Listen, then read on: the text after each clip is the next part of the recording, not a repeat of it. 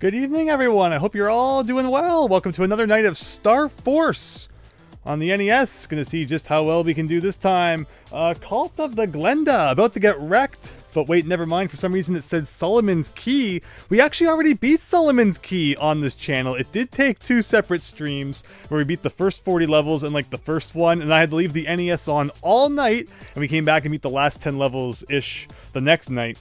But definitely check out that if you haven't seen it. But otherwise, Solomon's Key was a lot of fun. I love my puzzle games. David Ray, a live stream on a Saturday. It's time to get Star Force done. Let's hope that this we can put an end to it tonight here. And HPSS384M over on the Twitch side. How am I doing? Pretty well, thanks. It's been a good weekend so far, and hope it has been for all of you as well. Let me just make sure everything's looking good. And we're probably going to get started here with Star Force. And as usual, it'll probably take me a warm-up attempt or two. But fingers crossed we can at least make some progress, if not go the distance tonight. Because as mentioned, I've been playing this game for a bit now. Was hoping to have it done by the end of May. But my end of May ended up getting kind of busier than I expected. So here we are on the first day of June. Maybe we can make it as close to May as possible. But alright, let's pause that. Make sure everything's in good position here. Make sure everyone can hear me. I haven't seen anyone say that my microphone's been off yet, so that's a good sign. And otherwise, here we go.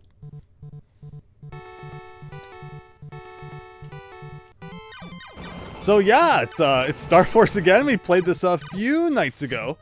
Getting back into it here. It's the same enemy formations every time, same sort of stuff, so shmups come down to a lot of memorization, just memorizing enemy attack patterns, memorizing the order in which enemies show up.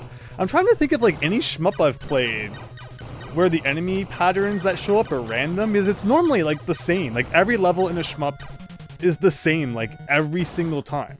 And pretty much every shmup follows that rule. It's like pretty much every shmup is like memorizable from beginning to end. And fair enough, right? I mean, it doesn't make them any easier necessarily in the beginning, but once you kind of memorize what's coming at you, it's amazing how things can kind of become simpler. And that's one thing I've thought about this game. If we don't beat it tonight, I'm tempted to just like make a list of every single enemy formation and the order in which they appear, so I can be like, all right now I need to be on the right side of the screen to prepare for this, and I need to be on the left side of the screen to prepare for this. And just kind of map out the entire game. And that would probably give us a bit of an upper edge. Although I definitely did go back and view the footage from the last stream where we did make more progress than I had ever made before. And did notice some things that hopefully will help us a little bit here tonight. Again, as we just kind of discussed, overall, it's just about getting the enemy patterns down. There's nothing that scary about this game once you know what you're doing. It's just a matter of putting it all together. So we're going to see what we can do. But that's one level down, 23 to go. Again, we're going through the whole Greek alphabet here. Starting with alpha, now we're doing beta, and then gamma and all that. I always post the Greek alphabet to the Discord there. And yeah, I'm forgetting some of my techniques like I always do on the first night of the week. Takes me a second to get into the whole doing commentary and gaming thing. Easy enough for platformers, but I guess I'm not as used to doing it for the shmups to fight this fact. How many shmups we've had to play with just the letter S on the NES alone. In the last stream, I listed like all of them in the description, because there's been quite a few shmups in the library as of late, with more to come still. Yeah. Ooh, lucky. All right, let's concentrate here for a sec.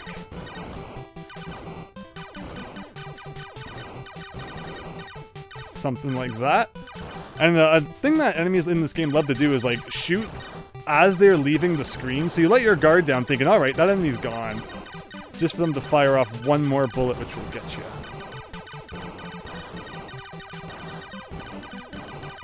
So, again, I'm going to go over a couple of things that I mentioned in the last stream, but it's always good to do so, in case anyone's watching this one without watching the other part first.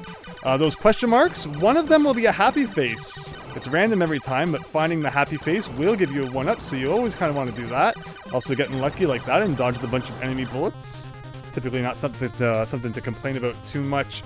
Bosses appear once you have accumulated 250 clear points, but those are not displayed on screen in any way. Defeating background blocks give you 2 points each, while defeating enemies gives you 1. And yeah, adding up to 250 will cause the boss to spawn, so it's not about how long the level lasts, but rather about how many points you rack up before it will finally let you fight that boss. And then after defeating that, we'll move on to the next stage. Boss in every stage is the same though. Thankfully, they're all pretty easy to fight. It's more about kind of getting to them. That's the real meat of the game here. But that's 2 levels down, 22 to go. And that's why, since it's not about distance traveled and more about things destroyed, if you get an opportunity like this, to kind of let the enemy just hang out on screen a bit, the next formation of enemies doesn't spawn until the previous one is completely gone from the screen. So kind of letting that guy hang out there means I get more of a break before the next thing shows up. And now I can let this guy hang out for a bit, and the same theory continues there. These guys kind of go across the screen when they get to your height there. And deal with them just like that. And these diamond guys like to follow you around. I think that this is... yeah, so we can just kind of let them follow us around for a bit, although eventually they'll pick up enough speed that we can't just kind of escape them, and that's when it's time to get rid of them. Sometimes the diamond guys will also spawn with other enemies, and that makes doing this tricky. But you need to remember which formations spawn with other enemies and which ones don't, and then you can pull this off as appropriate. Now, I'd actually meant to shoot him on that round, but my bullet hit a block. Okay, here we go. And as the game goes on, the enemy formations tend to get trickier, which again is another reason why you kind of want to draw out those easier formations for as long as possible to reduce the amount that you have to deal with the trickier ones. And when that music changes, you know that you hit 250 boss points, and it's time for another fight.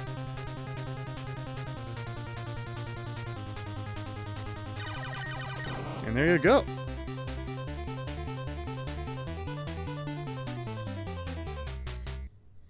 So in Star Force, both A and B activate the normal bullets of your ship. There are no other power-ups aside from the thing that we picked up, which lets us go a little bit faster and shoot a little bit faster. There's no like 3-way shot or anything fancy like that in this game.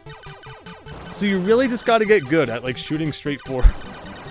And that's all you really can do. But A and B both do that, which is cool because I can use both my index and my middle finger on my right hand and press both A and B alternatively to shoot really, really quickly. If I just hold B with the powered up ship, it still shoots pretty fast. It shoots way slower if you only have the basic ship. But still, I like to use A and B. I feel like that gives me the best speed. So I think the strategy I've assembled for these guys is to just pick a side of the screen and just only focus on the ones on that side. Don't place yourself in the middle, because that gives you a lot more opportunity to be shot from both sides. Well, you pick one side, don't try and get too ambitious and clear out all the enemies, but just take out the ones on that one side and dodge the bullets that come from the other side.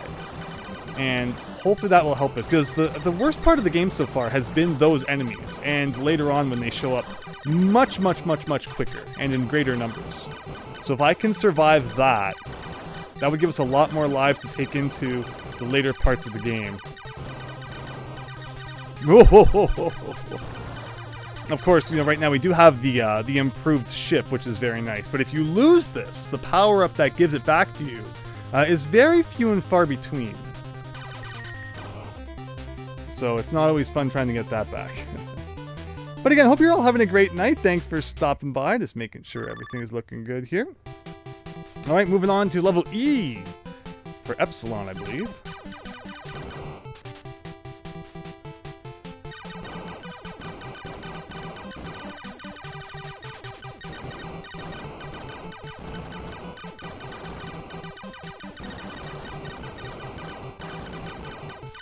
And another thing that I mentioned in the last part, which is very important to know about this game, is that enemies always shoot at your current location. It's not like enemies are smart enough to track where you're going to be in a second or two and shoot ahead of you. No, they will always shoot exactly where you currently are.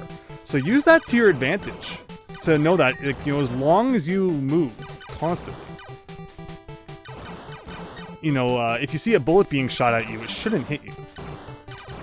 Just don't kind of stand around like a sitting duck. But the difficult part is when like multiple things are shooting at you at once, of course. You know, you have to avoid things while also kind of not, you know, running into other enemies' bullets too. So there is a thing you can do with these green blocks to get a bunch of bonus points. But you have to kind of not be attacked in order to have a lot of time to destroy the green blocks. And depending on the enemy formation you're dealing with at that time, your ability to do that will differ.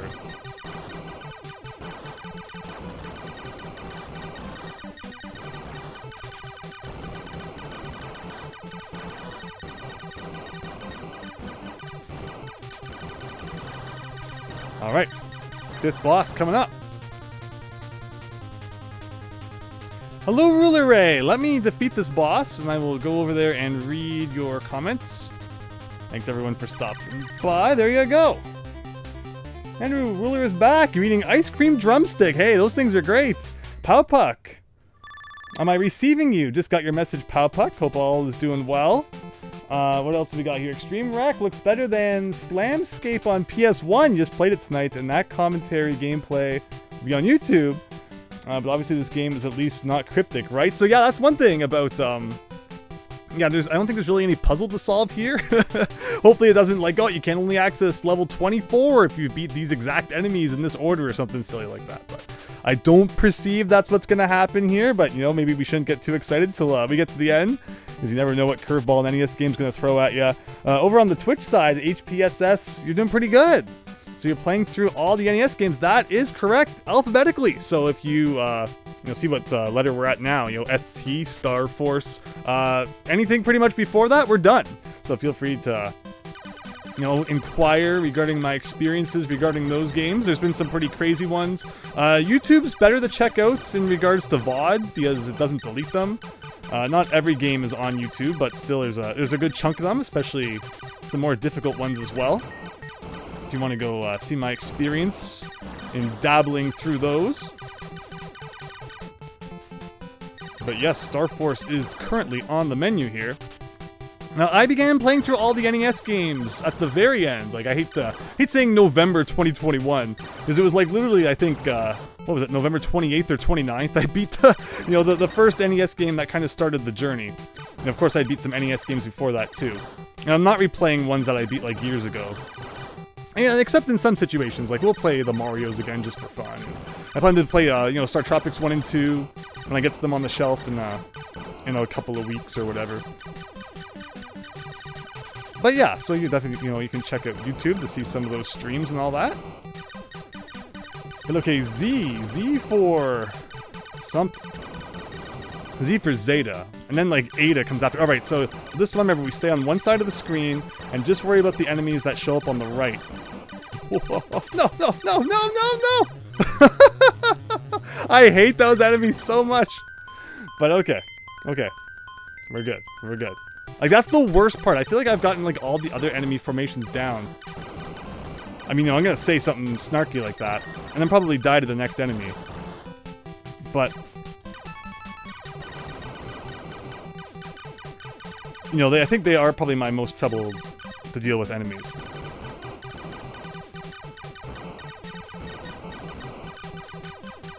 Okay. Like, these guys kind of suck too when they all start showing up at once. Alright.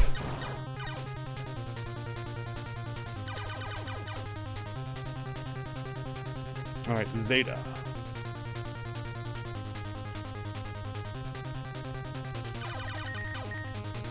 There we go. Well, thank you so much for checking out the YouTube side as well. I appreciate that. I seem very qualified. I always appreciate people's super chats and their subscriptions and such. I'm certainly not, you know, rolling in bank like some YouTubers out there, but I appreciate it. You know, every little bit counts and helps out, so I appreciate everyone's support. Whether you're, you know, again, doing like the super chats and stuff, or if you're just watching. I appreciate everyone stopping by. I hope you're having a great weekend. So far, mine's been pretty decent. I went to a baseball game, like, in person last night, and that was a whole ordeal in itself, but that's why there was no stream last night. Ugh. Always gotta worry about defeating that last guy. Oh, and then this one we kind of just sit back and relax. So I don't want to say it, but I'm gonna say it anyway. We're doing decently well because this is like, what, level 7? I don't think we've ever made it this far without a death before. So now that I've said it, you can expect a death any second. Oh, so yeah, once these guys start spawning, just hide on the side. Don't even deal with them.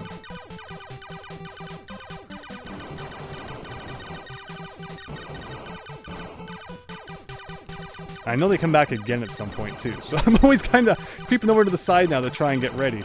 Yeah, see?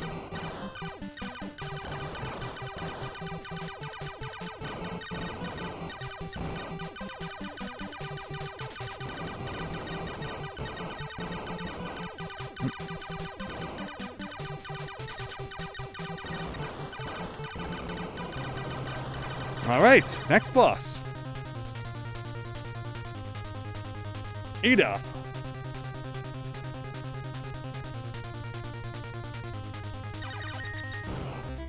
Done. Good evening, Phil. Hope you're having a great night. Oh, yes, we talked about that. The Donkey Kong Country 2 unveiled. Yes. Again, I appreciate you checking out my other stuff too, even after, you know, it's been a little bit since I played DKC, but I hope to get back to that someday. Hopefully you've been enjoying the Banjo stuff too. Banjo being like tangentially related to, you know, to Donkey Kong Country there. DKC 3 Ascension. One of Empty's friends made it. I'm not too familiar with that one. Big Phil, welcome there. Welcome, Daniel. Hope you're having a great night. The evil yellow diamonds are our worst nightmare. They want to give us such absurd curses like making us dance forever while eating oil. Those extreme wreck. Those faces look like something from Monty Python. And hello, Diego. So yeah, as you get deeper into the game, the blocks like change in appearance, and for some reason they sometimes look like faces. Don't know why.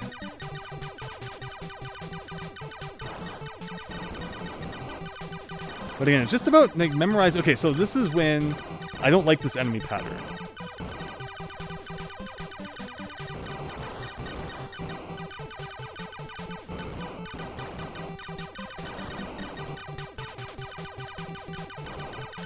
Why are they all on the right? Of course I picked the left side to be the one that I hang out on. Maybe I shouldn't have, because they were all moving slow enough, I guess I could have tried to clear more of them out instead of just camping on the one side that time. But now I have the weak wimpy ship. Okay, thankfully that, we got through that fine enough. And we should get another power-up. We just defeated the big ship there. Hey, if we can get a one-up from that, I won't complain. There's my power-up. Okay. We can just pretend that that happened and get right back on track. So maybe my strategy is a little bit flawed. Because that's the thing, you know, those enemies, when they move slow, it gives them more chance to shoot bullets at you. But it also means I should be defeating more of them. Or when they move fast, I guess that's when, you know, we kind of let them fly by because they have less chance to shoot at you anyway. Something like that.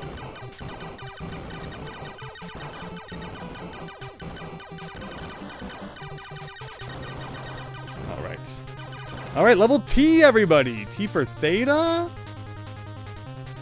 Yeah! Oh, here we go.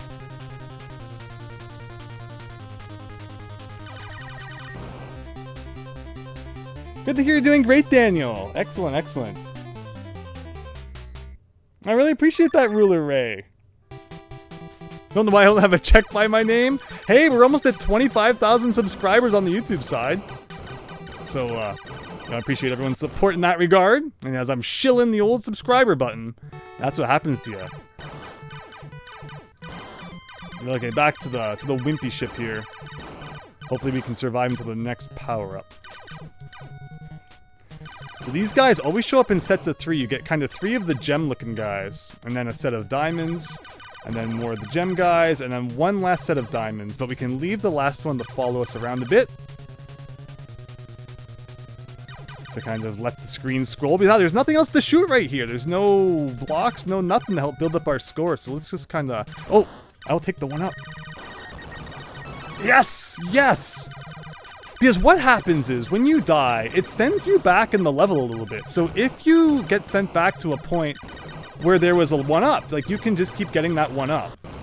So, like, I'll probably be sent back again now with another opportunity to grab that 1-up, assuming I don't, die again before we get to it. So, I'm not actually falling into a 1-up deficit right now, which is really nice.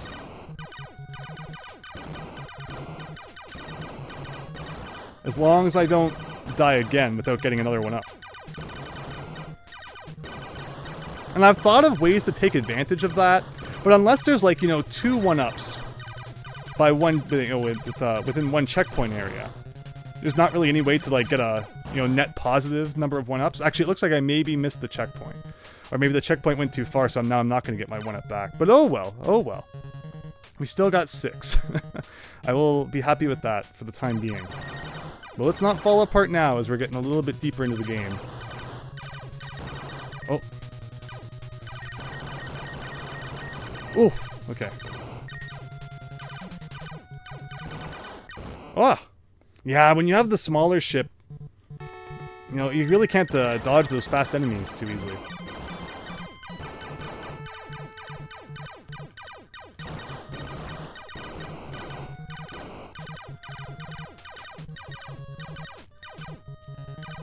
Oh. Right. Oh, boss time. So no real opportunity to kind of use this guy to extend the level then, because he would have been wiped out when the boss appeared anyway. Alright, Iota. Joining me today, podcast, hello! Are we playing with turbo controls? An advantage possibly? No, we are not. We are playing with the OG NES controller. Again, because A and B are both shoot, if I can press both of them, alternatively with different fingers, that allows me to shoot really, really quickly. And I love it. I don't think I've played any other NES game so far where like A and B were just the normal shot. And I love it. I absolutely love it. But no, I have not used turbo controls for any of the games.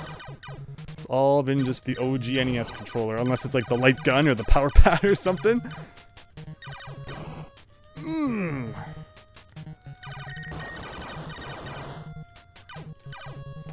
I don't like how, I feel like you have less control when you have turbo controls. Well, I like that I know, like, if I press the button once, it shoots once, sort of thing. Alright, so I think this is the one where we don't want to panic. Let's just stay to one side. The arrows messed me up. I wasn't able to destroy that guy like I wanted to. Okay, 3 lives, 3 lives. I think this is probably the worst part of the game. Again, when I was reviewing the footage from the last time, I feel like this one enemy formation, it goes on forever. And you get the slow guys mixed with the fast guys, it's just brutal.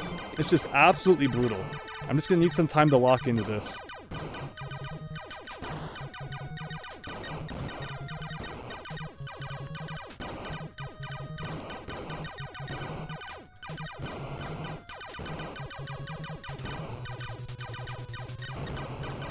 That was going so well.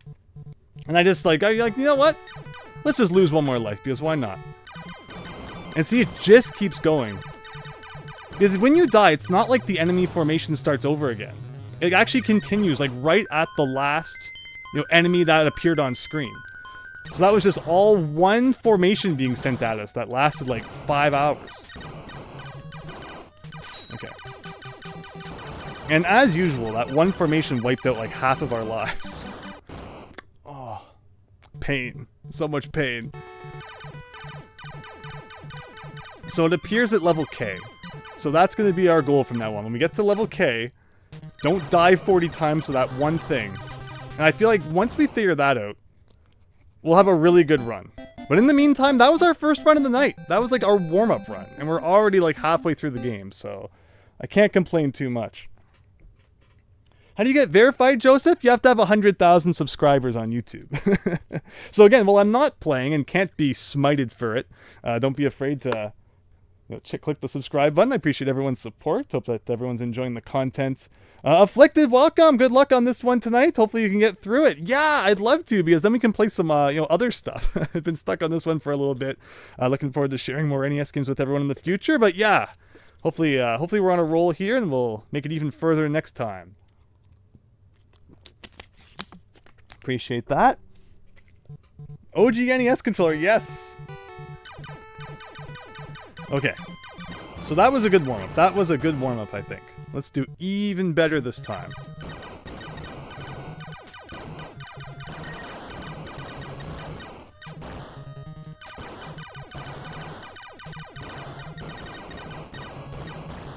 And that's the thing, though, about, mashing the buttons to shoot, is that your best runs will be earlier on in the night, because the later you go, obviously the more you slow down.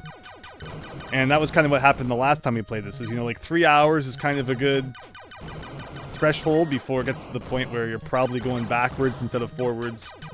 So we'll probably be similar tonight. And if we don't happen to get it, we'll be back, but let's not think about that yet. We're just getting started. Let's not think about if we're going to beat it or not. Let's be positive here.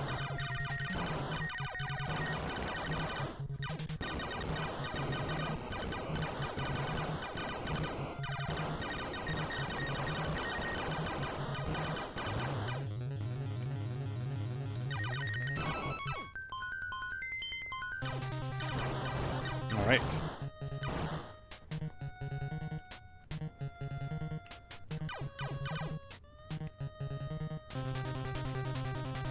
Your friend Shaman is starting an SNES quest. Very cool. So Super Nintendo had even more games than the NES, right? NES, I'm doing the unlicensed ones too, so that takes me up to about 750. But even alone, with just licensed games. Of course, the SNES didn't have the whole unlicensed thing that the NES one had. It had been pretty squashed out by that point, but you still did get like Super Noah's Ark 3D, slip by and stuff, which was kind of funny. But what does SNES have? Like 800 games licensed? That's just silly. Because I got hit by, stuck by those arrow blocks. I wasn't able to defeat dudes as I was hoping to.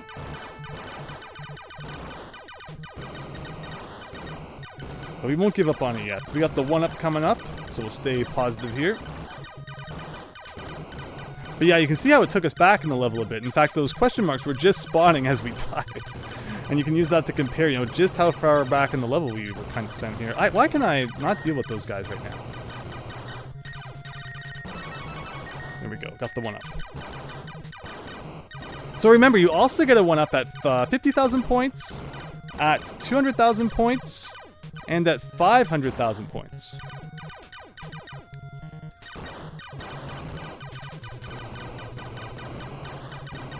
So one thing I was thinking of doing tonight was playing on the AVS instead of the original NES console. Maybe it would be a little bit better quality. As mentioned, I went back after the last time and looked at a whole bunch of the footage.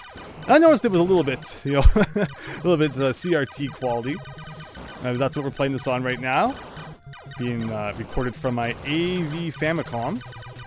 So the good old red, yellow, white cables. But I was afraid, what if it introduces a little bit of lag or something?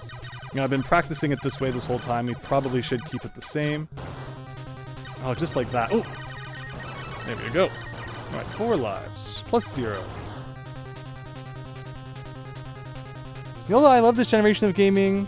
Let me see one more time. I will get back to that comment after this.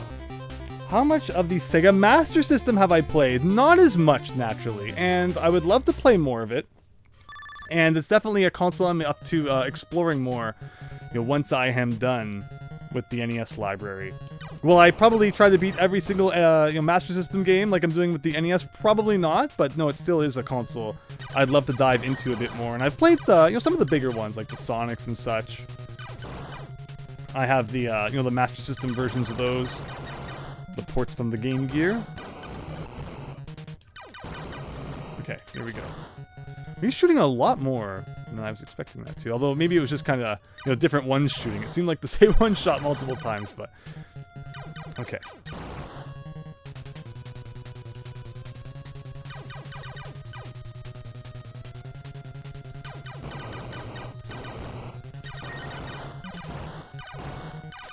So yeah, last time I think we beat like 7 or 8 levels before the first death. So let's try to... I'm talking about die. It just kind of comes at you like that. As I mentioned, so yeah, these enemies and those other ones that come straight down are just like the worst two. I used to really hate these guys, but I got much, much, much better at dealing with them. And it all just comes down to practice.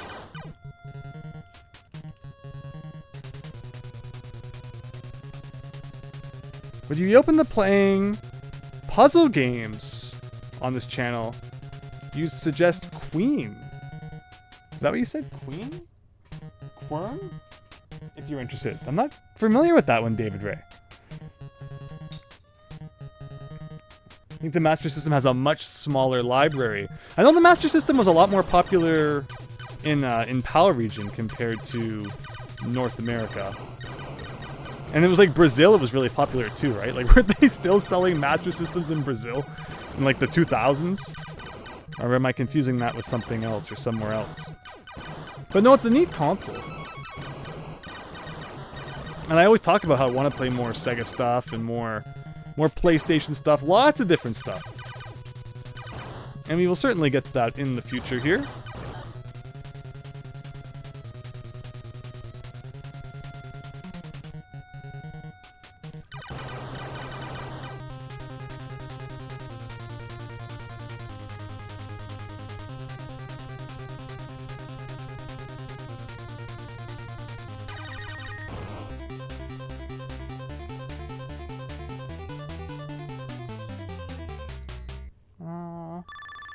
Hello, Fennec! Hope everyone's doing well. Thank you! Yeah, things are going great here.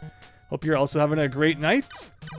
Oh, we're back to Star Force. Okay, so yeah, here's this enemy pattern. Classic. So just pick your side and kind of deal with it like that. And remember, after that enemy pattern is always that. We can get 50,000 easy points. And then following this, we can get our power up back. So finally, we'll be able to fly a bit faster again. Assuming I don't instantly lose it again. But yes, we're going through the entire Greek alphabet here, so that means 24 levels of fun.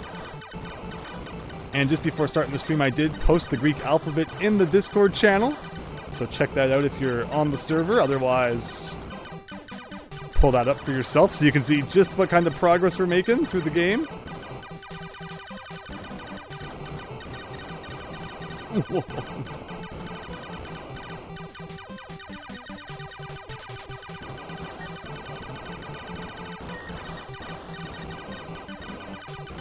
Remember, you want to destroy as much stuff as possible. Enemies worth 1 point, blocks worth 2, 250 gets you to the boss. Oh, so see, there's those darn arrow blocks again, preventing me from defeating the enemies as I want to. And you wouldn't think they were so annoying, but they really do get in your way sometimes.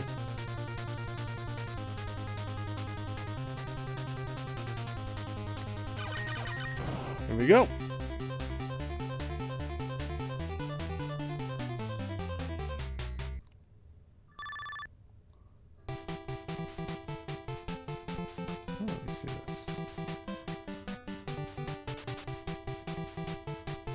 What did we do here?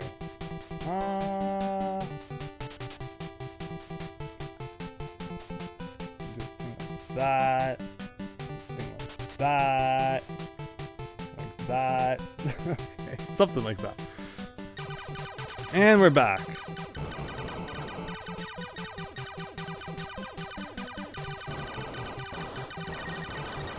Oops.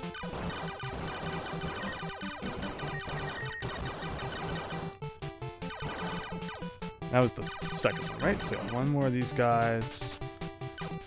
Like that.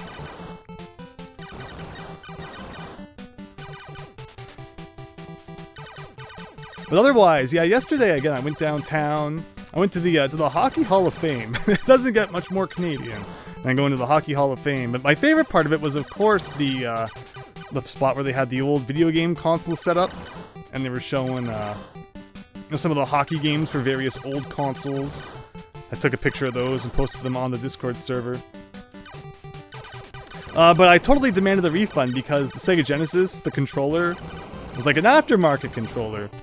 So I've been totally lied to that there'd be real video games there. Here we go.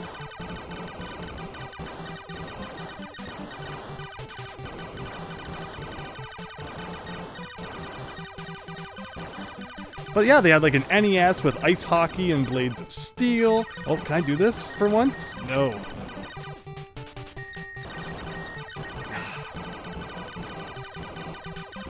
And I love the NES because the sports games were like so unstandardized, where once you get to the Genesis and the Super Nintendo, it's a lot like NHL 95, 96, 97 and all that. But before that, it was just like everyone making their own thing with like no standardization. It was so cool. And of course, baseball is my favorite sport, which is why the NES is perfect for me. Because it has more baseball games than any other sport on there. With a bit of hockey and a bit of all the other stuff mixed in. But mostly baseball.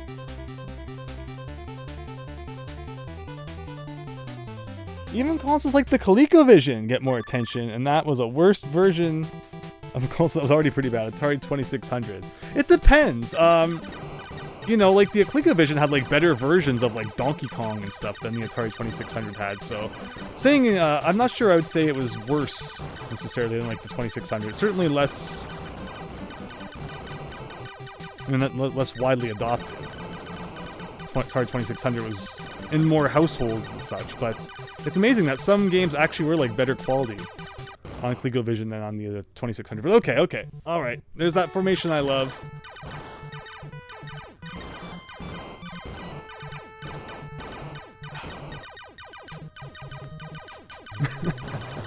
I mean, it looks cool when like you dodge all of them, but it feels bad otherwise. Alright, level Z still. And we should get our power up back here.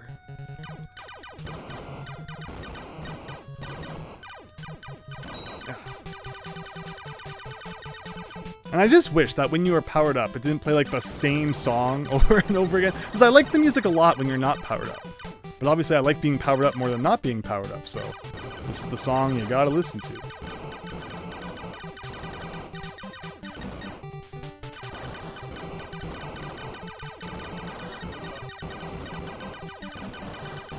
But another shmup we were talking about in the last stream was the Guardian Legend, and that one's a lot of fun because it mixes like Legend of Zelda style exploration with space shoot 'em up elements where the items that you pick up during the Zelda sections can also actually be used during the space shoot 'em up sections. It's just such a cool fusion of genres, and the NES loved fusing genres like that. Konami was a master of it. Like you get the Adventures of Bayou Billy, where you get the beat 'em up mixed with the light gun, mixed with the driving. And then the laser invasion, where it's the flying mixed with the light gun, mixed with the first-person dungeon crawling. Just such cool stuff like that. Lone Ranger is one of my all-time favorite NES games, and that mixes like Castlevania-style platforming with Metal Gear-style top-down action, mixed with some light gun stuff. So just really, really cool games all around. It was neat seeing what companies came up with back in the NES days. But Zeta, here we go. Alright.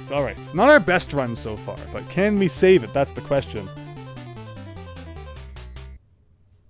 You weren't there and you want a refund too? Says Fennec. Yeah, you saw the pictures I was posting there. Glad you enjoyed those. Oof, okay. Yeah, the enemies like that move in a circular formation can get you. Ooh. See that again, those enemies like shooting right before they leave the screen. You gotta be prepared for that.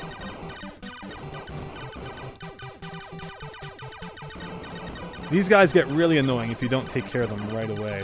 And that brings us back to more of this enemy. No! They just appear so quickly. Like that! And like, I feel like these enemies, like, they're not even just aiming for you in particular. I just have really bad luck when it comes to getting hit by them. And that makes this really tough. Because now I'm slow again. But yeah, 2 instant, deaths there. No way to get any more HP in this game. It's always one hit and you're dead. And that's the trade-off when it comes to getting that, the faster ship. Is that it does improve the size of your sprite a little bit. So you are making yourself a little more vulnerable. But I think the speed is probably worth it. Okay. I'm gonna get that power up back again.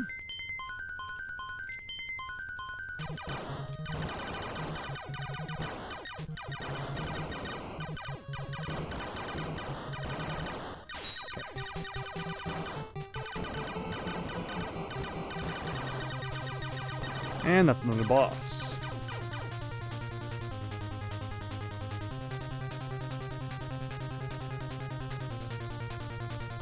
No more extra lives to be earned from points. Again, I don't get why 500,000 is the last one. At least make it like every 500,000 after that, because I'm pretty sure we got to 1 million.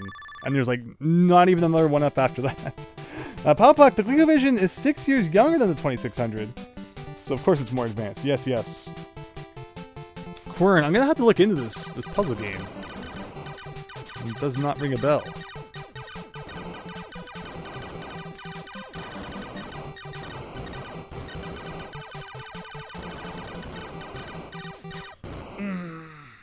This is just not meant to be the run, I guess.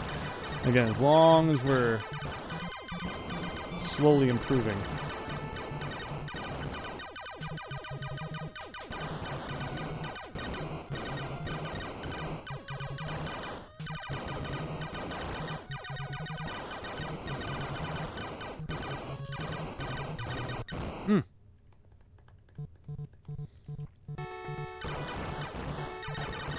So, as mentioned in the last stream as well, this game is made by Tecmo, who also made Ninja Gaiden. So it's right, par for the course that they would make a really tough shmup to go along with the really tough everything else they were making.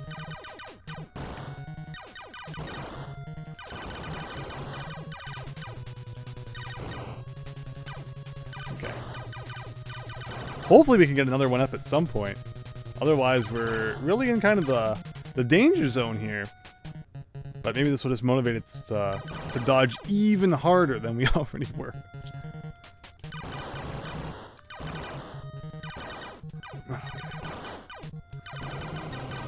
Alright. And what comes after Theta?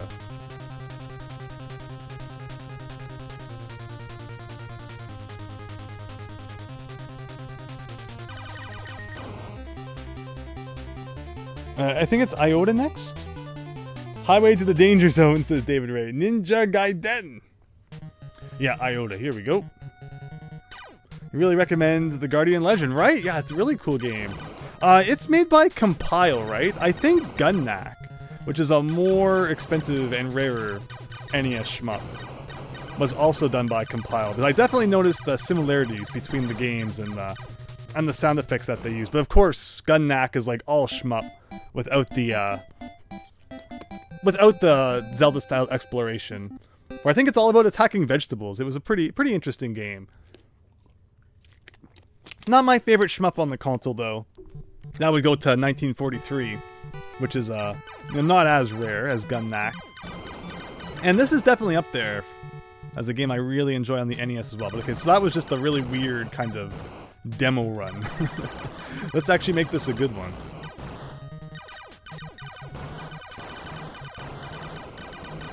There's also Image Fight. Image Fight is like a really weird NES shmup. And the way that one worked is like you had to get a certain ranking on each level before it would allow you to advance to the last set of levels. And I did well enough that it wasn't really a problem. But apparently if you do, too bad, it sends you to like some like penalty level. And I don't even know what that was all about because I didn't have to experience it. Maybe I should go back one day and just play really poorly and see what the heck was going on there.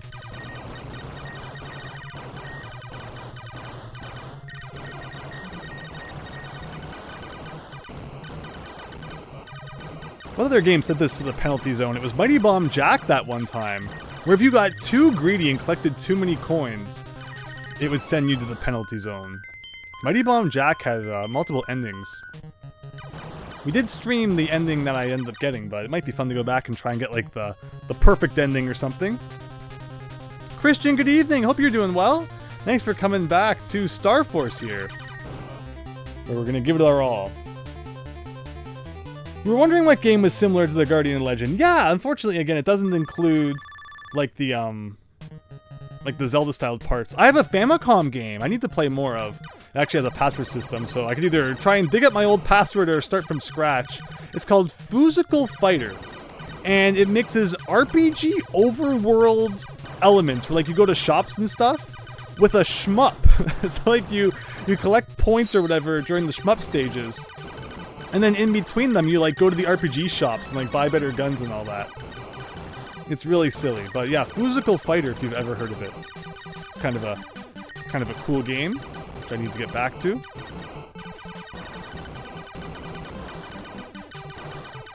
And of course, you can decide if you're gonna buy like, shield parts or better weapons and stuff, so that plays into the whole strategy of the game. What the heck?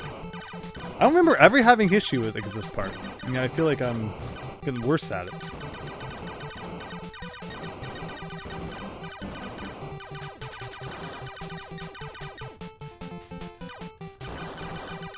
But it's funny because the NES library is not necessarily one that you think of for its shmups. But once you dive into it a bit, there's actually quite a bit to dive into, to explore. There's quite a bit to dive into. No, I've had had a lot of fun with a lot of different shmups on the NES for sure. No, I didn't get the one up there. Missing out on the one up is like pretty much as good as just taking a death. So that's not what we want. Normally I'm not letting the diamond chase me out at that point, but I kinda messed with the timing.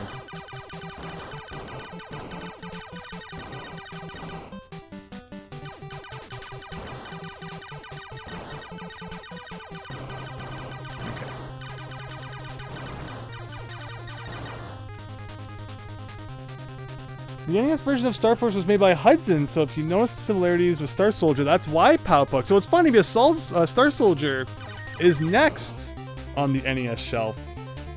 And I know that one's also on Nintendo Switch Online, where for a while I had it confused. I thought Star Force was the one on Nintendo Switch Online, but no, it's actually Star Soldier that's on there. And I do remember from what I played of Star Soldier that yes, it does have a similar vibe to it for sure. So it's made by Hudson, published by Tecmo then. It's so confusing. Now, at the baseball game I went to recently, they have like one of those arcade 1-up things set up. And it's funny how many arcade games on it are arcade versions of NES games I've beaten, like Sky Kid and the New Zealand Story and all that. Dragon Spirit. Brings back a lot of memories.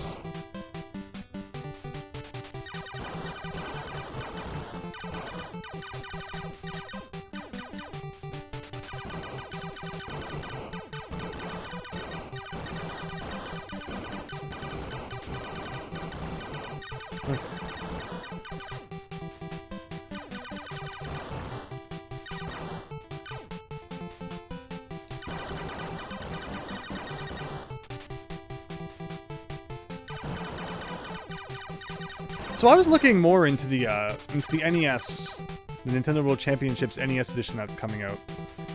And it's funny, so yeah, we all know it only has like 13 games on it at launch. Meanwhile, when you take all of the games that were featured on all of the NES Remix games, it's like 28 in total. So it's not even half of all the NES Remix stuff that's out there. Where I know a lot of us for a while have just been asking for like an HD, a Switch port of the NES Remix game, so it's kind of a shame. How it's not going to have too much content at launch, but I guess there might be DLC or something. It'll be interesting to see what they charge for that or how they handle it. I'll still be getting it at launch, though. Maybe we'll play it every week and try to do the weekly challenges and such, see how we can do. I noticed I've actually beat every single game on it. Because there's like no Urban Champion or any of the later alphabetical black box NES games. It's like Ice Climber, and Balloon Fight, so all kind of early and middler, NES titles, plus like all the Marios and stuff. So I'll do my best and try and see. Maybe we'll reach like the top of the ranks or something. Who knows?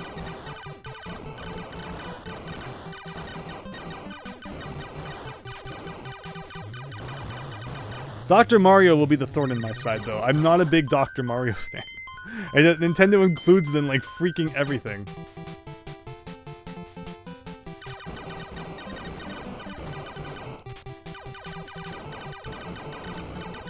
Tetris is definitely more my thing, but I'm certainly not those guys who are like rolling their thumbs and getting like 40 bajillion points and then the screen starts glitching out. Maybe someday.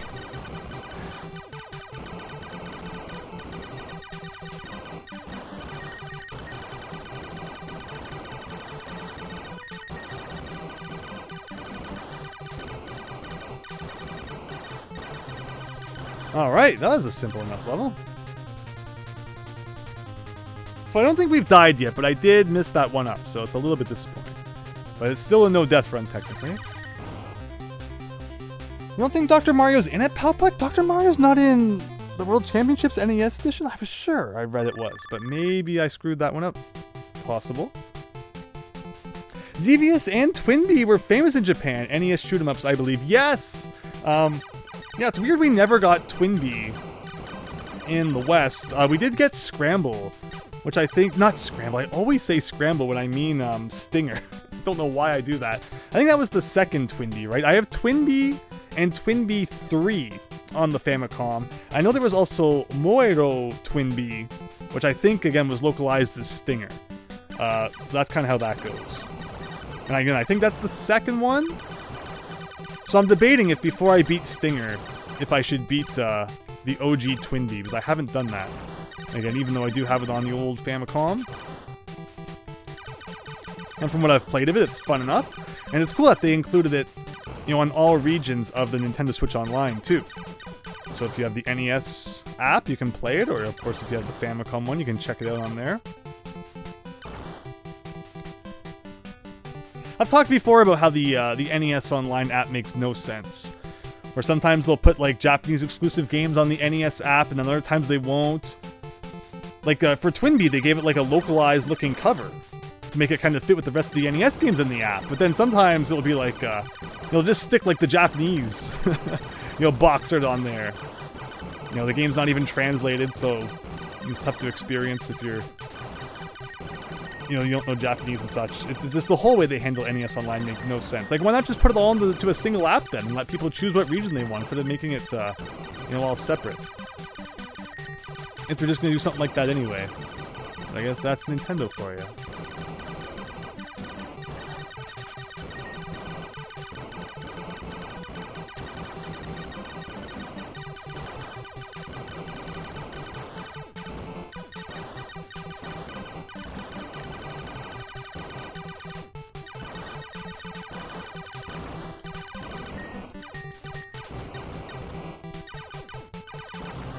Oh, here's the boss coming. Here I was gonna read some chats. Well, that guy chased me around a little bit, but I guess no opportunity to do that now.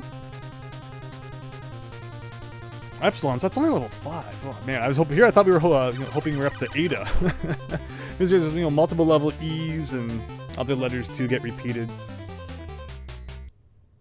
Oh, you heard Pat the NES Punk say that Dr. Mario wasn't listed the other day. Is that my mistake then? Why did I think in the trailer there was Dr. Mario?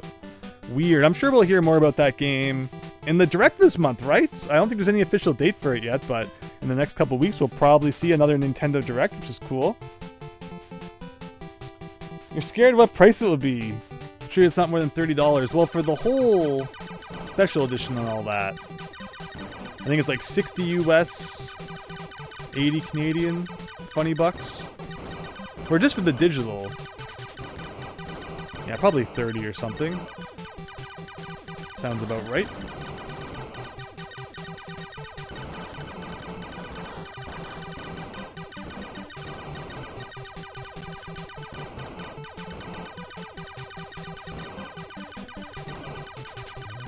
All right.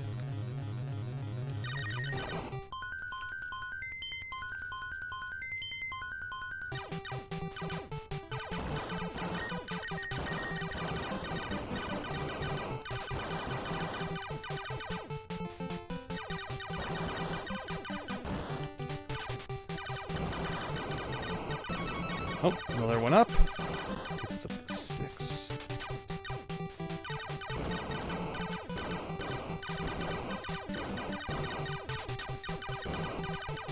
Alright, getting back into the groove here. I could swear that guy was already off screen by the time he shot. Like, that's no fun when that happens. Because, you know, out of sight, out of mind when it comes to shmups, but not if they're shooting off screen. Ooh, okay.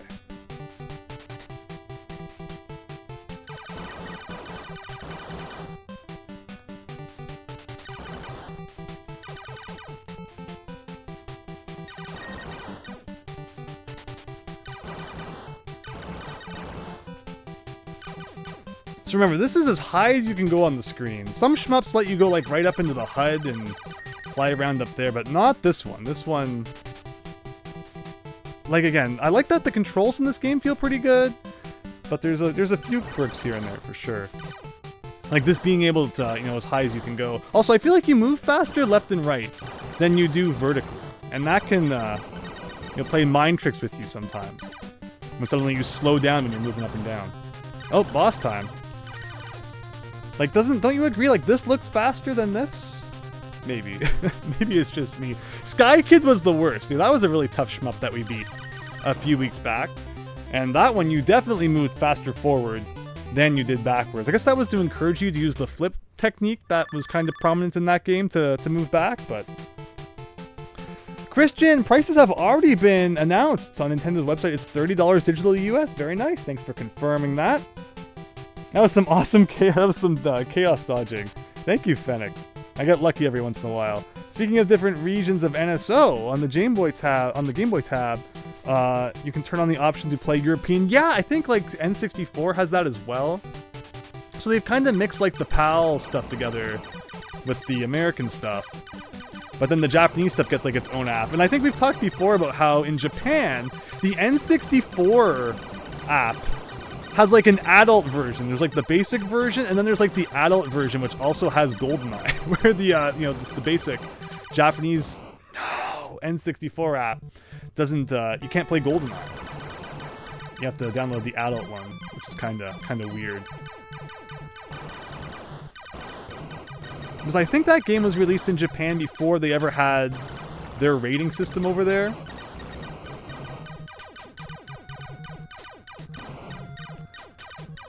And that's why it kind of gets considered an adult game now or something. Who knows? Ooh. So that was our first death, though. So sad. Very sad. Hopefully we don't let it get to us, though. Again, we can afford to die like once every 5 or 6 levels. Maybe even 4 levels. So if we, you know, we can keep that up.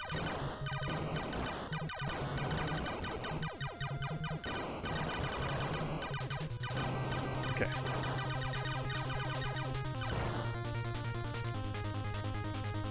Ada.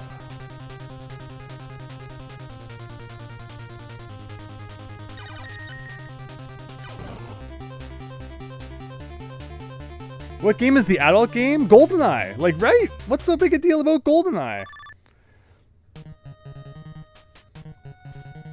But yeah, they made a whole other app just so, you know, kids couldn't play GoldenEye. I guess, for some reason. Oh no, uh-oh. Okay, now we're gonna have to dodge. We are going, oh frig, I even missed that guy. We're toast, we're toast. Okay.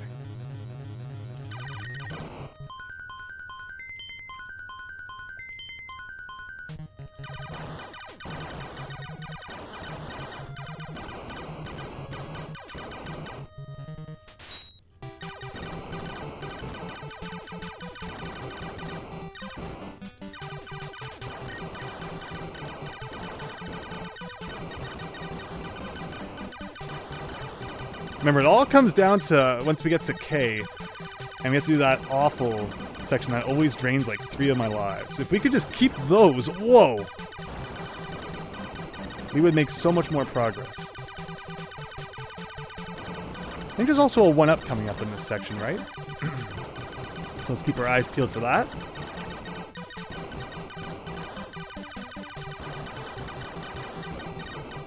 Oh! Oh, I got it.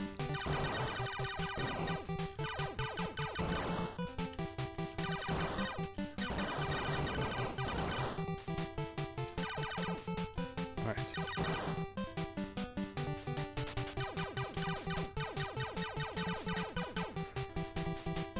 What do we got over here? Ada Donut. What is... you just shoot bad guys in GoldenEye, right?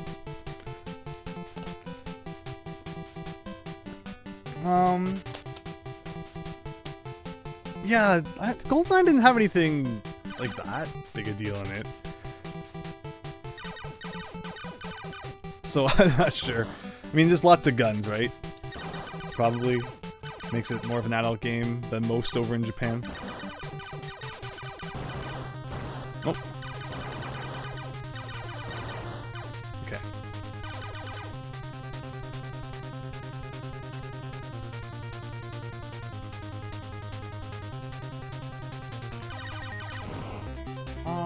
The only one version for others. For most text-heavy games, you'll get lots of different language versions, which is a great option, but it ends up clogging up things. And you just want to play the English version, right? Yeah, so I usually have the PAL ones turned off for that reason, but I love that it's there. I love that it does give you that option if you want it.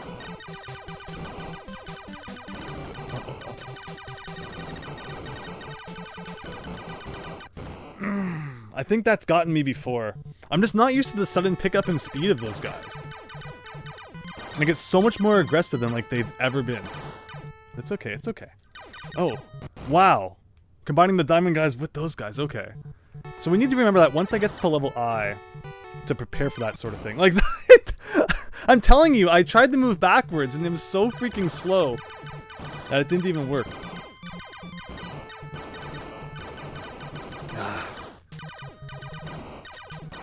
Because of course I'm less familiar with this later part of the games, since we play it less than the earlier part, naturally. Takes longer to get back here too. Okay. Yeah, and we always remember this section where like nothing happens for a good like 5 minutes. So we just play the dodging game, but okay. So when I get back to level I, assuming we need to replay... Oh!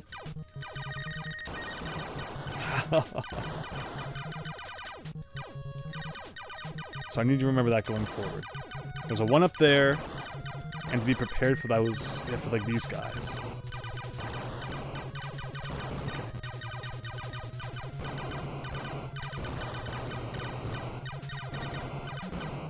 Still 3 lives though. Despite the mistakes we've made, we could be doing a lot worse. Where yeah, guys just literally outright missed two 1-ups. Plus we died like 2 bad times.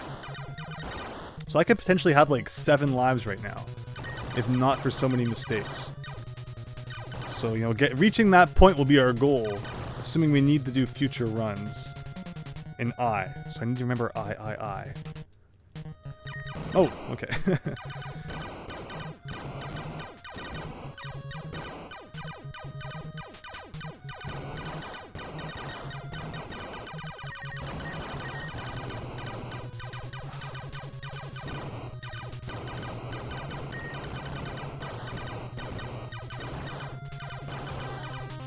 No! Don't tell me that I don't get the boss because of that. Oh, thank goodness. Because I talked in the last part about how you can loop the counter around before the boss shows up, and that would mean you have to do like the whole kind of counter loop again to get back to that 250 points. But thankfully, because I died immediately once the music started, it didn't get to that point. Any reason you dance around with some of the enemies, Powpuck? Because the next formation of enemies doesn't show up until the previous one has left the screen.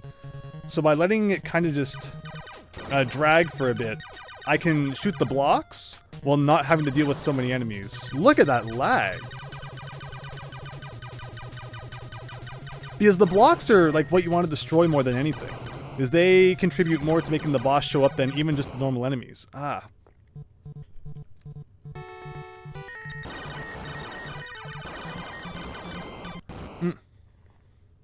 Oh, we're at level K, I just realized. Yeah, K is where I'm... You know, I need to not suck.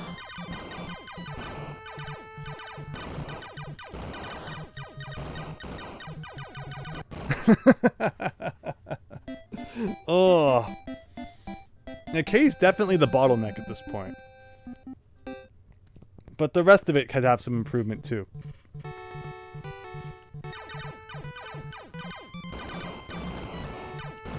We're learning though, we're learning.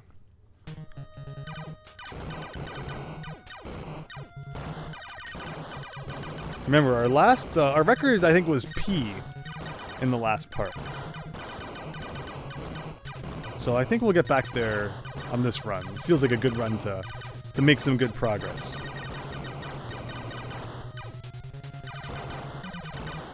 See how, like, once they're gone, now the next ones show up. And there's no reason to rush the next enemy formation onto the screen, because they only seem to get more difficult as it goes on. So that's my logic there. Maybe it's flawed. I'd love to hear other people's thoughts.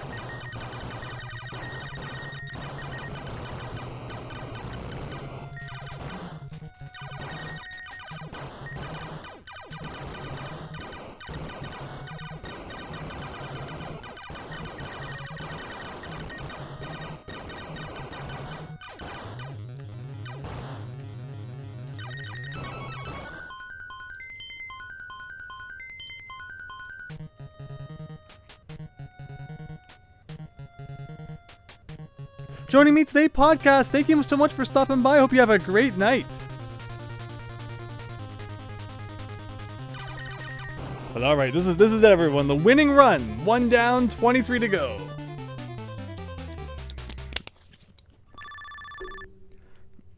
Because I remember the time that we did get further into the game, like that one difficult part that you get to in kind of the middle. And then it like actually wasn't that bad after, so like if I can just get by that, it might give us a chance.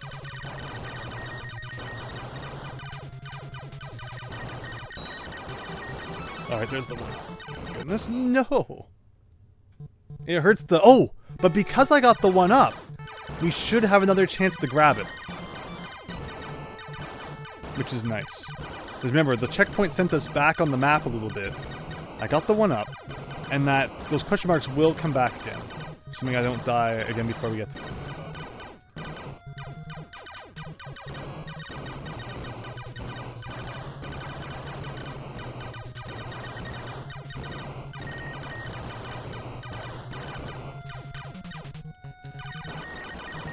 But of course I didn't get the one up that time. What a silly way to give you an extra life. Here's 8 random question marks. Good luck. I'm finding it. It's okay.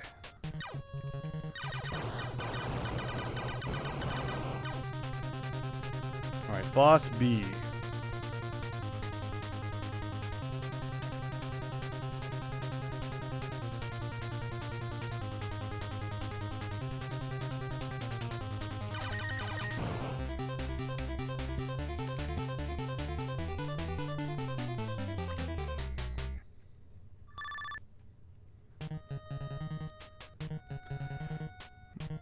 But, you know, talking about Nintendo Switch Online, I would assume we're probably going to learn more about Nintendo Switch Online games during the upcoming Direct. Because if they're not going to talk about the next Nintendo console, it's like, what are they going to talk about in the Direct? I guess Luigi's Mansion, Nintendo World Championships NES Edition, and maybe some Nintendo Switch Online stuff? Like, I can't imagine there's going to be a whole bunch more Switch stuff coming out. If they're, you know, working on a new console and probably a whole bunch of games for that. I assume the next Nintendo console will probably launch with a Mario game, either right at launch or very close, kind of like Odyssey did. I wonder if they would be bold enough to launch the next Nintendo console with like a Mario Kart 8 Deluxe. Just because they know that Mario Kart sells so well and it was like the best-selling thing on the Switch, despite actually being like a Wii U game.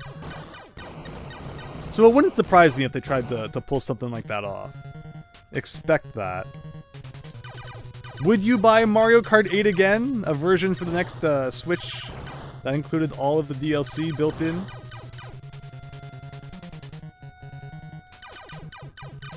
Heck, the last time I did the Mario Kart 8 stream, most people told me that they were like really burned out of it, so... I can't imagine there's too many people who probably still want to play Mario Kart 8. The Mario Party streams have been fun, though. Definitely we'll be doing more of those in the future, so anyone who wants their chance to play some more Mario Party, don't worry, you haven't missed it.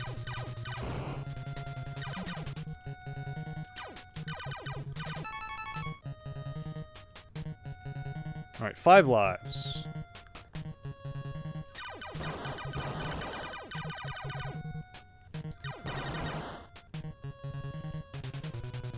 These earlier levels take longer than some of the later ones because blocks just kind of show up so infrequently.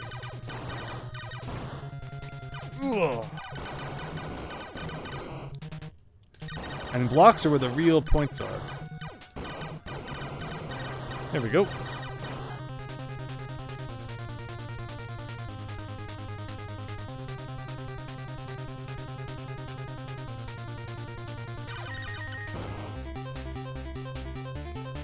Remember green blood in NES, some SNES games? Yeah, for sure. There was the whole Mortal Kombat thing, and oh yeah, buy a Genesis. It's the console for the cool kids, because you can get the blood on that one.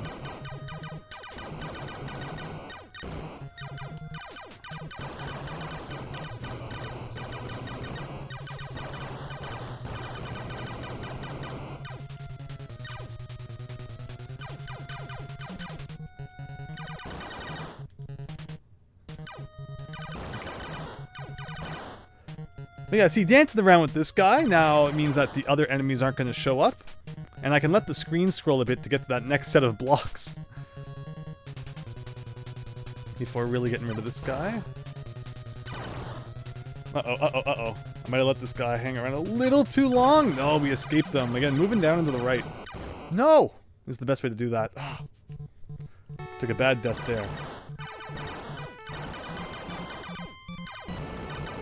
Again, this is the worst enemy formation. Did I touch that?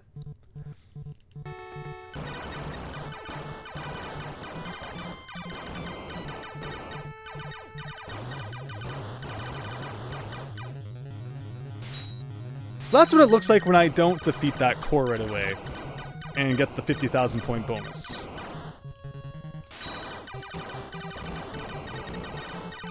The bonus is really nice, but you don't even really know it exists unless you read the instruction manual, so I guess it's kind of like a bonus for doing that. But here we go.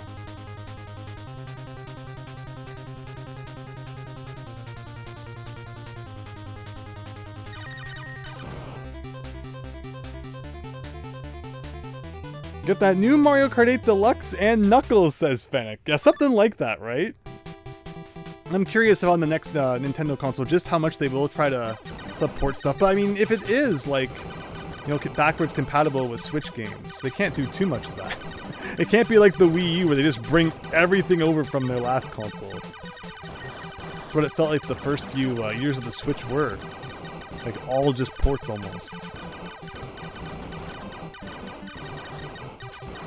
Ooh.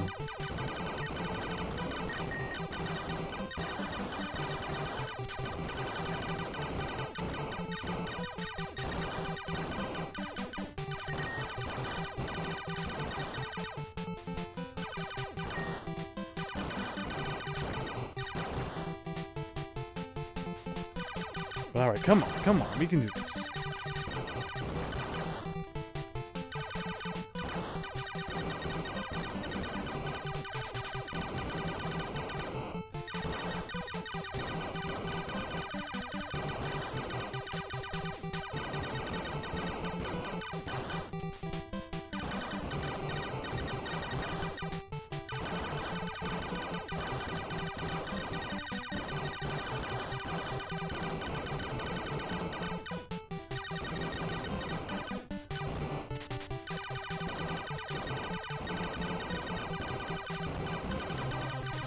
Alright.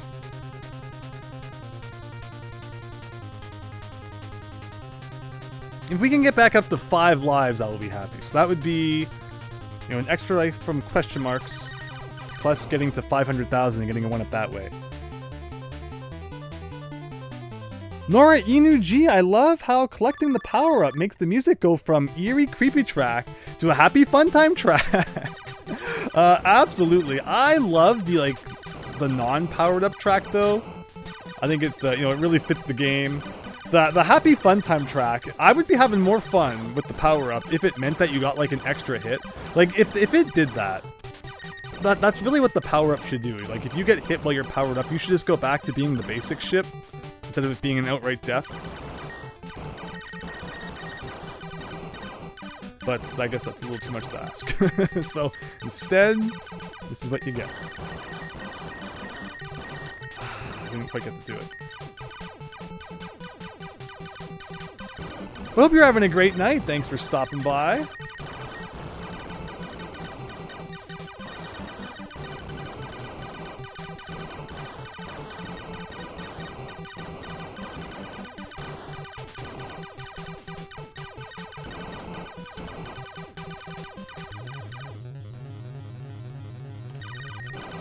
There we go.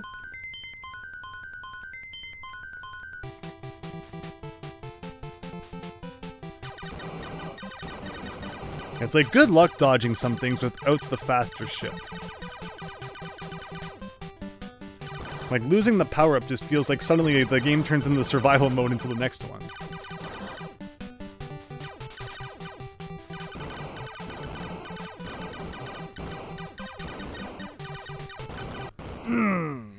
Speaking of which, it's time to enter that time right now.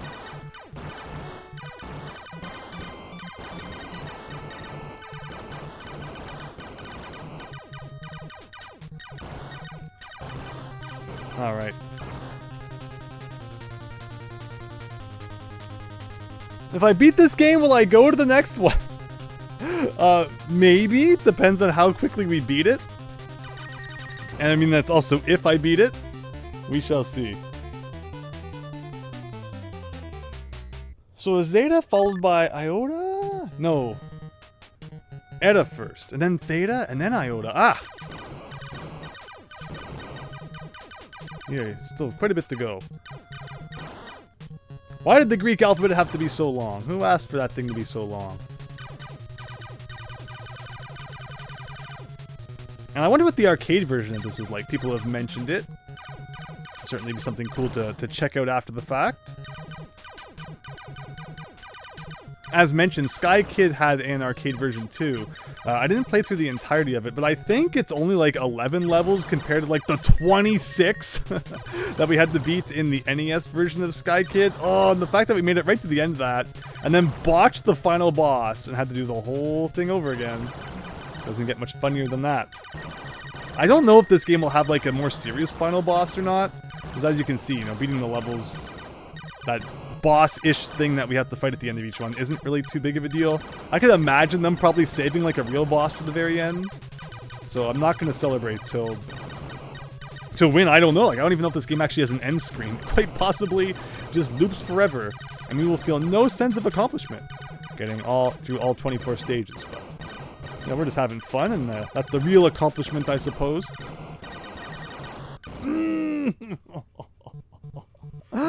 Oh, those guys! They're just so bad! They're just so bad! And they always get me.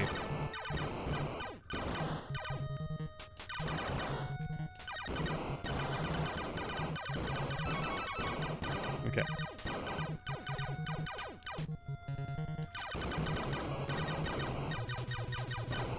Like, I feel like they always kind of fall in the same spots. There's no excuse for me to really be getting hit by them, but they just always seem to find me, which is really funny.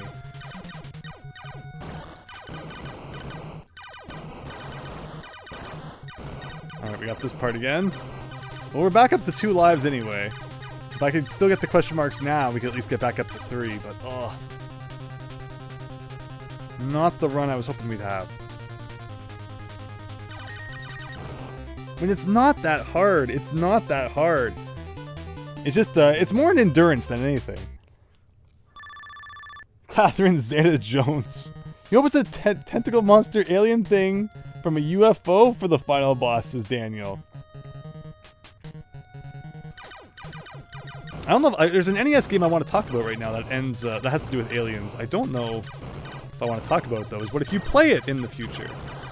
But don't forget, in the NES days, every game ended with either aliens or a dragon. It was the rule. It's like, there's no other option. Those were the 2 things that were allowed to be the final boss.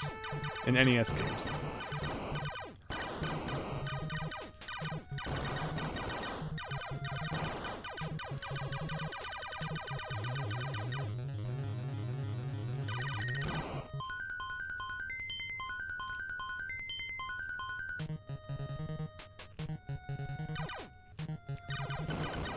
Alright, let's get the power up back. And let's go on like a 10 level no death streak. Here we go. I'm feeling ready. Pretend it's E3 time. My body's ready. Man, I missed the live E3 press conferences and all the hilarity that used to come along with them.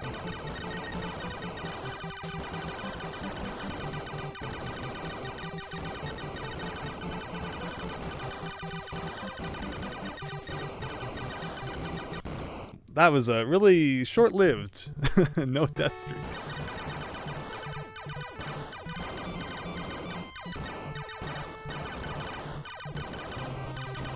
Well, alright, level I, everyone. Remember, level I is where the difficulty picks up, so perfect time to have 0 1-ups to go.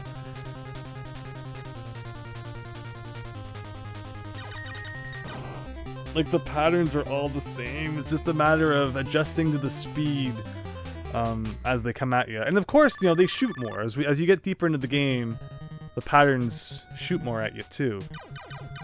And it's so like the one nice thing about Silver Surfer, for as much as we all like to point at Silver Surfer as a difficult game, you can shoot bullets in Silver Surfer, like defeat the bullets. Like that's a luxury you don't get in too many shmups.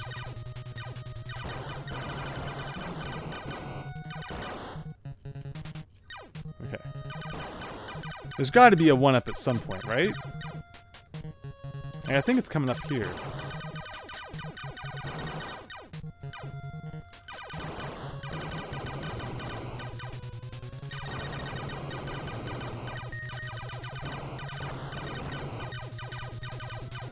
Ah, I'm trying to fit through like that little gap. Level T for tacos. Should we come up with a hilarious name for like each of the levels? Forget the Greek alphabet. We got more hilarious names. Like A for Arby's. Oh, we should do like a fast food version of it. Fast food version for every level. Okay, A for Arby's. I think I've had Arby's like once. Arby's is not as big in Canada as it is probably in the US and other places.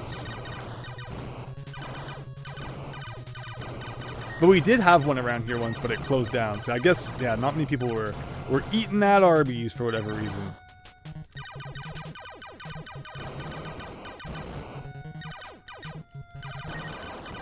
Alright, I like this fast food talk. This will surely give me the energy I need. Like power sauce from Simpsons. That's the kind of thing we got going on here.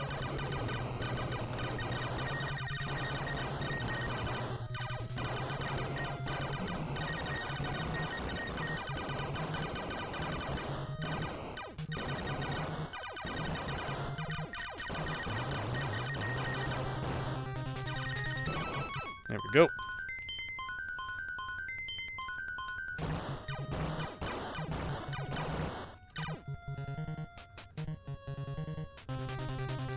Arby's is okay, they have the meats.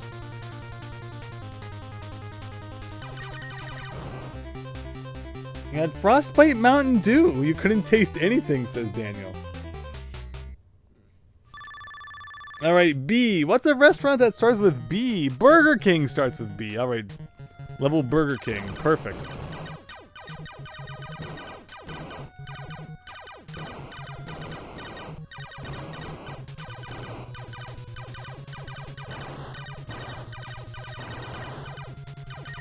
Who remembers when Burger King had those Xbox games? That was the weirdest promotion ever. I love it though. No, I missed one question mark, and it was the freaking 1-up. That's how it goes, right? Of course that's how it goes.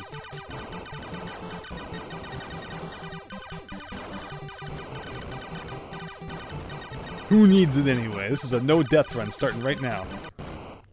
Starting right now.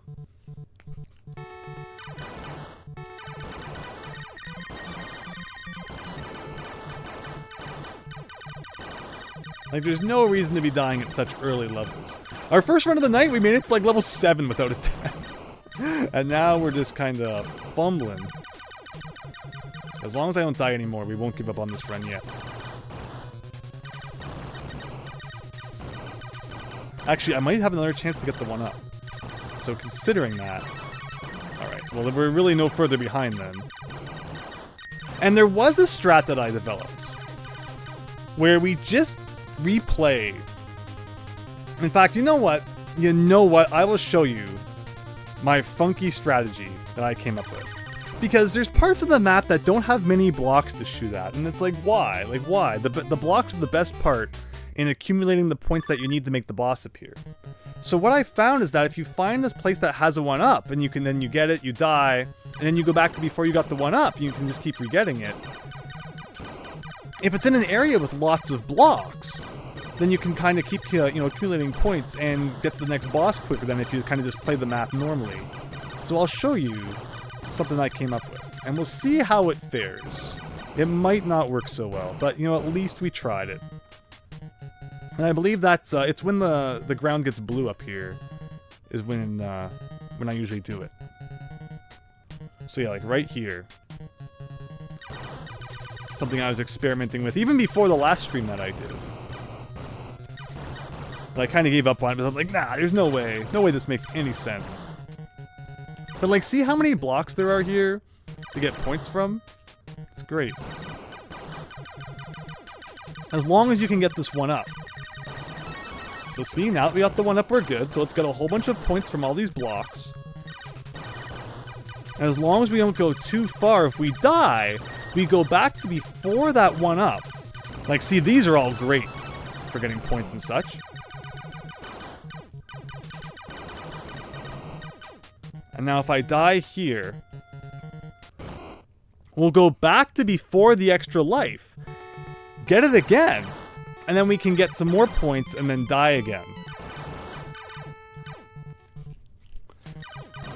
And that could actually be a good thing for like if you're dealing with a more difficult enemy set. Because if you die, then it's like, well, it doesn't matter because I go back to where that 1-up is and I can get it again anyway. We'll see how this works. See, we got the 1-up, so we're good.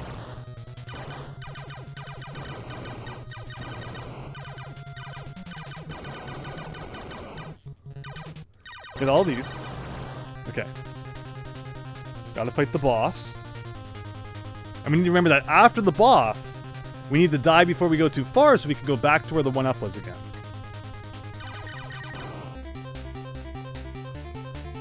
Golden Corral for G, Daniel! Oh, Golden Corral! Yes! Sounds good to me. Those power bars from old school newspapers and applesauce. Yes, Fennec. Alright.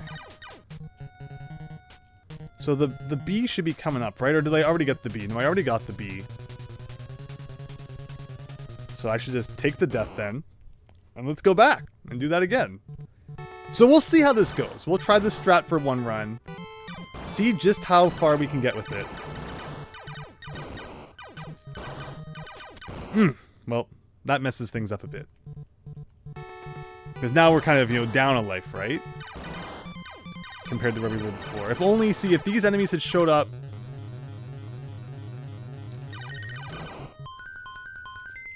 during the time when it was okay to die, it would have been better.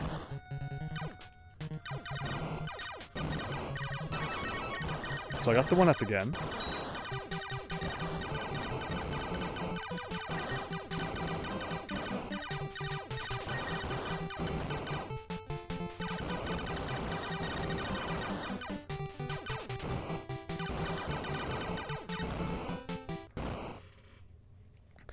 Denny's! Yeah, Domino's or Denny's. Oh, we got Nora Inuji for Dairy Queen. Lots of good options there, right?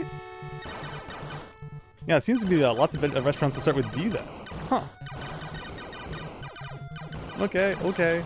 Sure.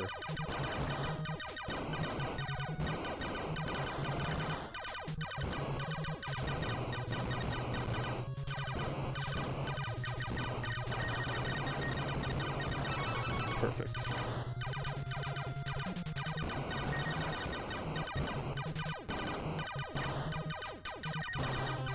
Oh. Okay. Got the boss coming up.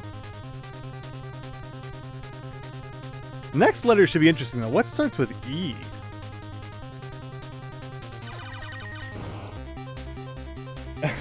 F for Fun Records.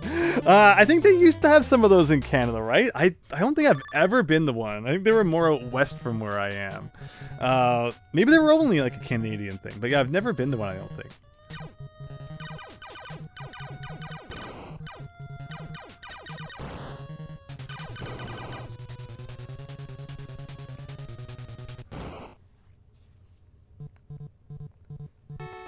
Denny's for lunch, Dairy Queen for dessert? Oh, that sounds good.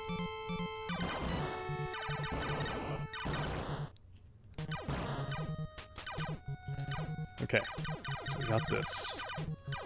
Just kind of have this guy hang around for a little bit now. So how is the strat working, I wonder?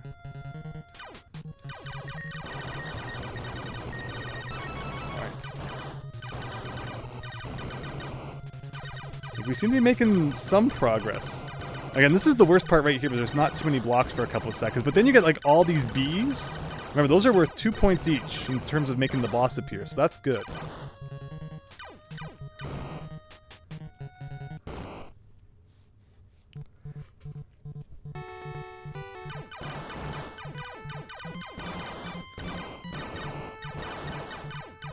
F for Fazoli's. What else could be F? F for TGIF? No, it doesn't work.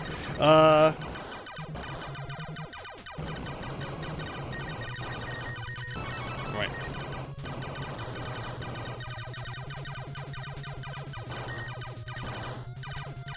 Oh.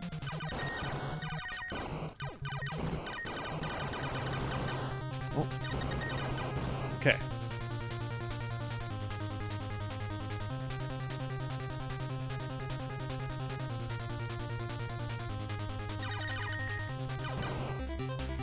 F for Five Guys. So that's a good one, Daniel.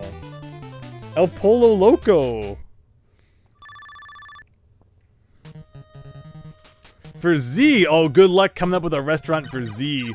The Zellers Cafe. When those stores used to exist.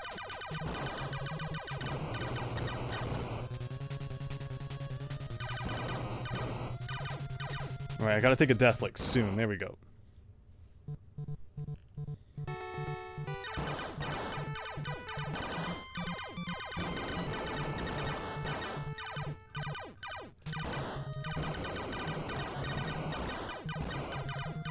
Not these again.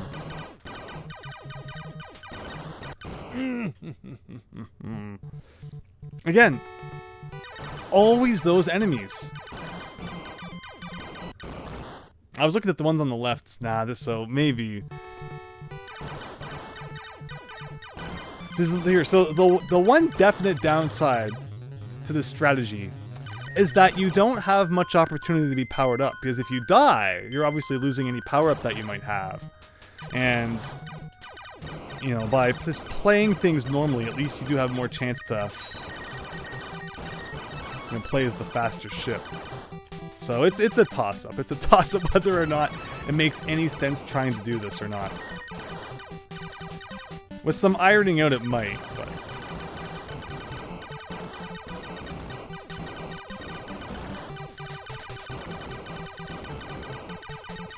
But I think we've tried it enough. From there, let's just keep playing with the power-up that we have. And see how we fare.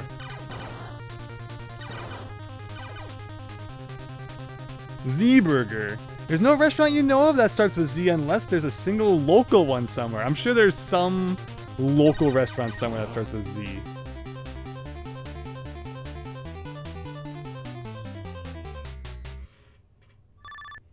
Ed Debevix for E. I've never heard of that restaurant.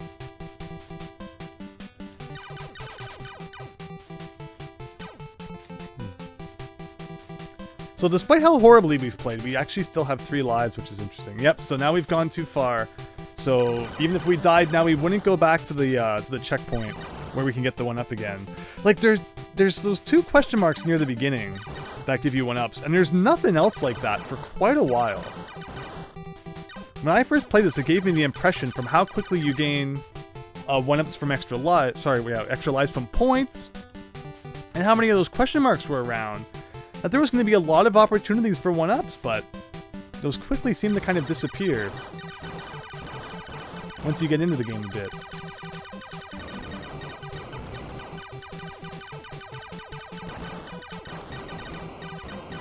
Oh, no, no, no, no, not that. Anything but that.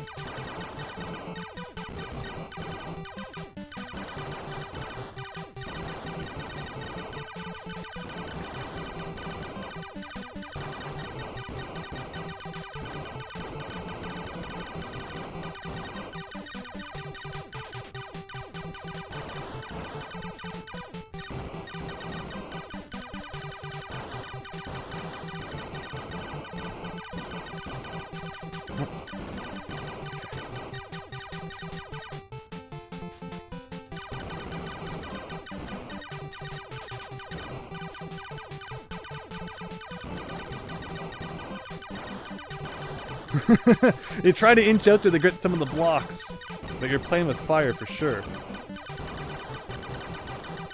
Oh, okay, we got the these guys again. And we got the boss coming. Yeah, we're back to E though.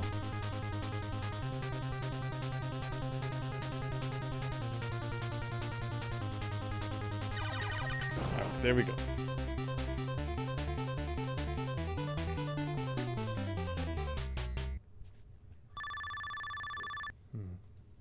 So T, there's got to be a few of. T for the Burger King. No.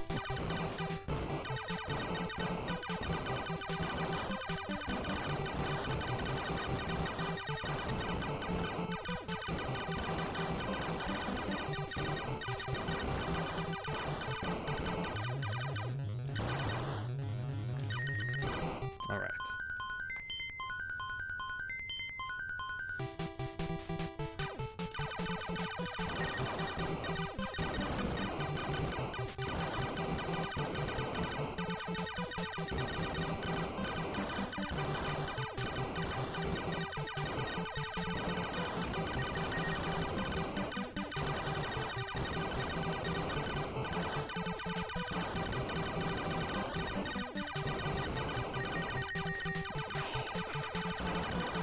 These dumb arrow blocks that you can't shoot through. Oh, if the screen wants to slow down like that more often, I won't complain.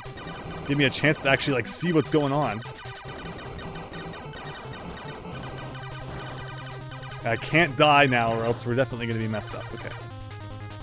Woo!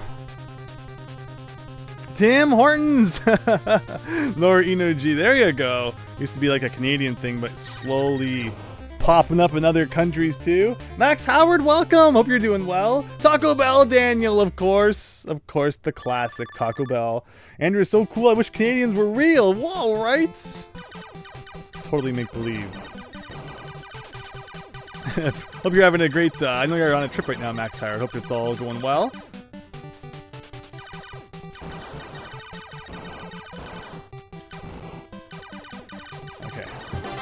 Hey, there you go. Thank you so much for the super chat.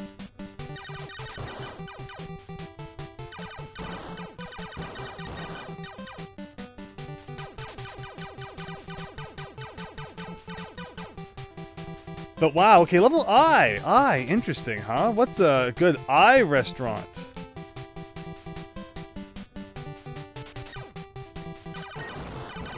Actually, I is when things start to get pretty serious, isn't it? I need to be on my guard here.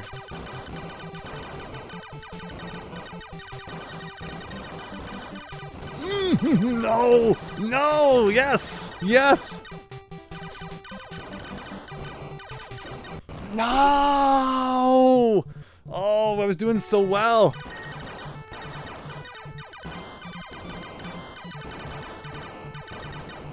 Yeah, mixing it with the raining guys. I love that.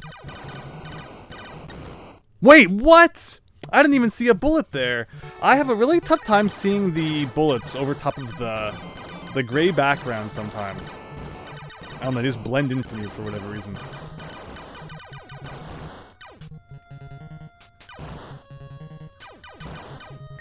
Uh-oh.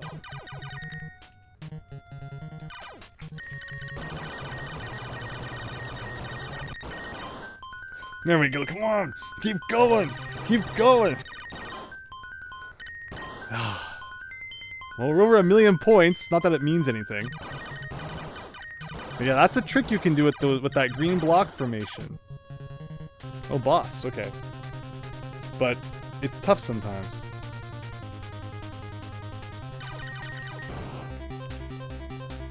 In and out, David Ray. Perfect. Yes. IHOP. Another good one. Yes, yes, yes. Yeah, in and out only on the West Coast in the US there. Although I was there and during my time in California and San Francisco. I mean, I know San Francisco's in California, but you know what I mean. Los Angeles and all that.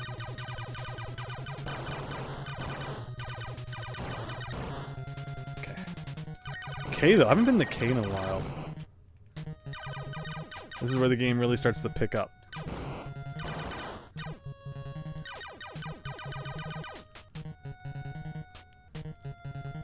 I think it's like right after we defeat this guy, things go into overdrive. Isn't there like another one up coming up eventually?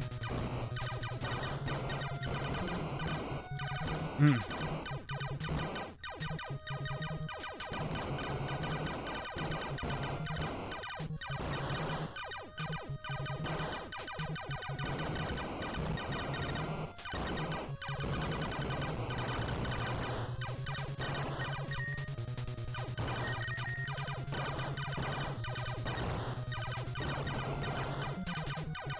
Oh, it always feels good to squeak through a thing like that. Oh, this is when it sucks. This is when the game sucks.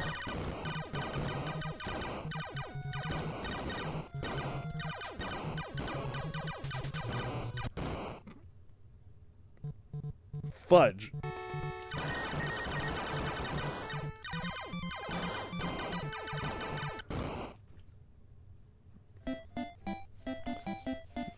I feel like if I could just get a good run past level K tonight, oh my gosh, we would be in good shape.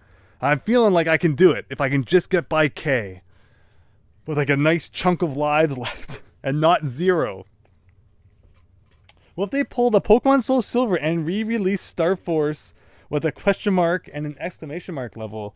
Pokemon Soul Silver. Oh, like how they had a unknown. Krispy Kreme? Oh my gosh, that's a good one. I think we have like one Krispy Kreme left in Canada. It was 10 or so years ago. They tried to make a real entrance into the country, but it didn't take off, I guess, like they had hoped. Mentioned, I think it was the last stream too. Fast food seems to come up a lot when we're playing Star Force for whatever reason. But, you know, Hardee's or Carl's Jr. tried to make a entrance into Canada, which was not too long-lived. It's tough for competing brands to enter Canada at this point because everyone kind of, you know, has their favorites already. So as a result, we unfortunately, you know, miss out on a lot of stuff that you guys have down there in the US.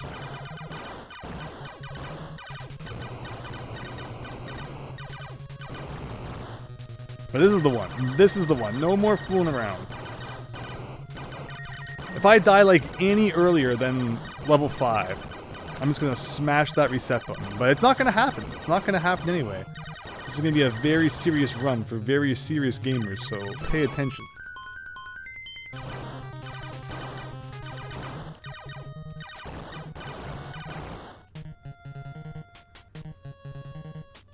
$5 below. Yeah, we don't have $5 below here.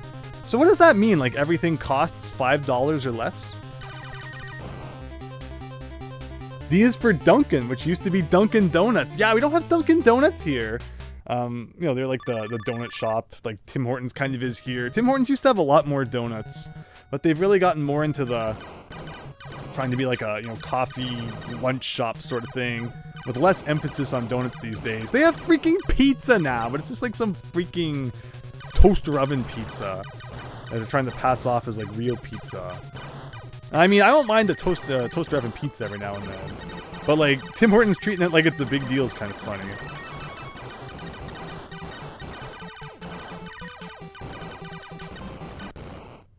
Alright. I said I was going to reset. I really did. And I meant it too. Wait, no, I don't have to, because there's actually no lives lost as long as I can get the 1-up again, since we spawned behind the 1-up point. So, I mean, that's a different story. That's not a different story. What is with me not being able to play Star Force tonight? This is what happens when I stream on Saturday. Obviously, my brain goes into Saturday mode. I remember when I was in Canada, Tim Hortons had a Justin Bieber X Timbit fanny pack, says Max Howard. I think I remember the commercials of that. It's like Starbucks. It used to have sweets, now it's just bad coffee, says Daniel. I've been to a Starbucks a couple times. There was a point when Starbucks really wasn't in Canada either. But they've really crept their way in the last decade or so. Where, yeah, just like no one used to be able to compete with Tim Hortons pretty much at all. Tim Hortons just ruled the coffee donut sphere. But slowly, other companies have kind of made their way in.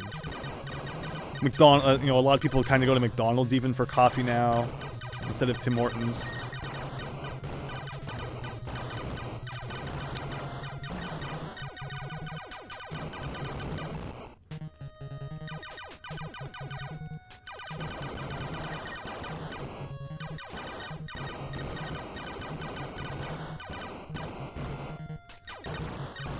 But okay, like I said, if we can just get by level K, I need to take like 7 lives to level K. That way, even if we lose a couple, it's like not a big deal.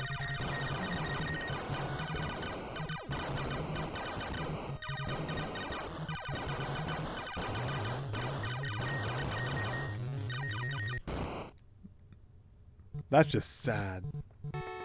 That is just sad. Starbucks has amazing grilled cheese, Max Howard. I've never had grilled cheese at Starbucks before. Yeah, pass on the pizza, thanks. One of maybe 10 people on Earth who doesn't like pizza, David Ray. I mean, that's totally cool. Not everyone has to like pizza. I'm a fan of a good pizza, though.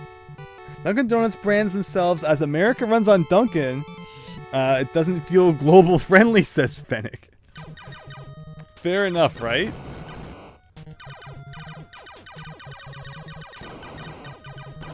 Yeah, they dropped the donuts part when every company was kind of simplifying their brand. If everyone remembers that period. Every single company seemed to kind of change their name in some funky new way to try and be hip and cool.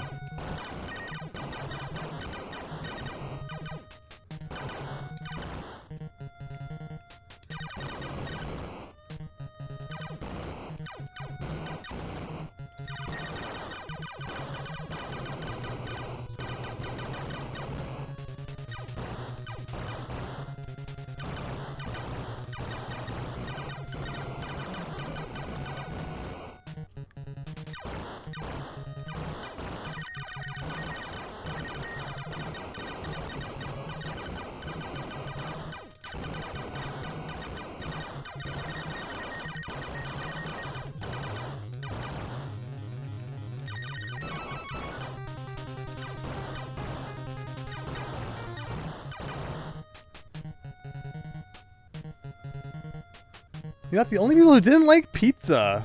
We're Ninja Turtle villains, says Max Howard.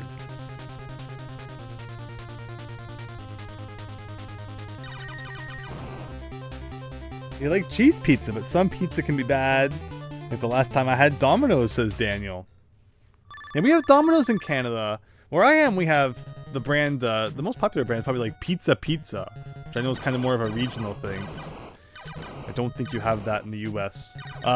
I went by a Pizza Hut today that I thought had closed down, because it was kind of closed for so long in recent years for obvious reasons. But they still have like their full restaurant, which is interesting. I'm curious if they still have the buffet, because I haven't been to a Pizza Hut buffet in a long time. And I think most of them here are kind of gone. There were some other Pizza Huts that used to be in like the traditional Pizza Hut building with the Pizza Hut roof. And they actually like are completely gone after the last few years.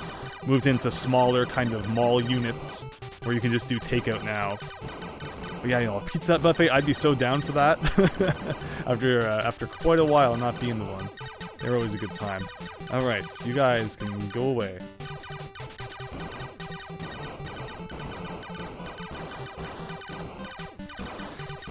I don't know how I missed all those guys.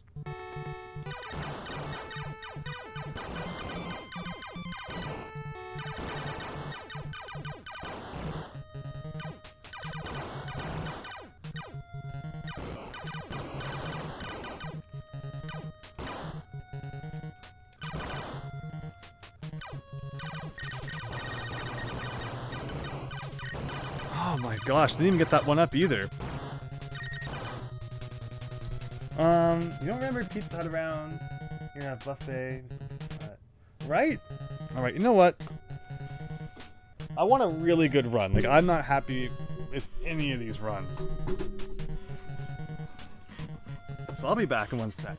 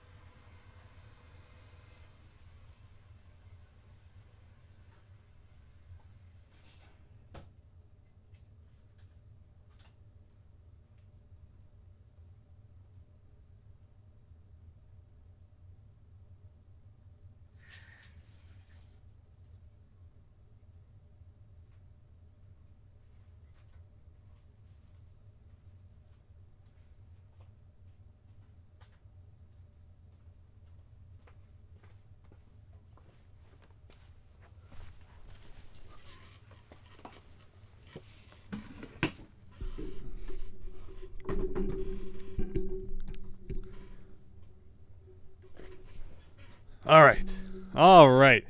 Here we go. The joke is that Domino's Pizza is just pizza with sand on the bottom. Fennec, that's a funny joke. It's just like their crust have a sand-like consistency. I've heard pizza crust compared to cardboard before, but sand is a new one. That's interesting. Alright.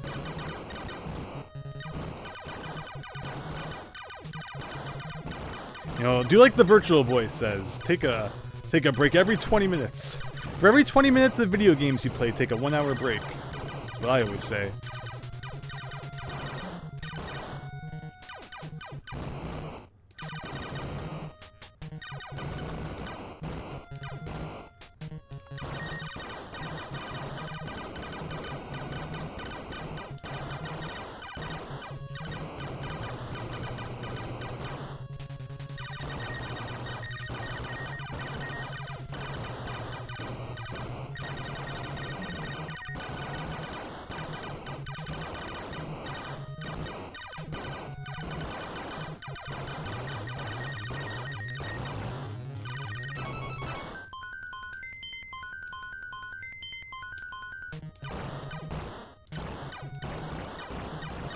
All right. He's going to order pizza, says Max Howard.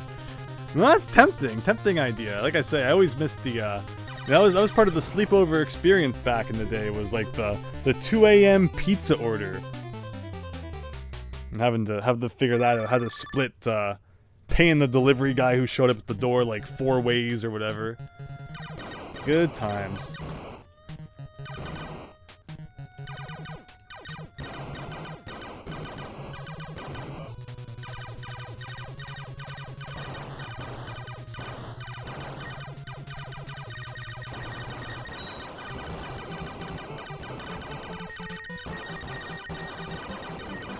There it is.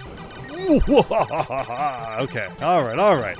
We're in the zone now. Let's do it.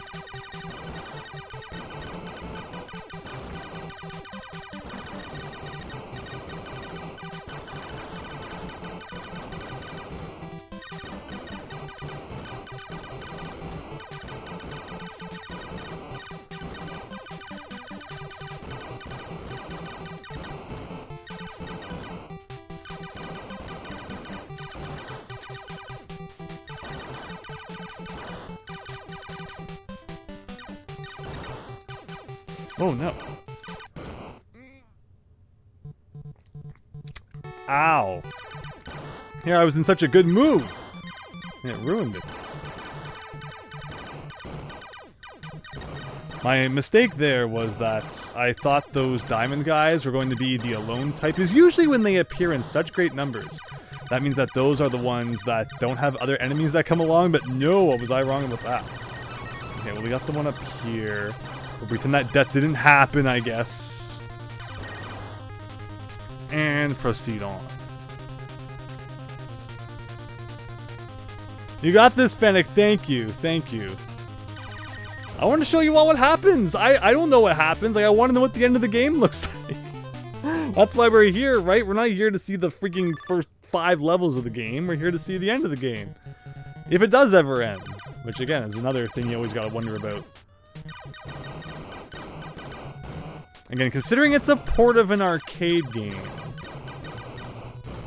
it's certainly a toss-up. If it will actually have a proper ending, or if it will just, like, loop back to level alpha at the end. Ooh.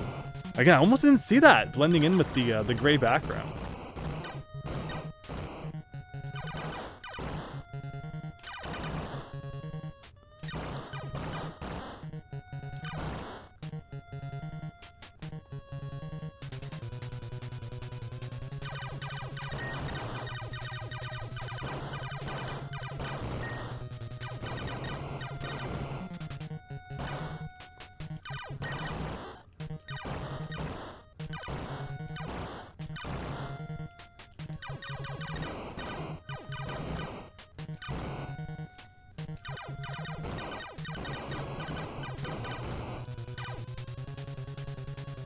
Now, I think these are the ones I can party with for a couple minutes. Like, I should just probably... Maybe I shouldn't focus on the whole chase thing at all. And that's the thing, like, it's just a question of what's the right strategy to get further into the game. Like, maybe I'm, you know, playing with fire too much when I do things like this. Maybe there's no real reason to.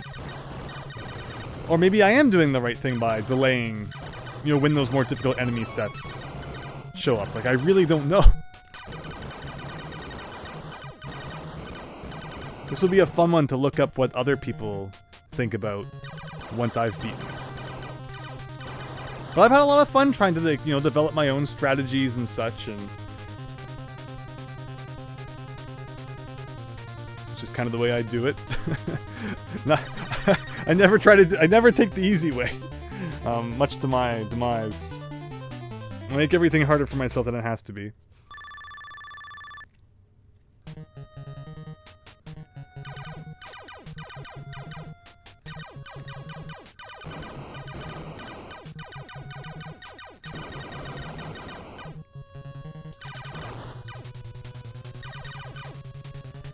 Like, see, should I let this guy chase me around for a bit? Should I just get rid of him right now? maybe that's it. Our next run, I won't do any of this. I'll keep this up this run because I've already started doing it. But if we have to do another run, hey, fingers crossed this could actually be the winning one, I won't do any chase stuff. And we'll see how it affects my gameplay.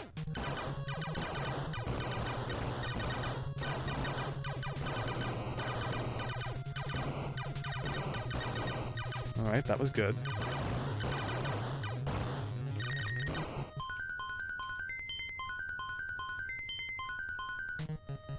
Fight those evil...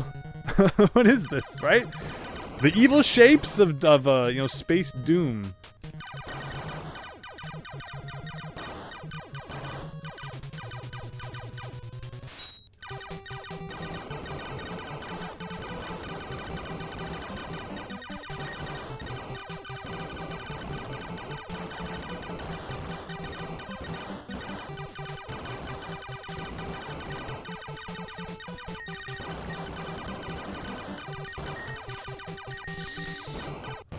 See, that's the highest I could go on the screen.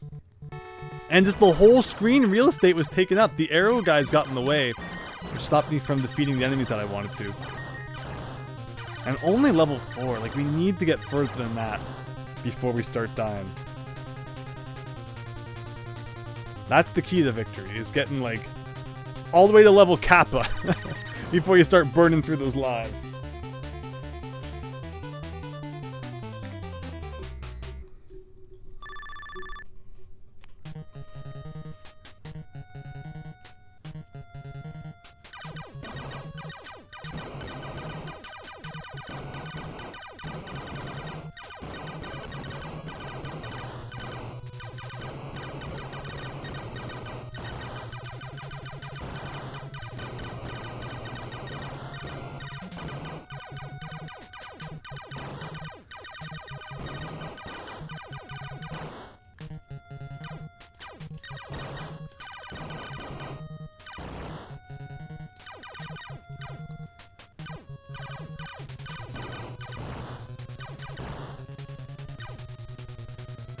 Like I said, this time I'll still do this, but next time we'll see just how it changes things. Maybe I'm making things more difficult on myself than they have to be.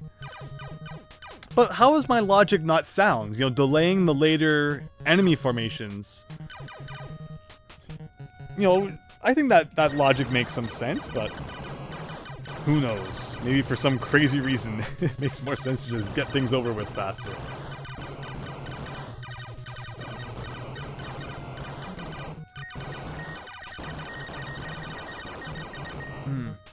Oh my gosh.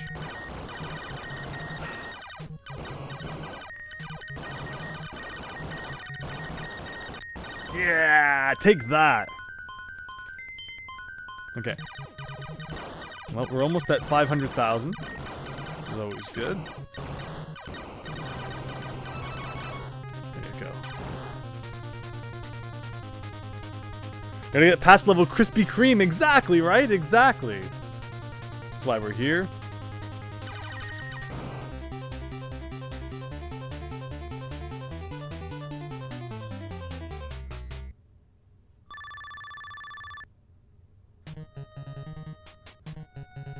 Okay, level Z.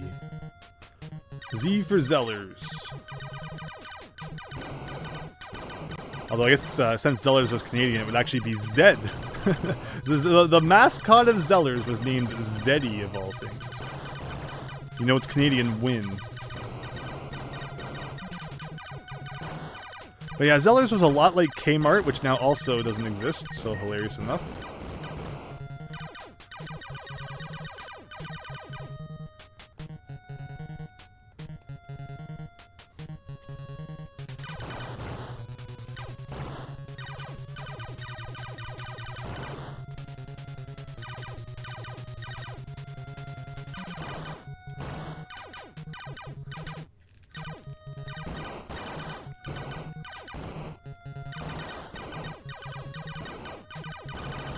I love when this, like, those little, you know, the letters show up.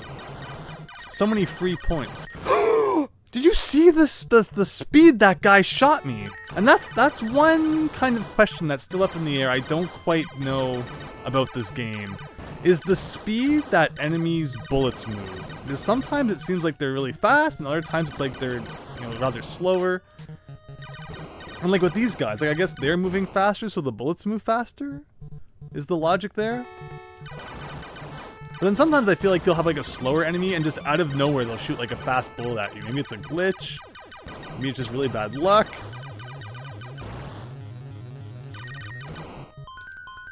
But yeah, see, that time it bit me by leaving that guy alive. So the next run will be really interesting, since we're going to be playing differently than we have been.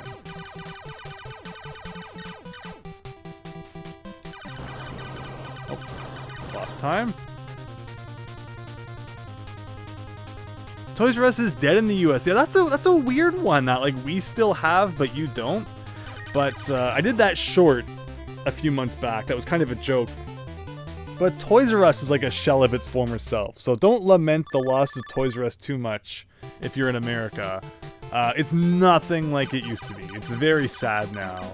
No video games even. Like, it's crazy to think that at one time Toys R Us was like the go-to place for video games.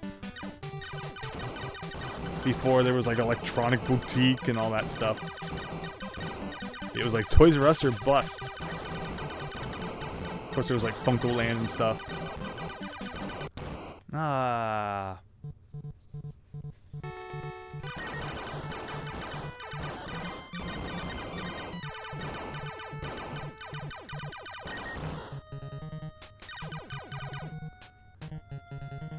I'm excited for the next attempt. I'm really excited actually to see what happens when I don't do the kind of chase game. That will be cool to see the difference and how things play out. KB Toys was a thing too. Now, we never had that here from what I remember. But that sounds cool.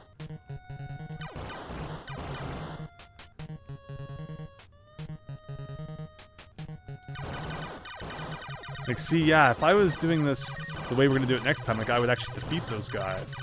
Wow, what a way it's going to change up our gameplay.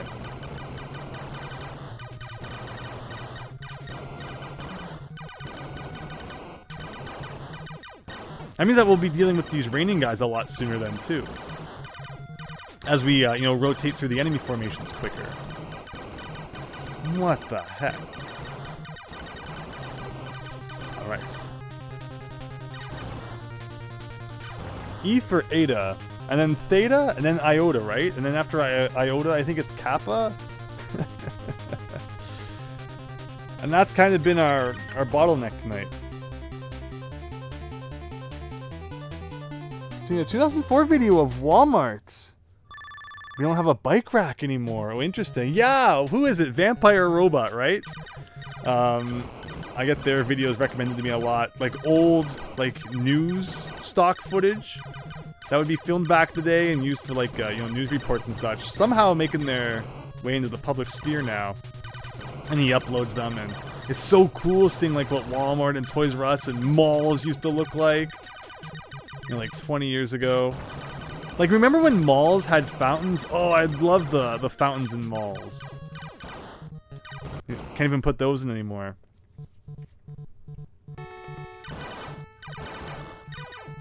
T for The Beast Burger. Didn't they shut all of those down? Or no, it's right. It's Mr. Beast Burger. The Beast was that guy who beat my Mario Maker level.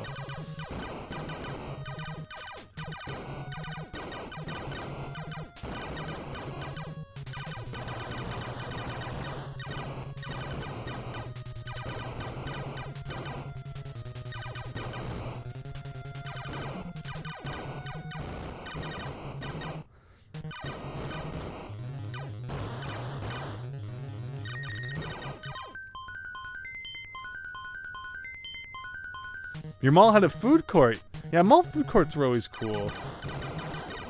But malls are certainly a bit of a dying breed these days, unfortunately. Except for the odd few that seem to somehow hang in there.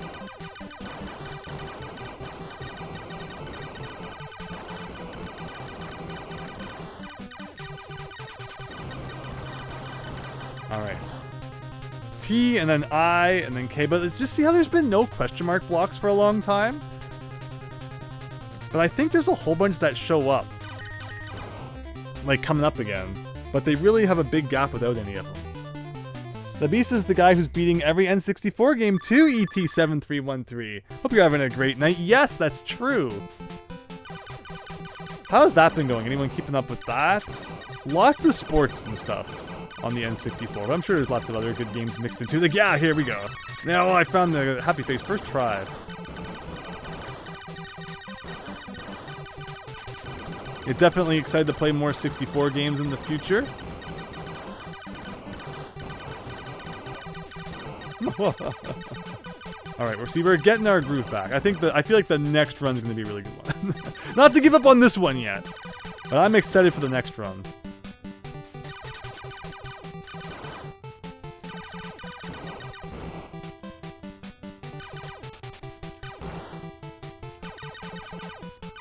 Just because it's going to be so different from anything we've already done.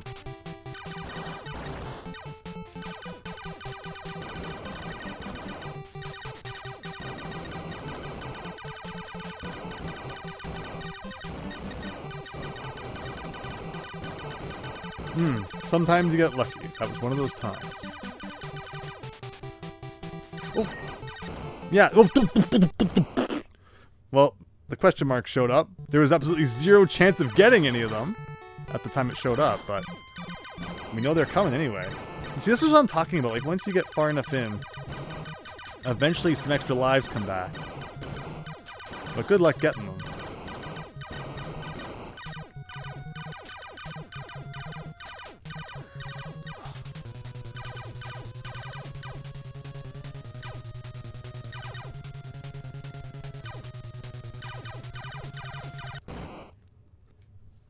Beautiful. Used to love getting the Toys R Us Big Book, even if I didn't get anything. It's fun looking at all the pictures. Yeah, we were talking about the Sears catalog last time too. Those were always a good time. You know, just as a kid, you know, I don't know what it's like for kids these days. It just must be so different with the internet, and I can't even imagine growing up in the modern era. Oh. Alright, well, we're gonna get back to level K again, just in time to have no lives! Every time. All day, every day. Living on the edge.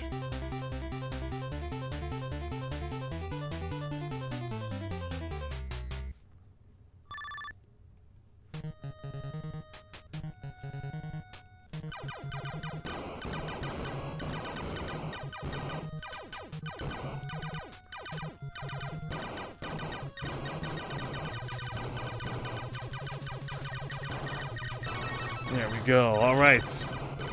One extra life to take down the world. Here we go. Or take on the world, whichever you prefer.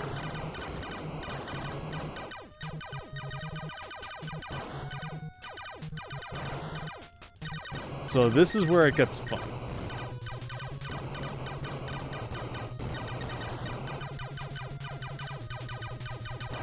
Like, this part goes on for like a good 60 seconds.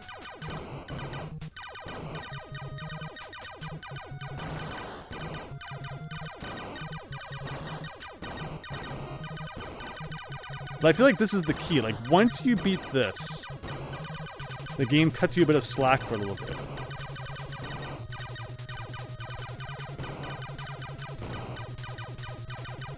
I feel like I got hit there, but it didn't count, so I'll take it. Whoa.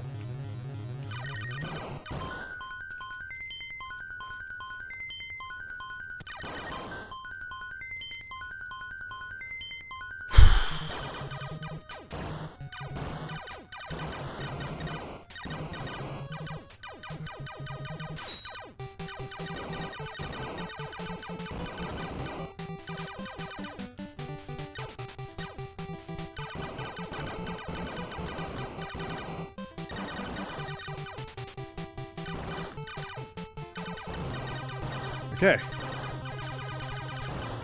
Here we go. Kappa time for the first time tonight. Why am I so bad tonight?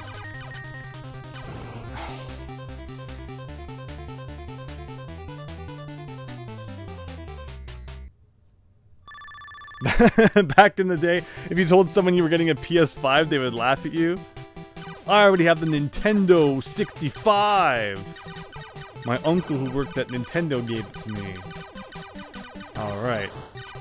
Time for level L.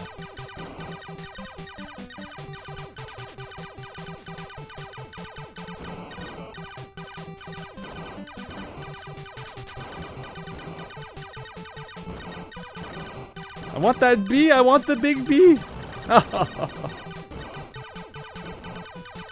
Always stay on the left side when it's raining. I think we established that previously. But yeah, see, look, like, we don't usually get to see this. This is crazy.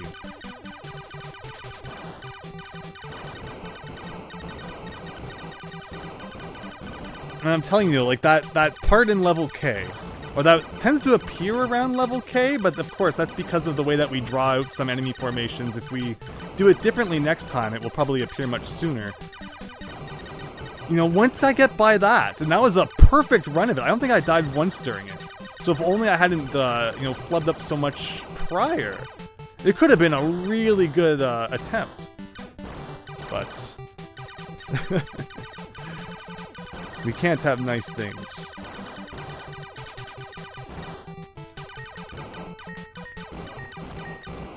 Okay, I have an omen that something bad happens after this set of square enemies.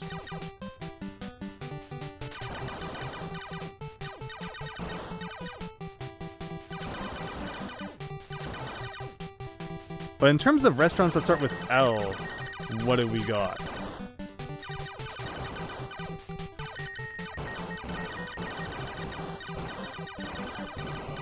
No, see, I knew something like that was gonna happen. Okay. Like, do you see how fast those guys were? I need to be, so... And we're gonna beat level L for Lambda. I think it goes M-N-O after this, right? And that's kind of where we've made it to. The next run's gonna be good, though. The next run's gonna be good. We gotta keep, you know, keep those epic dodging skills for next time. Little Caesars! Fennec, yes! Good one. Very good. Give me 1 second, and the next run's gonna be really cool, so don't miss it. Be right back.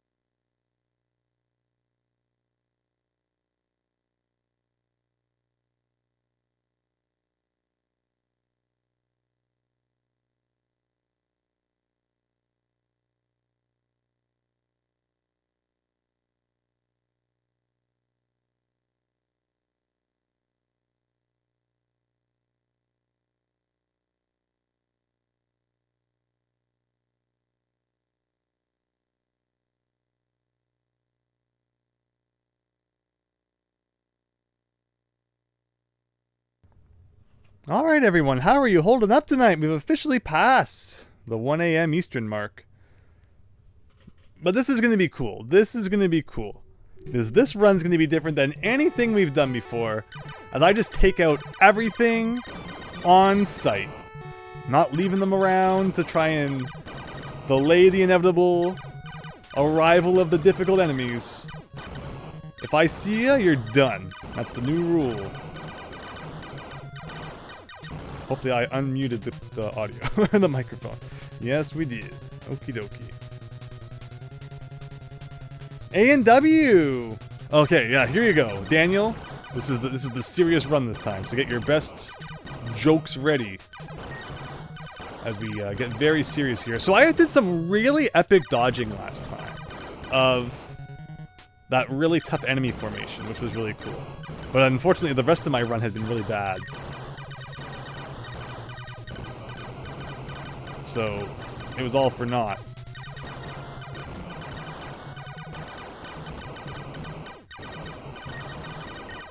Now see, I love this time when these enemies come because they're not shooting at you yet. Only they could always be like that.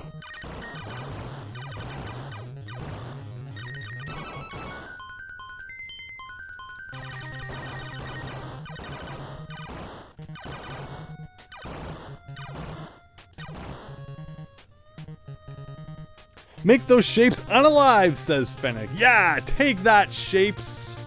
Get out of here. A&W, you're gone. So A&W, isn't it? It's in the US as well, right? I know I've seen A&Ws in the US. I think I've even eaten that one before. They always kind of, in their commercials, bah! Let's try this one more time. They'll try to come across as like a Canadian company, but I know they're also in America, so I don't know how that works. Okay, all right, this is it. This is the winning run. I'm not gonna accept any deaths earlier than level 5. There's no excuse. No excuse to die so early in this game. Not one excuse. A&W is root beer and fast food. That's true. Yes, A&W root beer. They were advertising recently this thing called like A&W frozen root beer, and it could not be more false advertising. Just absolutely ridiculous. In the commercial, they show it in a mug and everything. So I'm like, you know what? I'm gonna go to A&W and try a frozen root beer. It's one of these freaking things that they make for you in like a plastic cup in like their smoothie machine. And it's like, what? That's not what you advertised at all. The picture clearly shows it in a freaking mug. Like, that's not what you're handing me right now. So I'm like, I want to put it in the mug. So they had to hand me like a mug, and I put it in, and it was just not good. It didn't taste like A&W root beer at all. And it was just, like, actually way too cold. Like, every sip was giving me brain freeze. So it was not the most enjoyable experience. And it was definitely one of the biggest cases of false advertising in a while. So if you want to experience brain freeze, A&W frozen root beer is for you.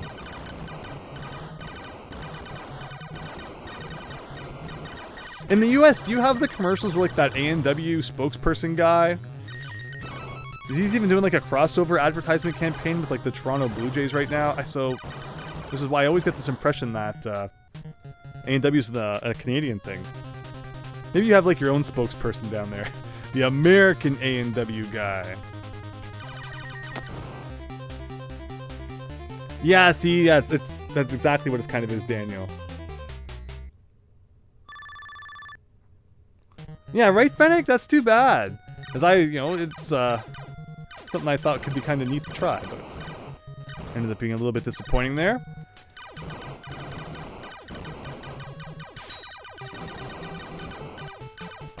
But remember, this run, we're not letting anything pass us by. We are just taking out everything as we see it. That was unintentional.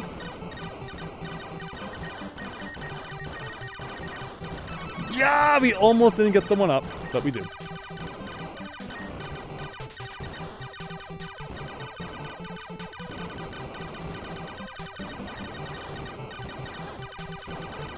Come on, we gotta do like the Takahashi Meiji in like 5 billion A presses in like 10 seconds.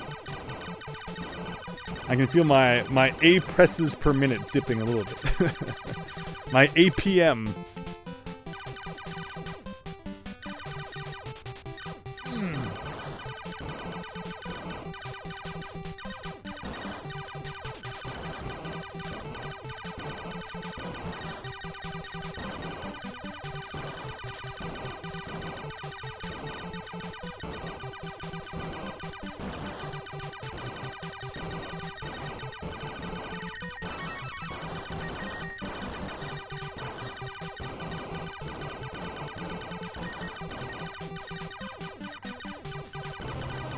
Alright.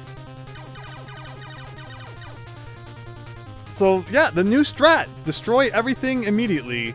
So far, it's okay. We'll see how the long game plays out. Never seen the ads here. Must be a regional thing, Daniel. Probably. Like the Mac Tonight guy was a West Coast thing. Remember Mac Tonight? The big moonhead guy.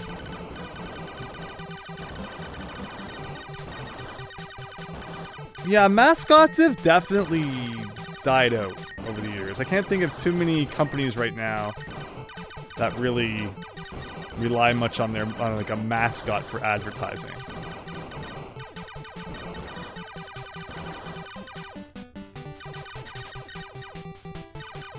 Oh, that was risky. I seem to always do better defeating those guys while I'm moving right. So I should not risk that in the future. But alright, here we go. We're doing things different.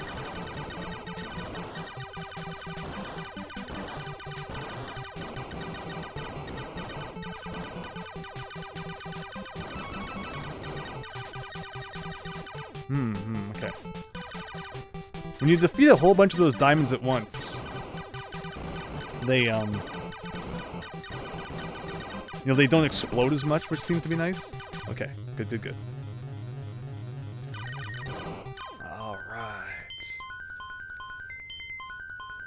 I should give myself a break every once in a while, because this is just holding B right now.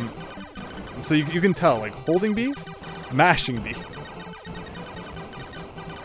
And the holding B is good. So, like, I should hold B right now since I know there's no enemies coming anyway. It's like, holding B, mashing, holding, mashing. There's a difference. It's, like, slightly faster than mash. You get lives based on score as well, Phoenix. So you get a 1-up at 50,000, 200,000, 500,000. And that's it. So, like, it'd be nice if there could at least be, like maybe an 800,000 or like a million or something, but no. So it seems like after you get 500,000 points, score isn't all that important anymore. Like, there's not even like a high score tracker or anything, so it really is just for you to, write down on a... No. How? That was really bad, but okay, we beat 3 levels without dying this time. I'll take it. But see, we're getting to more difficult enemy formations sooner than we normally would. Like, we're fighting enemies right now we might not normally fight until like level 5 or 6. Which makes you question, like, why am I doing this to myself? Why not draw those enemies out? Will this end up being beneficial in some way? Questions which will hopefully be answered with time.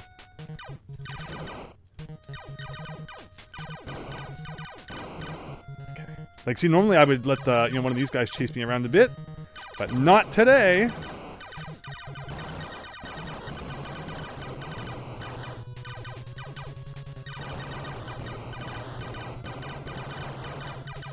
Oh, see, that was unintentional.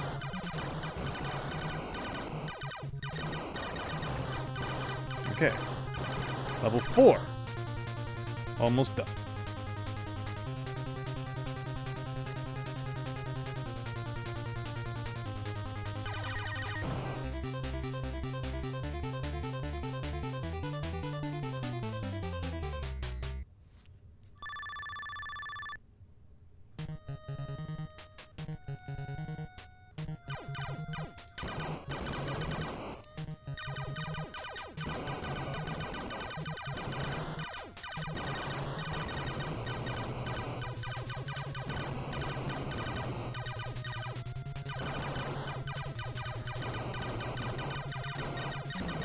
Sometimes those disc guys like shoot you from behind as well, and sometimes they don't, so it's always kind of scary. And you don't know which one's which. Thankfully they don't seem to be shooting from behind yet though. Must be a later thing. So like normally I would let the square guys chase me around for a bit, but this time we just got rid of them instantly.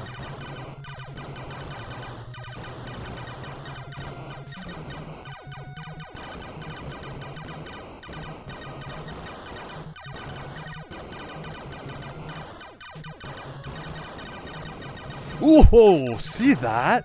Oh.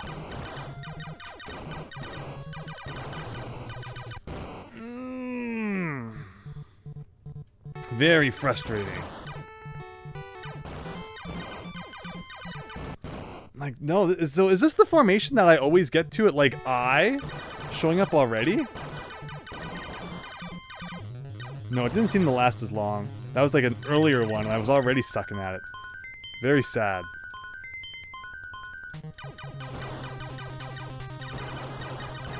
That's too many deaths to take before we're even done level 5. I will persist though, we'll see. The old strat seemed a lot safer, right? I guess I was onto something.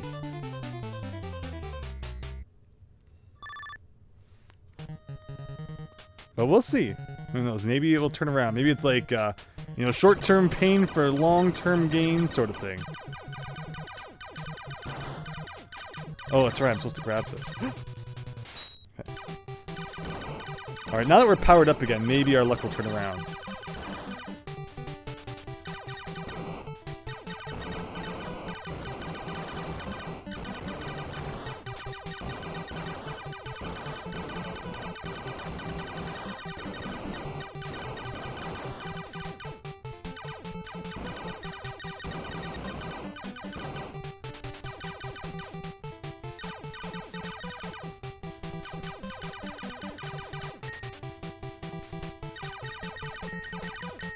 So these guys take a lot of hits. They're the first time I think you guys have ever seen me defeat that chain of enemies. Usually I kind of just let it float by.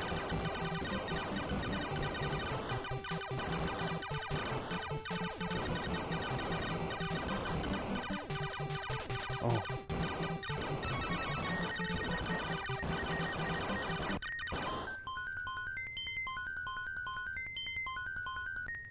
Oh.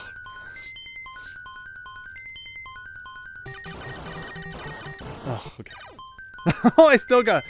Yeah, give me all... Again, points don't matter, but the only good thing is that while that point bonus thing is showing up on screen, is that, you know, enemies won't show up.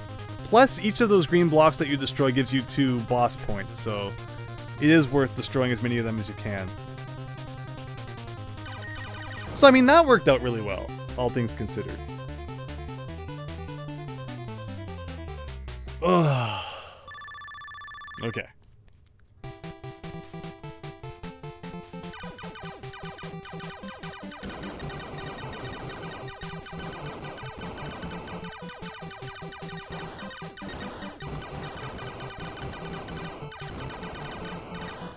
Oh.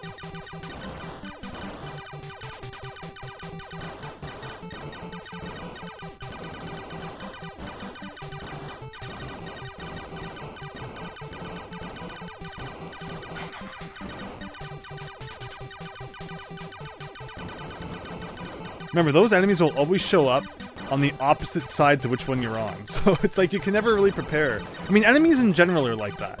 Like the formation will always start on the side of the screen that you're not.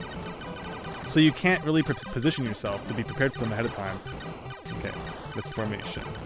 It's nice when they're slower, because especially once you have like the speedier ship,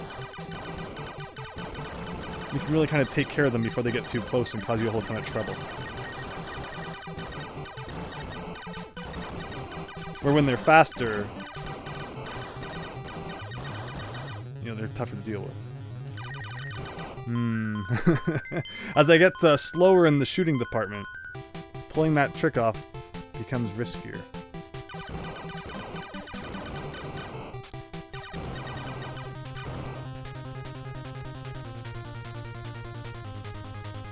Alright, Ada.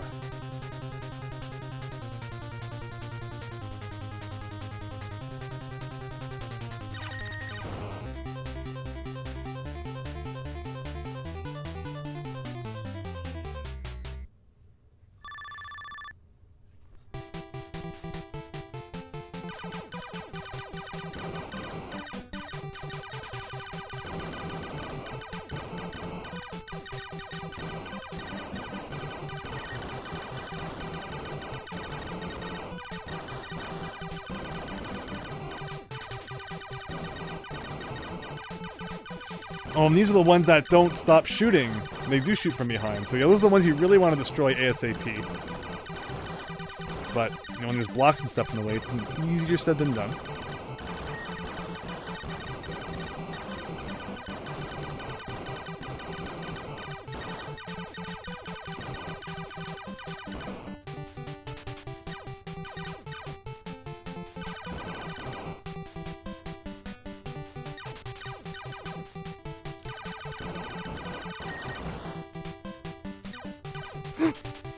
Because I missed the left one. Threw off my rhythm. No! So these guys, when you're in the upper half of the screen, they spawn from the bottom instead of the top. And that is like the most messed up thing. Like, you just cannot be ready for that. You know, unless you know they're coming to, like, you know, be at the bottom specifically for them, but...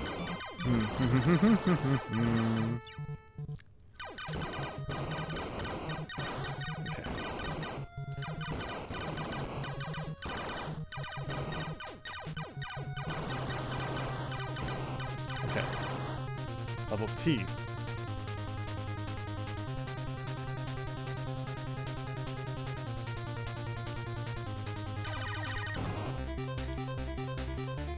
Alright, well, you know, all things considered, we're making progress.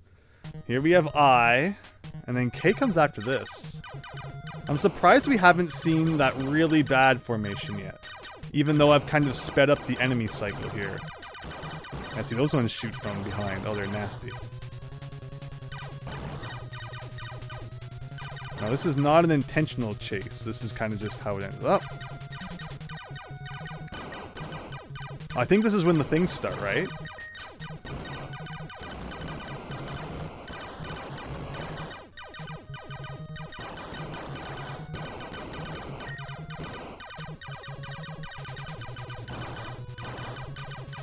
Oh.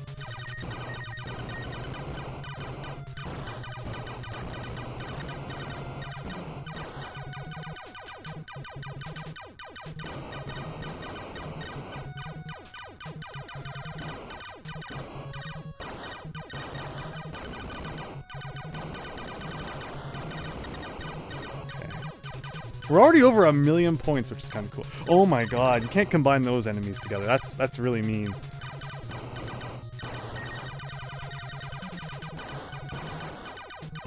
Is this when these guys come? Okay, it is too.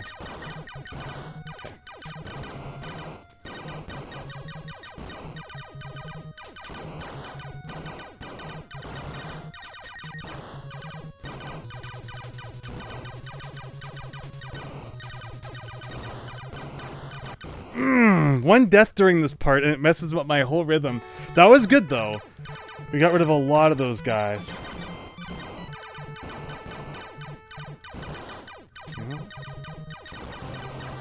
The boss is coming. The boss is coming. Okay. And I don't even think that formation is done. Like, it will pick up again once the boss is dead. But that's that formation that we don't like. So, like, if we can get by that, you know, it does bode well. I'd love to do it without dying anymore, so we could at least take a few lives into the later stages.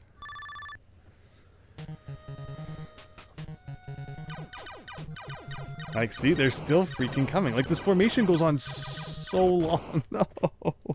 Ah!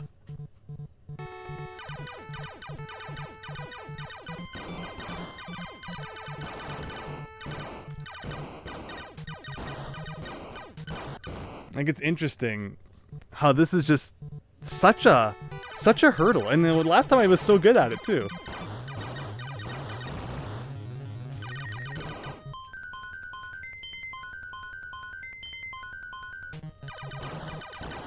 Where's all those question marks that were... Oh, here they are. Alright, I'll take it. So we're not out yet.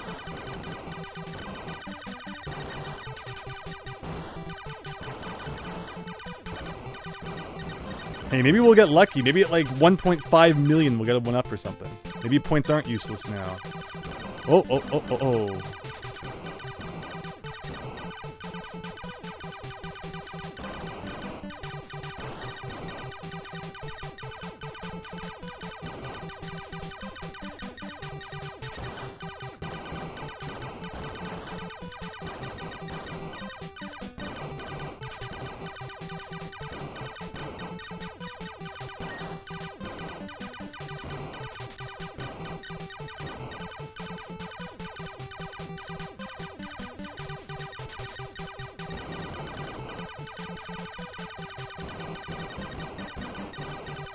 Oh. Yeah. Ooh, okay.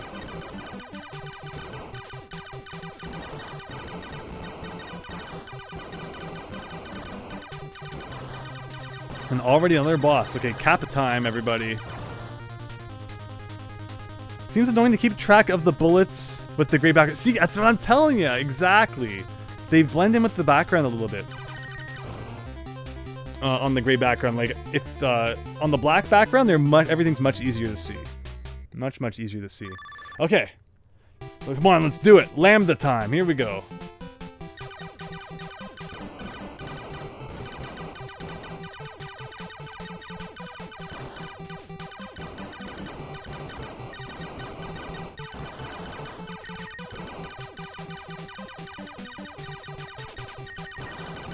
Oh, this is when they shoot at you at, like, high speed, right?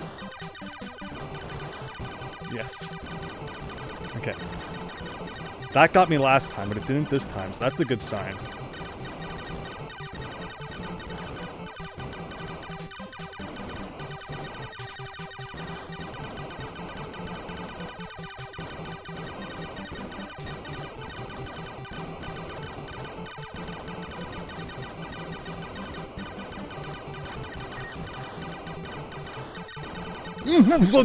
No.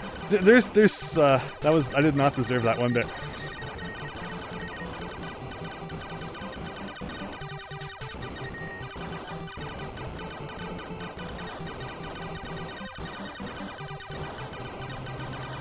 Okay. This is getting crazy. Oh. Lambda.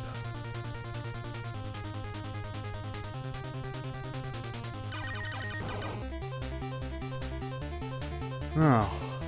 I think M, huh? M's next? Alright, we made it to McDonald's, everybody! First time of the night. Get to enjoy a Big Mac. And I missed the freaking disc guy. And suffered immensely for it. Like, one nice thing is the enemies seem to be moving slower, but the bad thing is there seems to be, like, a lot more of them.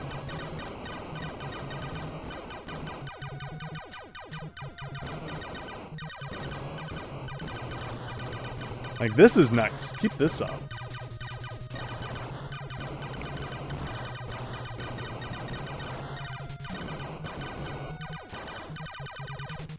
Like, not even shooting at me.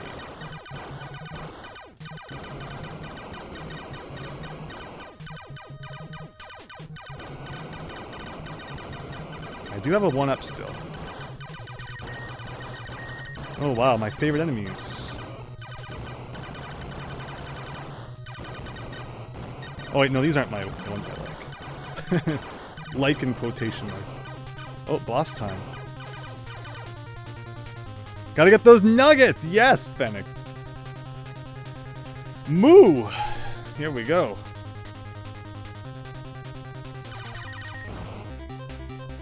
Okay. So, are the attempts shorter when you defeat all the enemies? Because you're getting more points, right? Instead of weaseling around?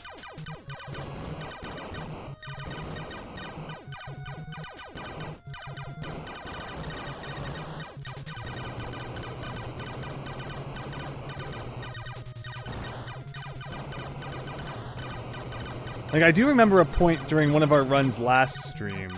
Oh. Like, I think now is when everything picks up again. Oh! Oh, right, this.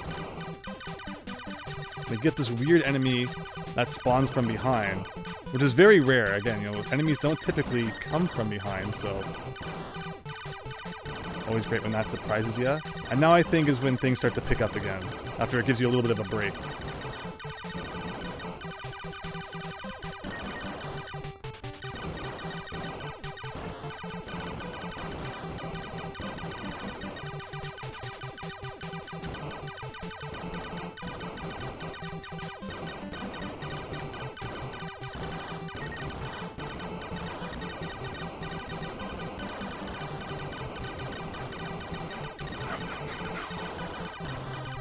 Okay. I cannot die. I cannot die. Okay. Or else we would have been really toast. We would have to essentially replay the whole level to get back to that 250 boss points. Alright. First time tonight getting this far. What up, Ma KCC? Welcome. Things are getting heated up here as we're at X. Oh, I forgot all about X. Good luck finding the restaurant that starts with X.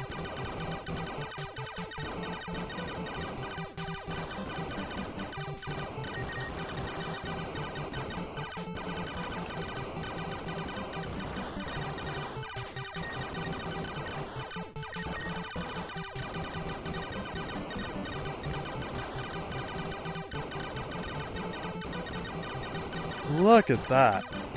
Whoa. Oh, I remember this part, yes. Where it was kind of just better to hang off to the side, actually, but I'm actually kind of killing them, so maybe this is working. Last time I did this, I probably didn't have the faster ship. Ooh. Yes! Yes! Alright, you guys can just have a nice time over there. Oh, but now I'm into this zone again. My favorite zone. Oh, it was going so well. Like, good luck. It was combining, like, the sideways enemies with the ridiculous enemies. Oh, no.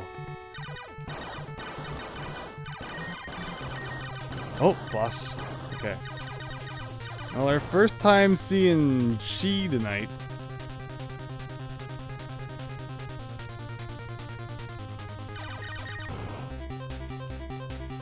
X marks the spot. Is that a restaurant? I think we had a place called Extreme Burgers, but it closed down, Fennec.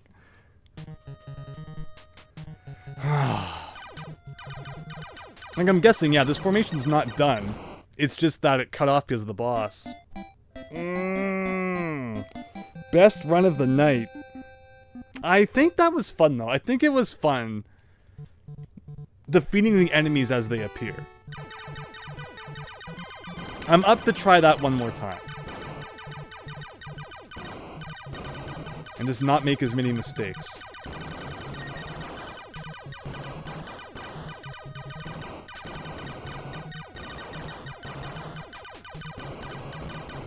What's an NES game people want me to talk about? Just pick an NES game, and I'll yap about it. To take my mind off of the space race here. Name an NES game, and I'll tell you my thoughts.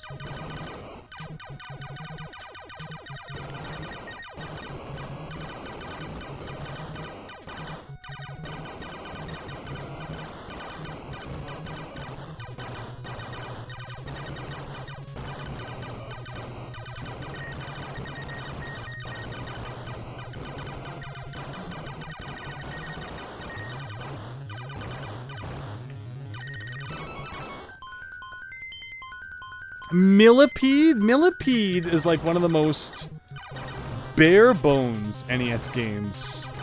It's just like there was almost nothing put into it. I think the Famicom version is actually different from the North American NES release, but it looks like the arcade Millipede. No bells or whistles. It's just like, here's your Atari 2600 Millipede on your NES.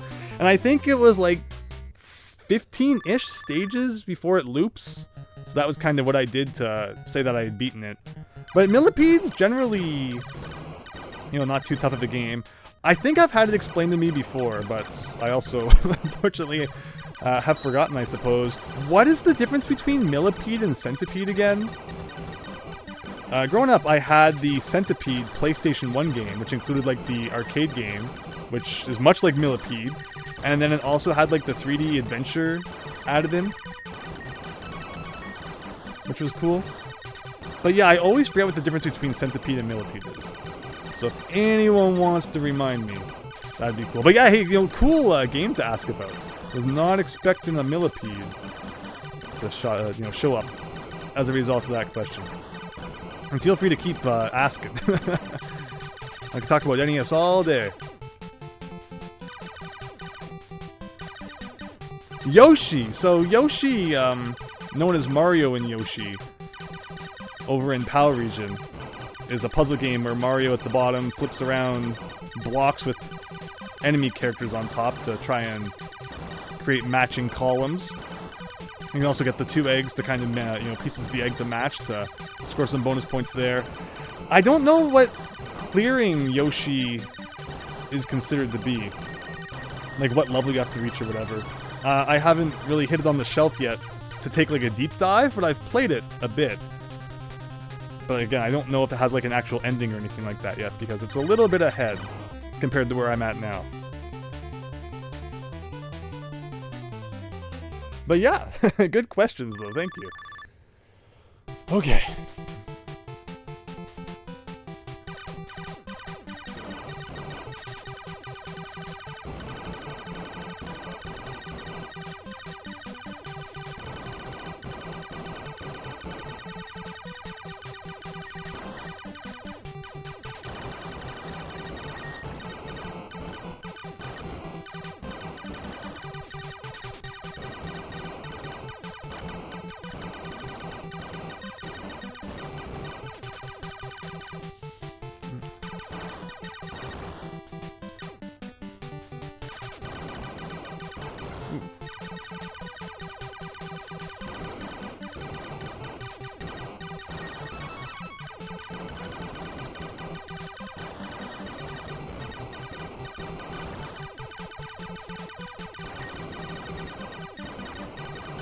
How did I not break that H? What does H even stand for? Oh.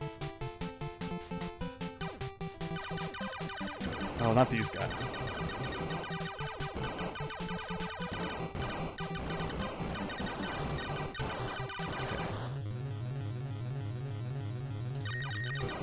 I'm getting worse. I don't need to risk that every time, but I still do.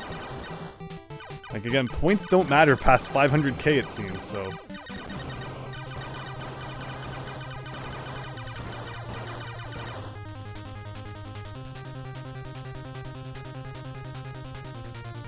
Alright.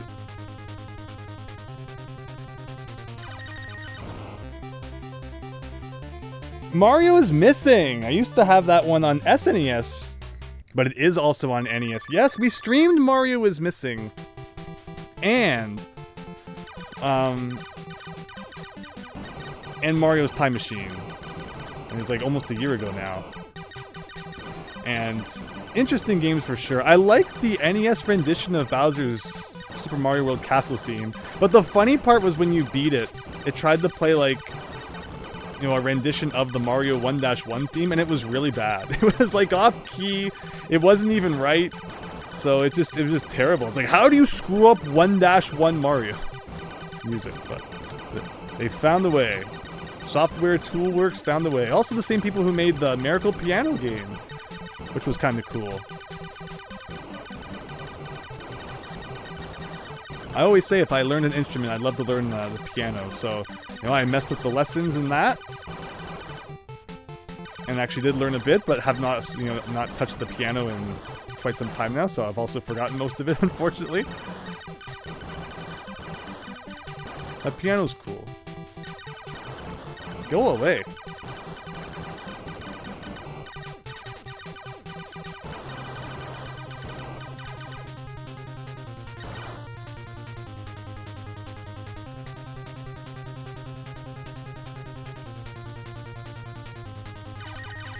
Yeah, you do have to go hear that, Fennec. Yeah, it's really... Like, I don't know how they screwed that up. I really don't. Okay. 4 down. 20 to go.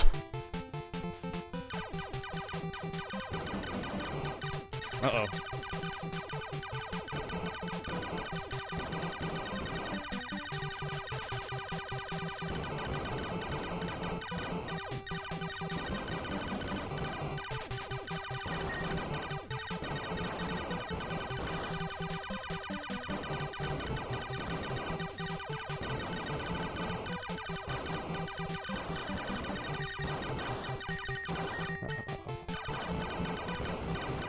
Whoa, that was a cool dodge right there.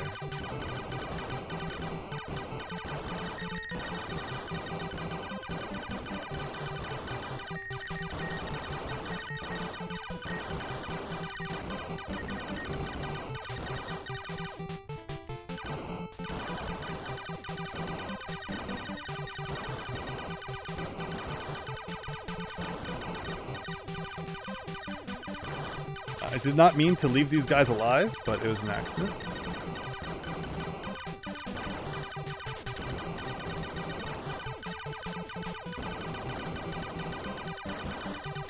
Oh.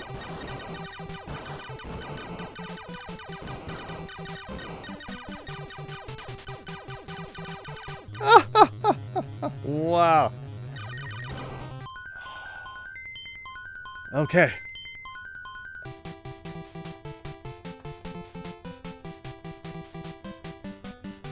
Whew. Epsilon.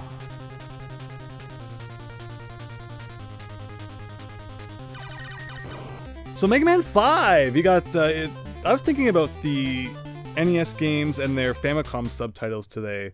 Blues no Wana, I believe, in Japan. Rockman 5. Blues' Trap.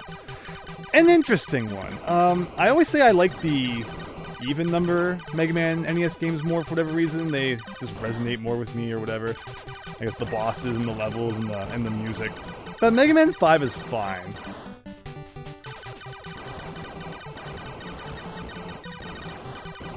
One thing I liked about Mega Man 5 was collecting the Mega Man letters in each stage. You know, give it some replayability, and you know me and collectibles. I like my collectathons and all that. So, you know, that was a cool feature. No, oh my gosh, no way. No! We were doing so well. And the freaking blocks in the middle mess you up. Like, that's why if you can get an enemy formation that you can use to clear out those blocks and get like those bonuses, and then you'll make the enemies not appear like this.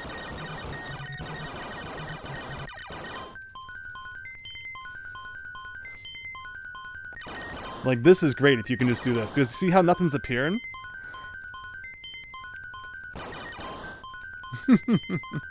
So I didn't want to say it because I didn't want to jinx it, but we did beat 5 levels without a death, which is a really good run for tonight. But yeah, Mega Man 5, it's fun. You can't go wrong with the NES Mega Man games. Probably not the most notable one. And it's like we all saw from a million miles away that Wily was still going to end up being the final boss, but... So there was never really any suspense about Blues being the bad guy. But yeah, that's how it goes. But I love you asking the NES questions. Thank you so much. It's been fun talking about NES games.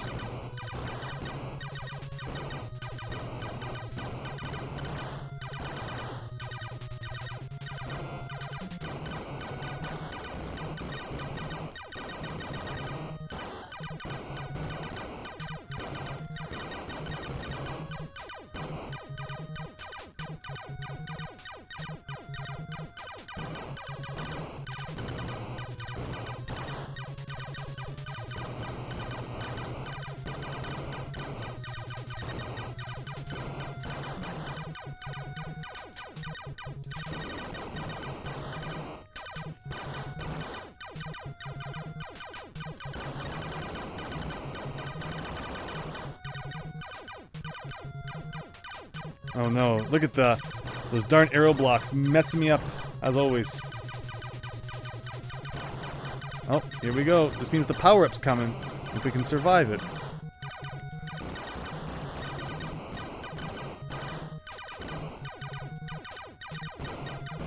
Oh, see? The bullets on the black background make me very happy.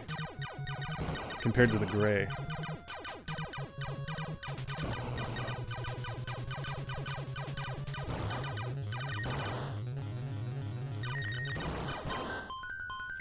Whew. Over 1 million? Like, why couldn't that be a 1-up?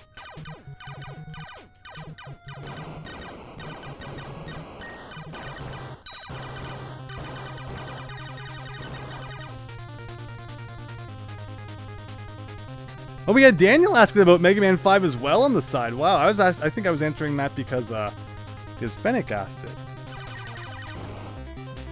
Hi, Hamilton, welcome! Thanks for stopping by tonight. Hope you're doing well. Ghostbuster, says Fennec. Oh, did you say Meme Man 5, Daniel? Oh, there you go. Fair enough. Ghostbusters we streamed. surprisingly, with no prior practice, we were able to beat that one in like a solid 4 hours.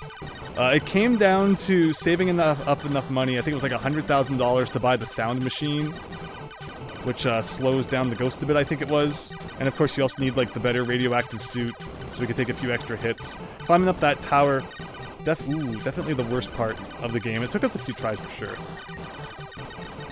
And I was like thankful to beat the boss on our first try after getting up there.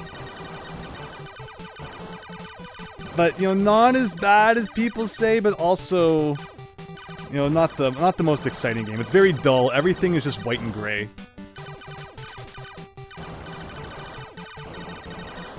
And of course you have like the same freaking Ghostbusters soundtrack that plays the whole time. That doesn't even loop properly.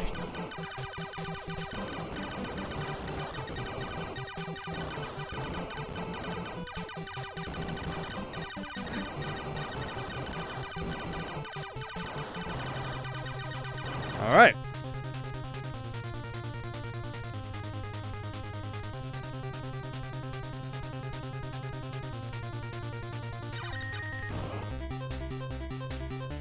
There's Theta.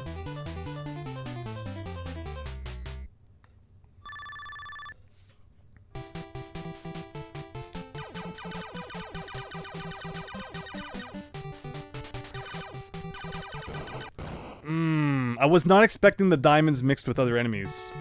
I didn't destroy them as fast as I needed to.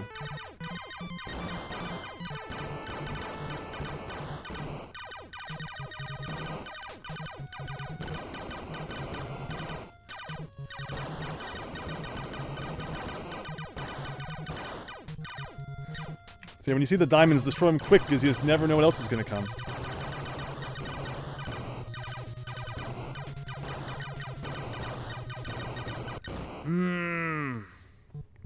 Like again, I and K and just where disaster always seems to strike.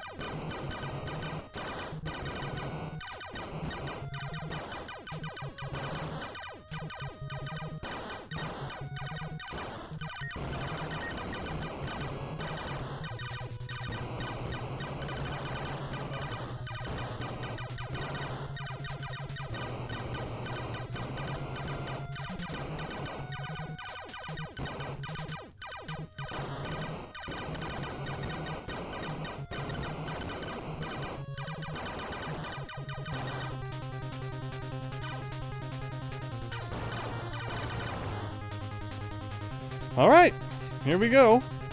Still got 4 extra lives.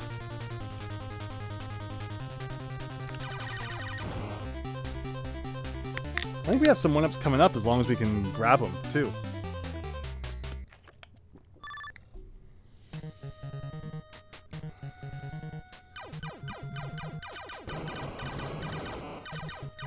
Ugh. I like how that one diamond guy didn't even explode into anything because there was just already so many bullets on screen. Oh, this is the fun one. Yeah, the fun one. Being able to beat this changes the whole dynamic of the game without too many deaths. But, oh, that's already 2. That's already 2. No!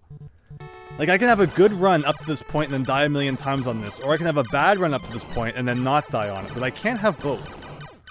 This can never have both, seemingly. Nope. Never.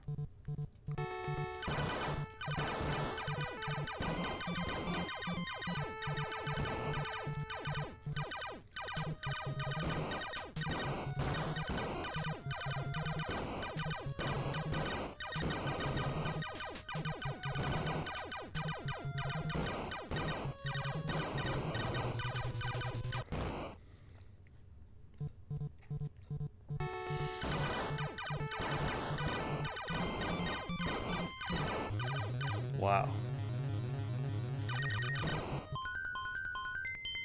What was it, like a couple minutes ago we had 4 lives? Down to 0, just like that. And I was really enjoying this run too. Thought it was going pretty well.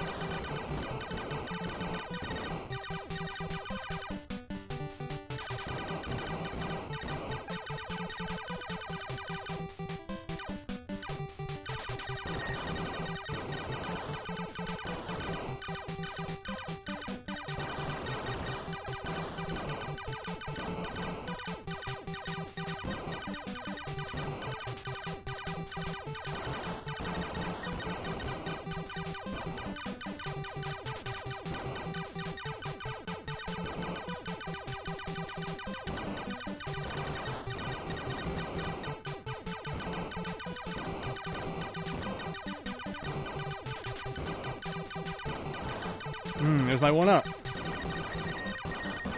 Oh, we got it too. Okay. Okay, we're not out yet.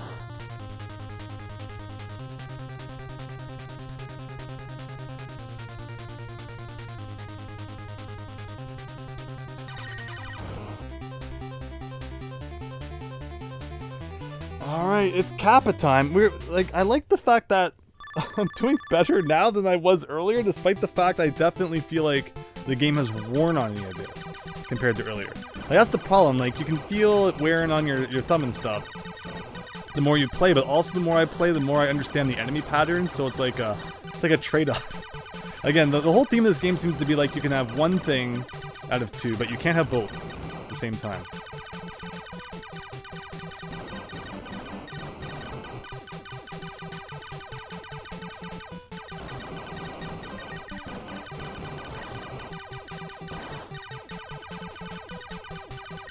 This is when they shoot at you, I think. Like, they just come at you at, like, Mach speed. Yeah, like that.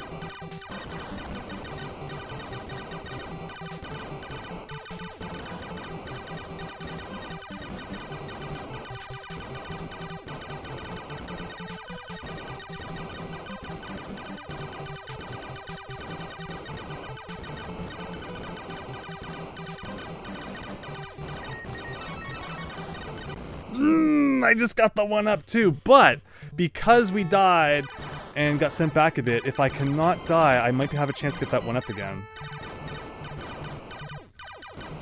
But no such luck. Losing the power-up, I'm so slow now. But here comes the slow enemies, so maybe we have a chance to get that 1-up again.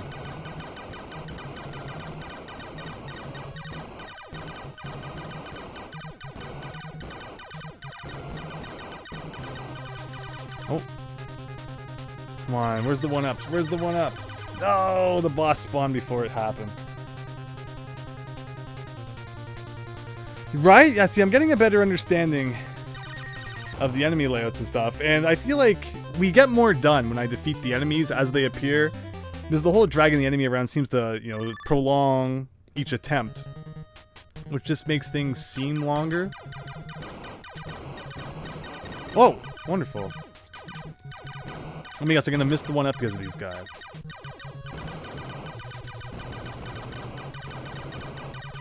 Like, the 1-up should be coming soon, right? There it is. Alright, well, we're not done yet. Like, I like this part when the enemies slow down. Like, this lets us get through, like, a couple of levels not too bad. But then it picks up again. It's, like, worse than ever. Like, they don't shoot, they don't move too fast, and maybe these guys do, but... Like, see, he doesn't even shoot. Like, the game gives you, like, some really weird break at this point, which is so strange. Like, it all comes down to that one group of enemies that I always die to, like, 4 times.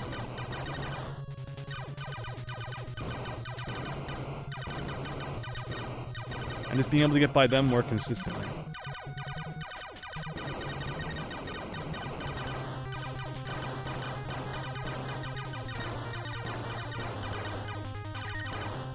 But it's interesting, because imagine I do what I'm doing, like I do my old strat, and, you know, play as good as I'm playing now. Like, I wonder if we can make it, like, way further.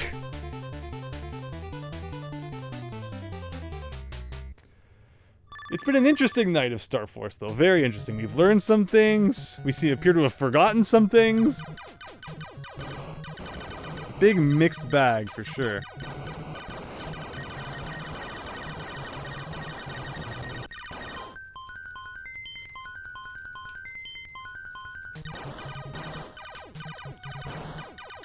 Oh, please. Yeah, so once it gives you back the power-up, this is when the difficulty seems to start ramping up again. The break time is over! Time to have your butt kicked once again.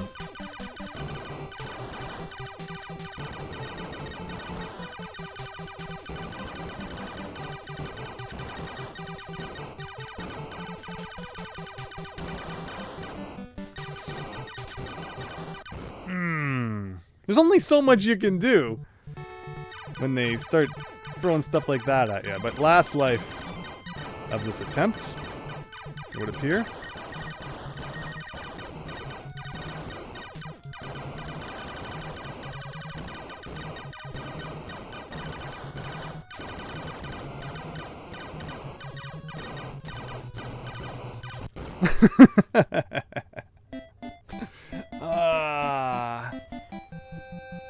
Again, what did I lose? Like 3 or 4 lives to that one, the barrage of enemies. Like, I'm curious if I combine my old strategy with my current understanding of the patterns. Oh. It's fun, though. It's been fun. Let's just rest a second here. But yeah, any more questions about NES games, about anything? I'm up to talk about anything. In fact, it seems like talking about something while I'm playing kind of takes my mind off of I don't know what, but it seems to work. Oh, someone posted a comment on my old video about those NES cabinets. Found your video while Googling for info on these, mostly to see if anyone has made any blueprints to make new ones from scratch. That's those like old, like the old NES cabinet that had like Mario on the front. Those are so weird and obscure that even though my old video on them's not very good, people still seem to watch it for some reason. Okay. So what strat should I use? I'm thinking the old strat combined with not sucking, which is a lot to ask. Let's try it. Let's see how it goes. And if my arms fall off, so be it.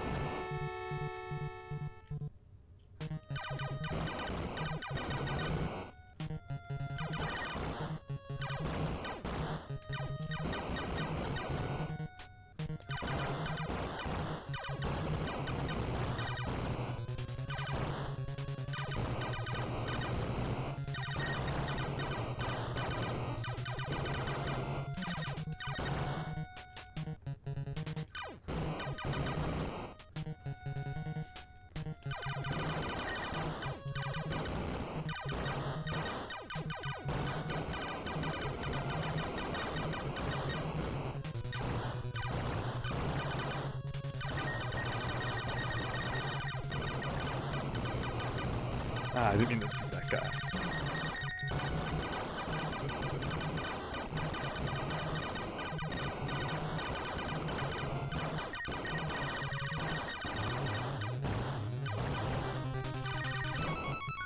Somehow still shooting fast enough to get those bonus points. Dragon Warriors. So, I love Dragon Warrior games on the NES. Dragon Warrior 3, one of my favorite NES games. Probably my favorite NES RPG. They are just so much fun. Even the first one. Yeah, it's basic. So essentially, our Western version of Dragon Warrior is like a definitive version of the one that they got in Japan. Because of course, by the time we got Dragon Warrior 1 in the West, like Dragon Warrior 3 was already out there, so they retroactively added, a lot of functionalities that kind of became the norm around Dragon Warrior 3 into Dragon Warrior 1. Like in Dragon Warrior 1 and 2 in Japan, they both use password systems and not battery backup saves. I almost didn't get that, and I was almost going to consider restarting the run if I didn't get that one up. But I see. I'm kind of doing a hybrid of our 2 attempts now. Like sometimes I defeat all the enemies as I'm stuck in the old mode.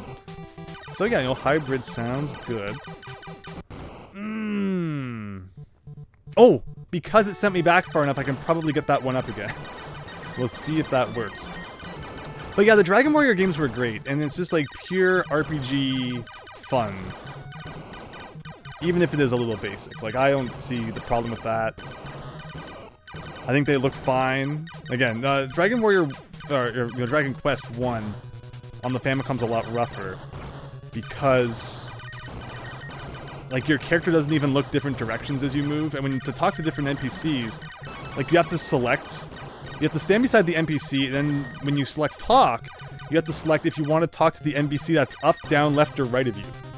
Since you're not actually facing the different direction for the game to just naturally know that. So the fact that they updated all those things when they released Dragon Warrior for us, and then added in that battery backup save and stuff is really, really cool. And they were just, yeah, just fun games. Like, to explore around, find some items, probably get your butt kicked a whole bunch. You're gonna have to grind for some levels. It doesn't just kind of come naturally. You're gonna have to set aside those couple of hours to just grind on enemies before you're strong enough to move on to the next town or dungeon or whatever. But, you know, I thought it was a great experience. And definitely am happy I played all 4 Dragon Warrior games on the NES. And look forward to playing now Dragon Quest V and 6 on the Super Nintendo, 7 on the PlayStation, 8 on like the PS2. Lots of fun to be had.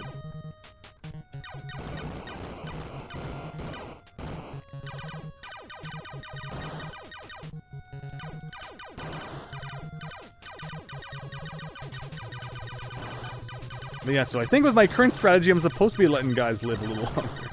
So doing a thing like this. There should be a 1-up coming here.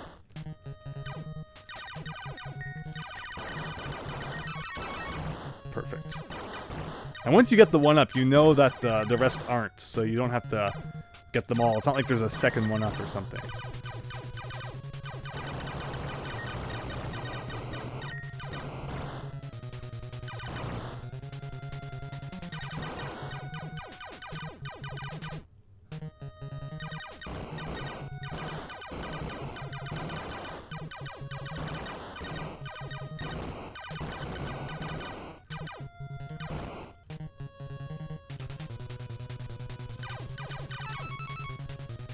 There's a 1-up.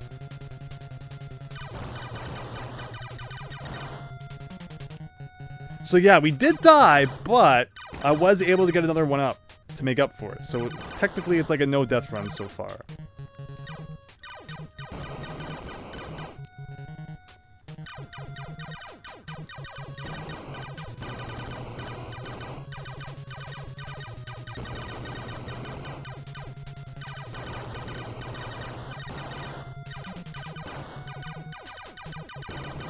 And he's second now.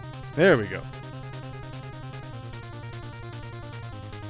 It's rough to go back after playing newer games. Yeah, people say that for sure. And that's why I love starting with the earlier games in the series. Even if the story is not connected. Like, a lot of people would say, like, Final Fantasy, you can start with the later ones because the story's not this and that. But I feel like just mechanically, like, you want to start with the earlier one and build up to those later mechanics and whatever. Because, yeah, it's only going to be tougher going back later on. So that's why I defend my decision to not play, like, you know, later Final Fantasy games, even if it's not like Cloud comes back or something like that.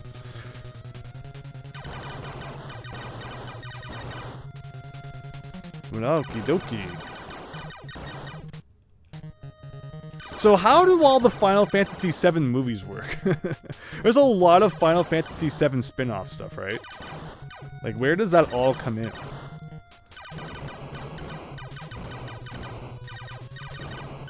I think I actually own one of the movies, so I was like, you know what? Maybe someday I'm gonna want to watch this. So I picked it up cheap. 5's the best one. Oh, actually, no, it was in regards to Dragon Warrior, Dragon Quest. What a convoluted mess that naming convention ended up being. What was the thing that like caused them to have to name it Dragon Warrior in the West at first? Like, what were they like conflicting with? That caused that to happen, but then they didn't release 5, 6, or 7 here. Actually, they did. That's my bad. 7 was released officially in English as Dragon Warrior 7 on the PS1, and then suddenly Dragon Quest 8 comes out, and it's like, oh, no, we can just use the Dragon Quest name now. But no, so we missed out on 5 and 6. So is that better or worse than Final Fantasy? I mean, Final Fantasy, they would all eventually get released in like the most convoluted, roundabout ways. Of course, we originally got Final Fantasy 1, and then R2 was actually 4? Yeah, R2 was 4, and then R3 was 6. And then it turns into 7 and all that. But eventually they would release like the real 4.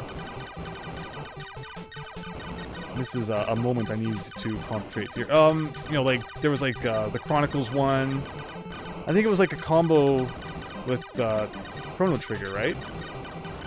On the PS1, there's like a Chrono Trigger Final Fantasy IV combo, and then there was like the anthology one that had like Final Fantasy 5 and 6 on it. They all eventually got released, but in like the weirdest ways. There was like a Final Fantasy 1-2 thing on the GBA.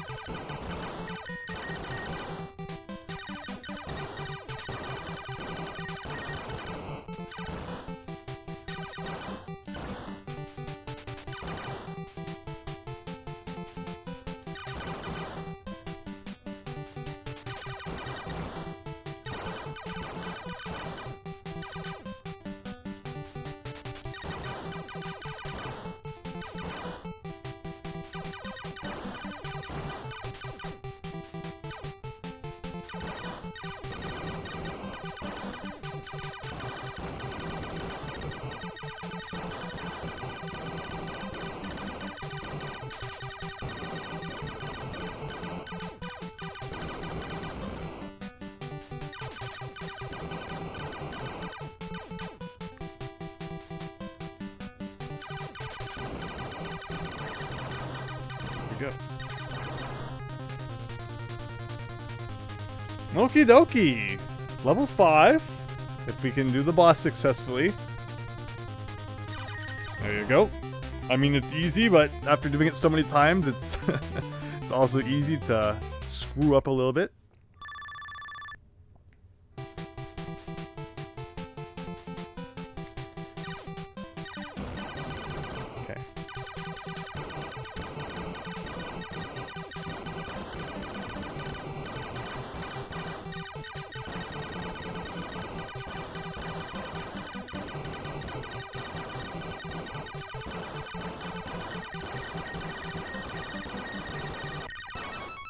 Oh yeah, here we go. This is what we're talking about. This is killing my fingers. Come on, can we do the whole row? Yeah! That was like worth like 1 billion points, but it was more about not having enemies spawn for a couple of seconds. Just trying to deal with enemies while you have that big wall of blocks in the middle is not easy. Okay.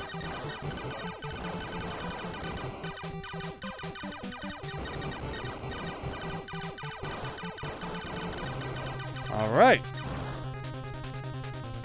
That was great, Fennec. Thank you. Thank you.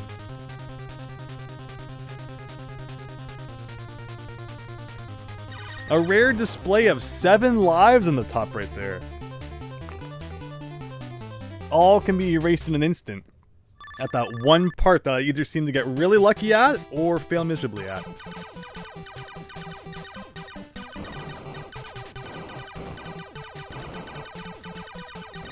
This is like a mini prelude to that part. I say as I get owned by it.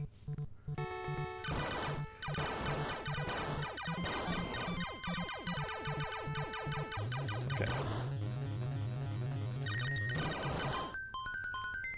One death.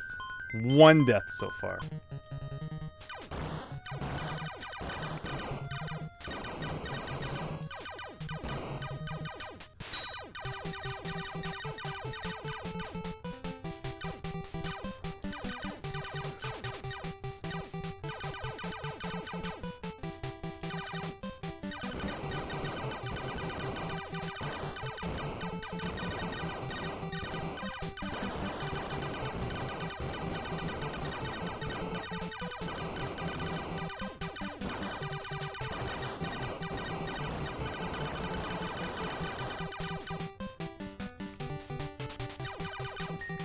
This has got to be like a fine, right? Like nothing else is gonna show up, so we can just take a break for a minute.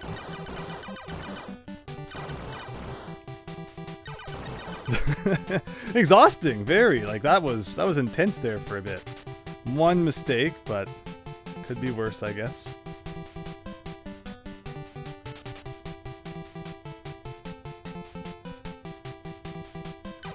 No, I missed the first shot and almost completely ruined my groove. Okay. Oh, I just wanna... Ugh.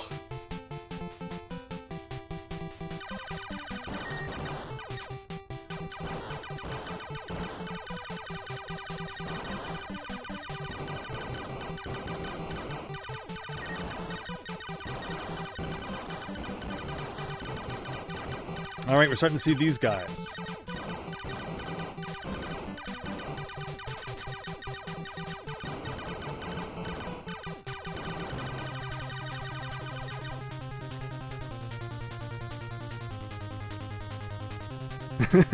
Don't say that, Fennec.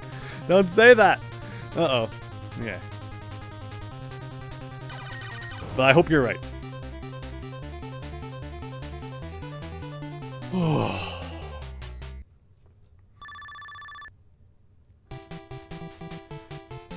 It all comes down to that one part.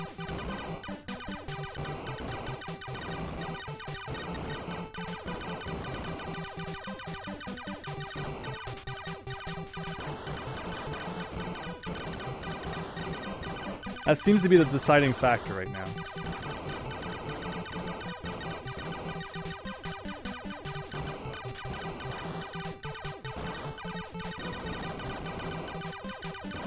I wish I could get in there and get those blocks.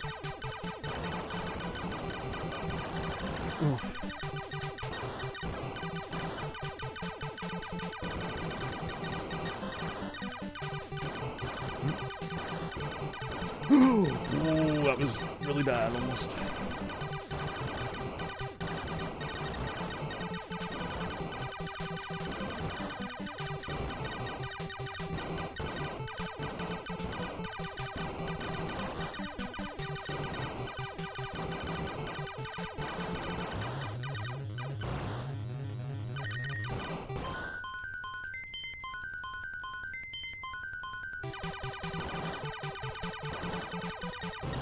Okay, boss.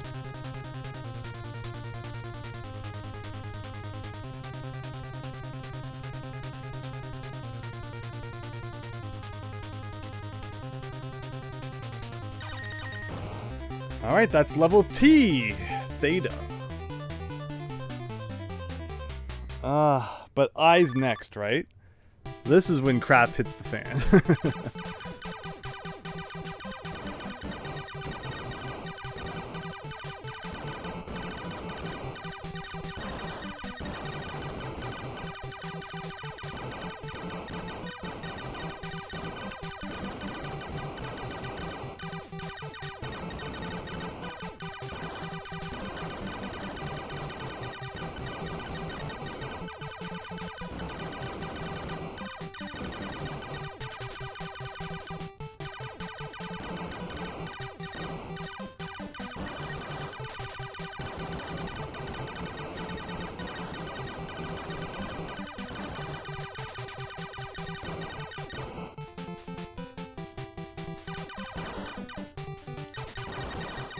We have this round of 3 jewel things. Okay, interesting. I think there's a 1-up coming up, right?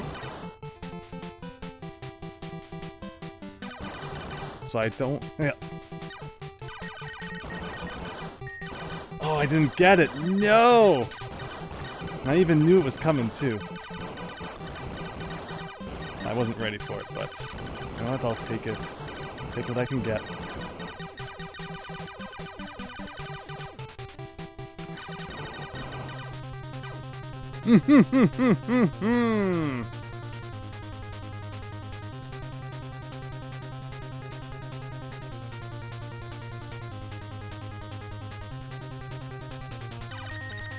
All right.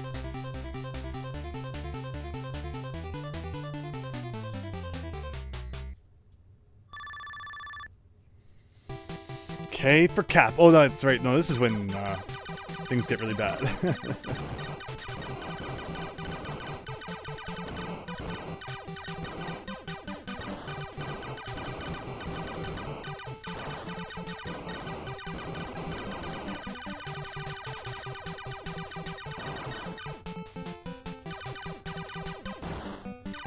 Can I have this guy for a bit? Looks like it. Is there another 1-up coming up after all this? I think there is.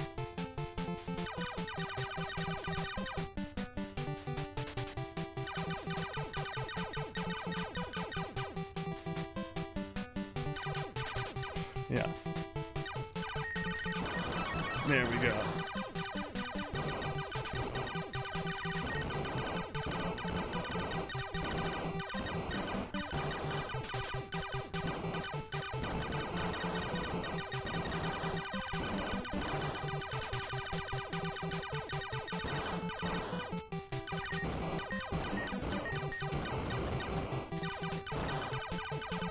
I think things get really bad after this guy, right?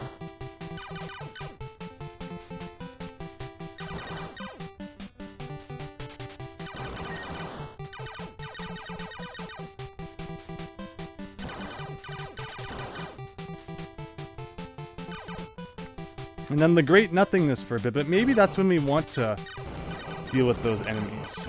Ooh, no.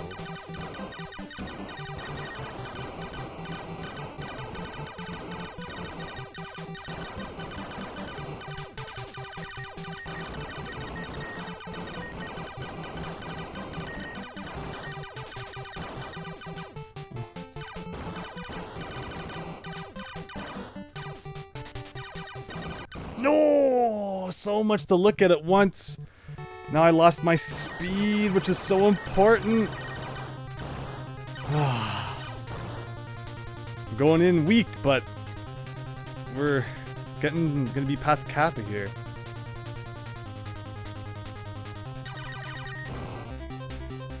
Is Kappa halfway? I forget what letter of the alphabet it is. I'm so lost in what level number this even is. A lambda.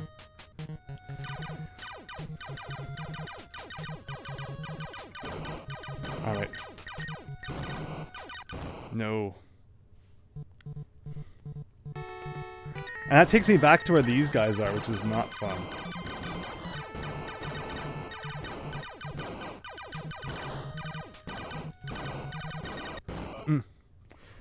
Come on, we had so many lives coming into this.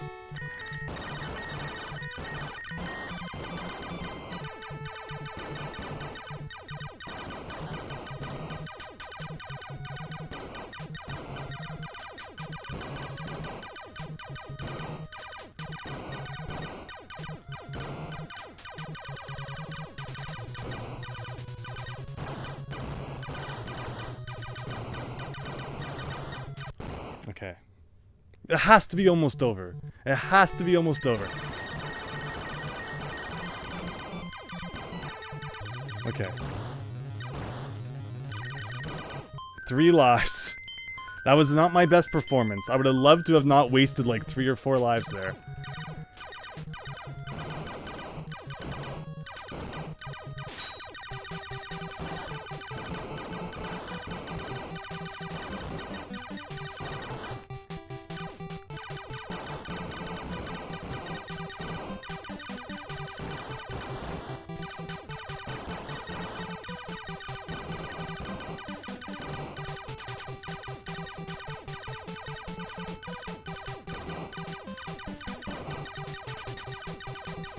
Maybe another one up will come up? I forget, at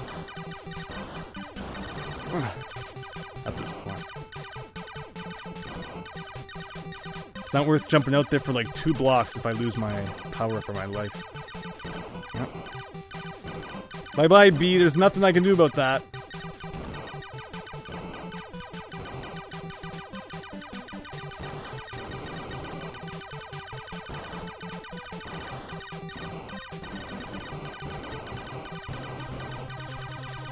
Okay. L.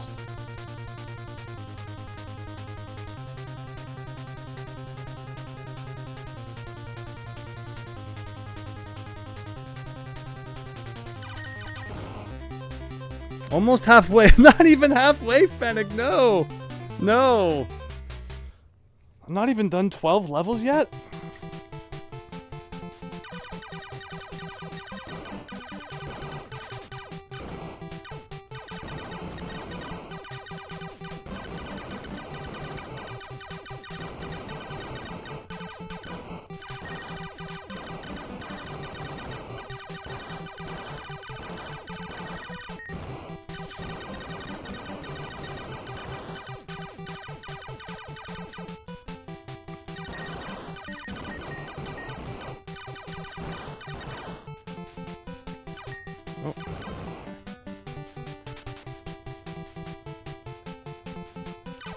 I hope there's more 1-ups at some point.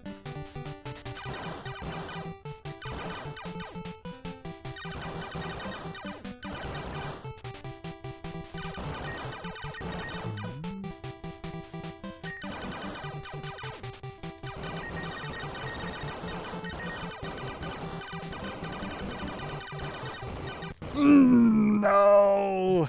No, what a dumb death. You hate to see that. But I think right after that's like when it kind of slows down for a little bit, right? So if I could just survive that, don't do that. Don't die to stupid things, come on. See, like if I had just been able to survive like an extra 3 seconds, I could have got to the slowdown zone, which is still kind of scary. Like those guys are kind of aggressive.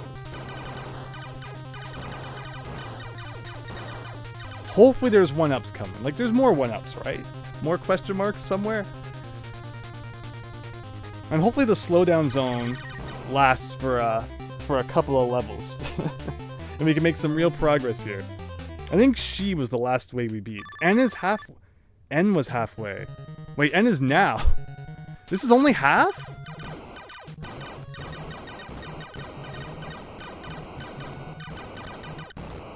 Wow.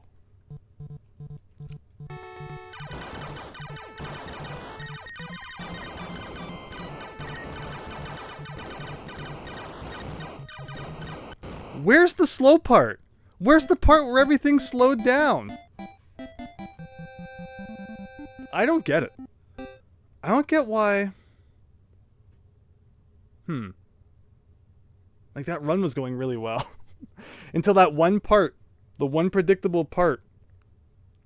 Where like everything gets more difficult after that. N was halfway? Where's my saved photo of this?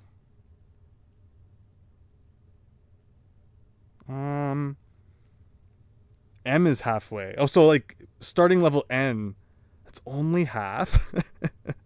Like what? Oh. What? Why would you take the blame for this one?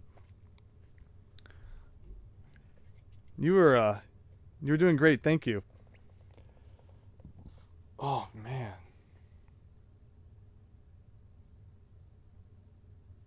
And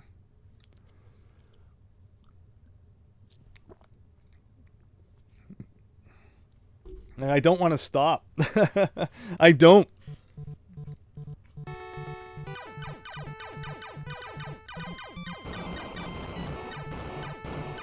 Because, you know, we streamed this before, and I'm like, you know, we'll come back next time and we'll kill it, right? But clearly, you know, it takes time to get warmed up to the enemy patterns and stuff, but by the time you're warmed up to them, it's like your body's just done with it. It's like, pressing buttons. Crazy talk. So I was thinking, it's funny because I think we did a stream recently and it devolved into a lot of phone talk. I really like that my Samsung S6 from a million years ago still has a button on the front. I've, you know, just held people's phones before. You know, new modern, newfangled things. And there's no button on the front at all anymore. And it's like, how? How is there no button? And I don't know, don't you just find pressing a button, like, really satisfying? Like, was it that important to get rid of the button on the front of the phone? I enjoy it. I like the button. But I don't know how, people use their phones anymore without a button on the front. so I greatly fear upgrading into the modern era, phone-wise. But okay.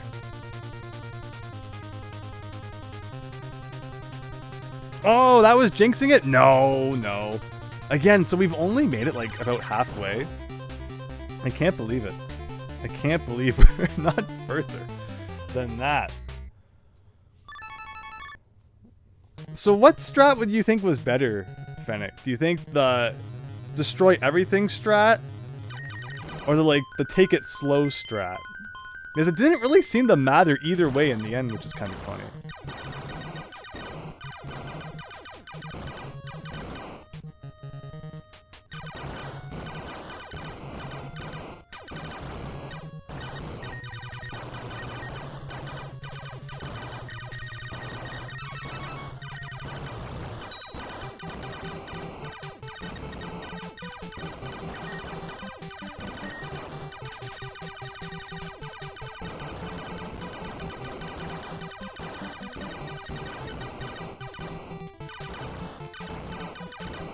Like, oh, I had so many lives going into that.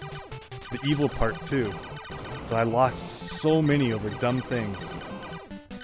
Like, how did I have such a good run one time where I didn't die to it once? And then I can't do that ever again.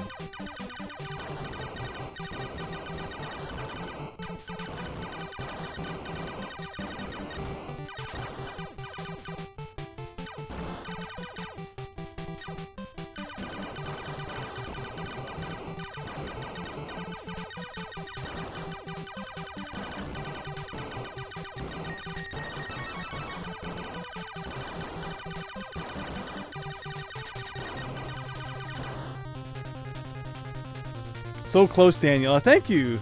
Hope you're still enjoying the stream. Appreciate you sticking around. So close. Halfway. So close. Oh my gosh, this game. Wow. And no one ever talks about it. Everyone's like, Silver Surfer, it's the hardest game ever made. And it was like nothing compared to this. You get continues in Silver Surfer. You get like actual power-ups in Silver Surfer. Where you can shoot like better than you could before. Where in this game, you have the same weapon from start to finish.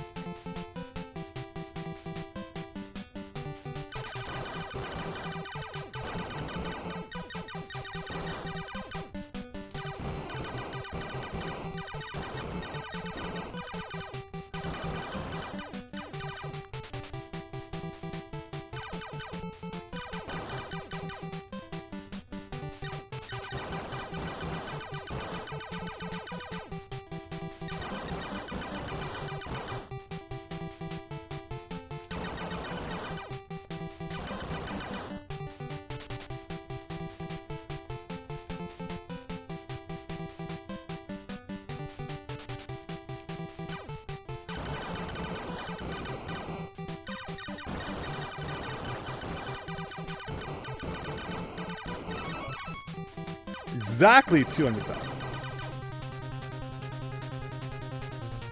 I think it didn't really matter too. Shooting things seemed more fun though. It did, right? Like, maybe if we lose this one, we'll go back to the other strip.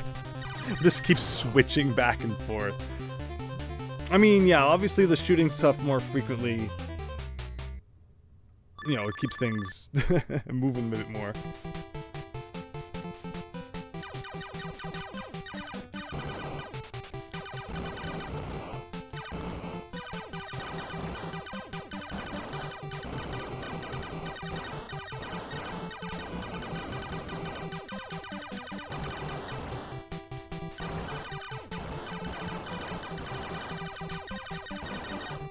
But like, you would think that doing it this way would like help me get further, because of all the blocks I get to destroy while I'm just, you know, being chased by this guy.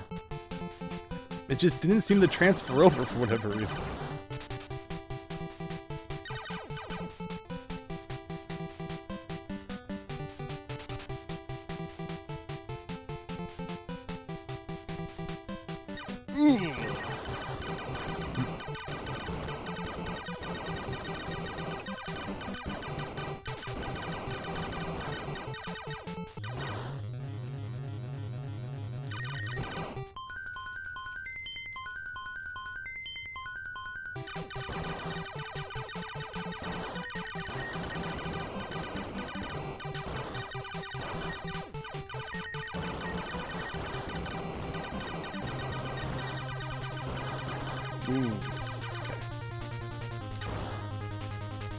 Ooh.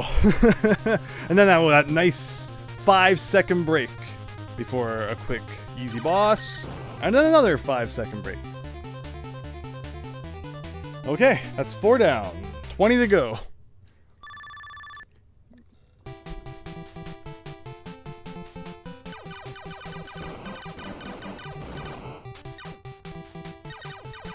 Like, that guy was off screen before that last bullet came at me.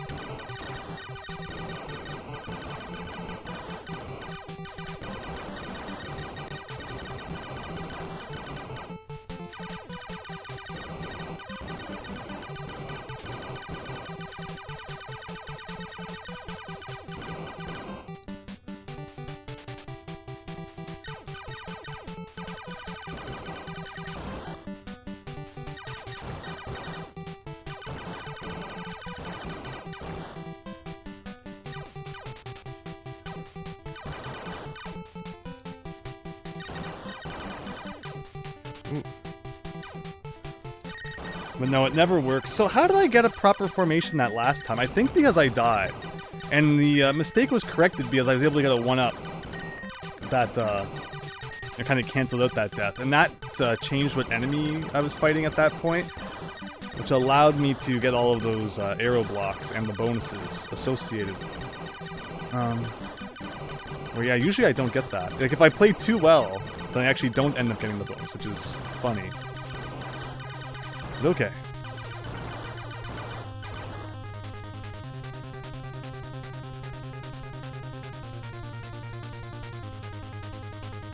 I wonder what my no death record is. I think I've beat 6, right? 6 levels without a death? So this is 6 coming up.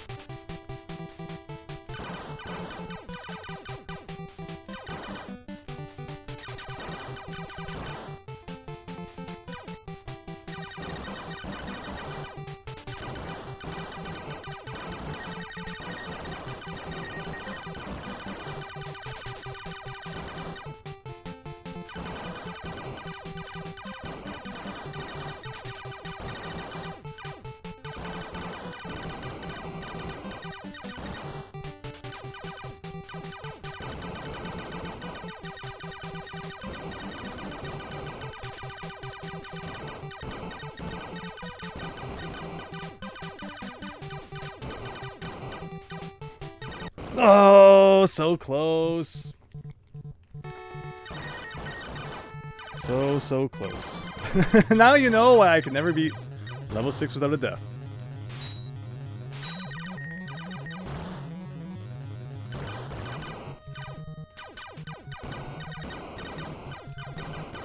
But, alright. It's fine.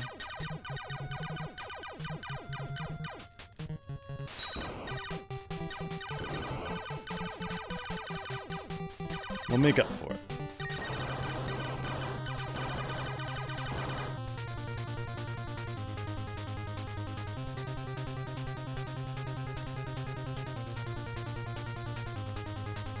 Yeah, that one, like, really random, like, quick burst of those enemies I hate so much.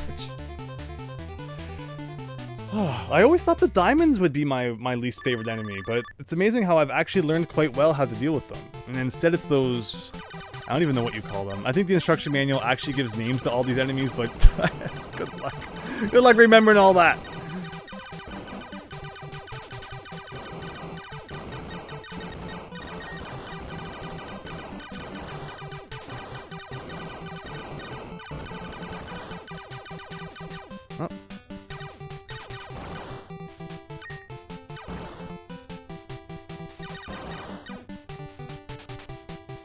Alright, it's the second E, Ada, I think.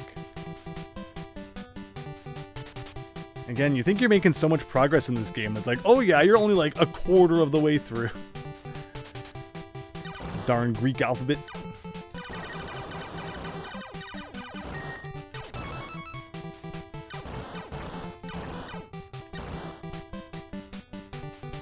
Is there arrows coming up? I think there... No, there's not. This is coming up.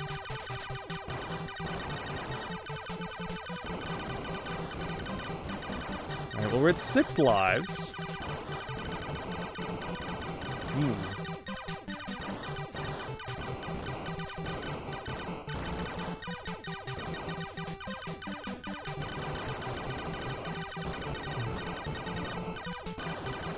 Scary.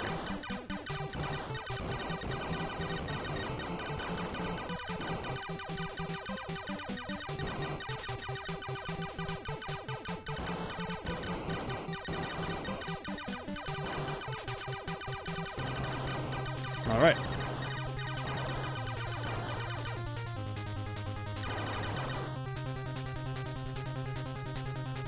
You only see shapes now, right?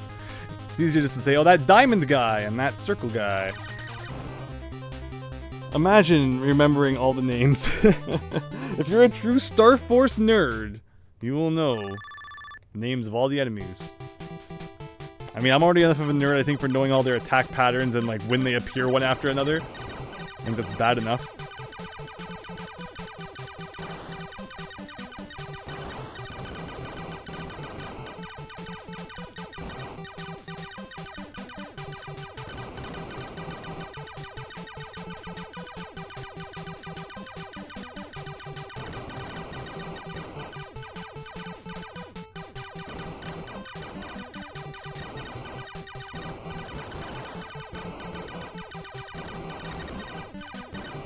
So this one's cool, because it's like slow enough that if you have the faster ship, you can pretty much defeat them before they become an issue.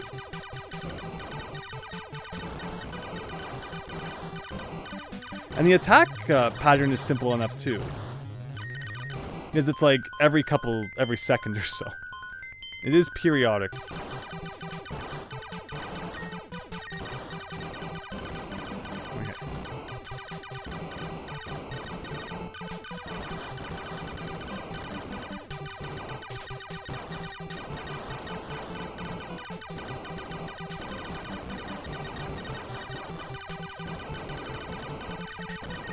No! Oh, I'm trying to get a 1-up, and I didn't even see that bullet coming at me. Shoot. There's nothing worse than losing the 1-up trying to get a 1-up, and look at this! Look at this. Good night. Good night for friggin' that enemy setup. I was in such a groove. 1-ups were just too enticing, I guess.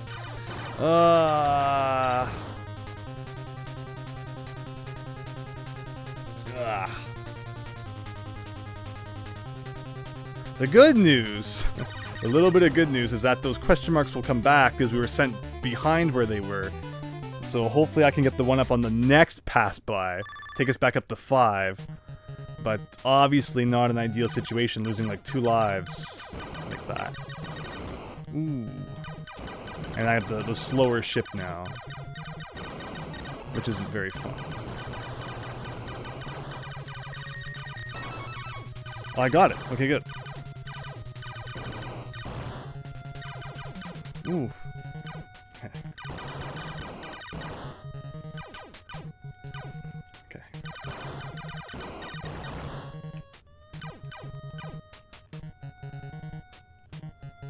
Alright, 5 lives. Next level's K, right? And that's when things get rough. This isn't even the tough part yet.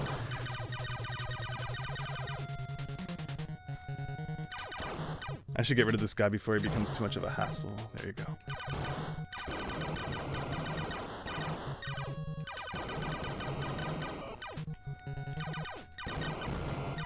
Yeah, that's what I meant to do. Yeah, that's more like it. Again, I need that ship back. Whoa, yeah, I'll take that. I will take that. No, that's what I get. give me a freebie, and take it right back.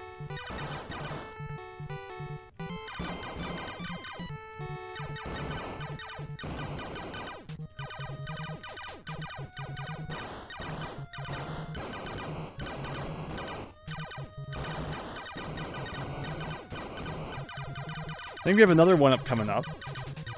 So that's nice. I was really regretting my decision to shoot that guy.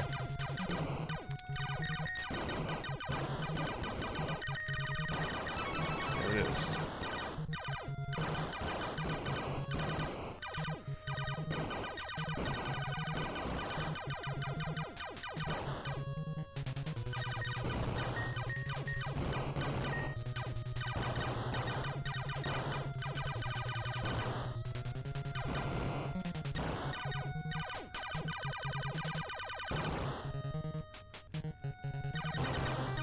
Boss time.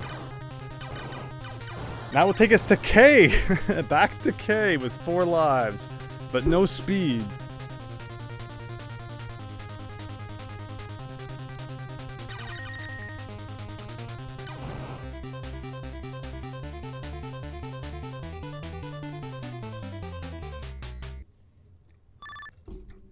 Like, we might not get the speed back until after, you know, the terrible part.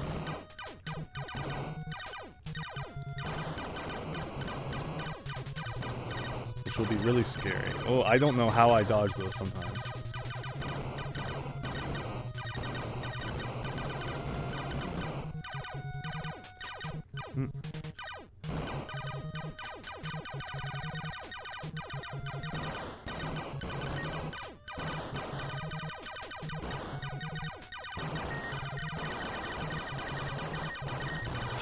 Okay, it's the terrible part.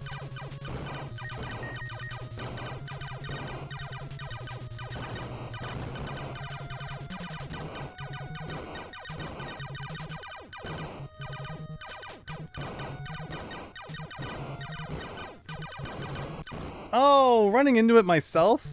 Trying to get over there for an attack. And it has to bring you back to where these are, of course. Oh no. It seems like if you die once, you just don't get back into the rhythm quick enough. And of course the arrows don't help.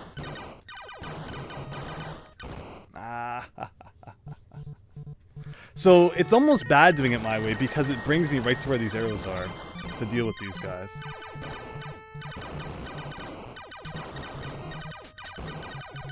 Yeah, just sad. If I had a consistent method for beating this part, it would make such a difference. But how do you be consistent with that? How? I'm not convinced it's possible. Maybe if I had the faster ship, but again, keeping it to that point. After this, we're definitely doing a run where we just take on everything at once. And not the delayed one, because the delayed one doesn't seem to be benefiting me at all. Not at all.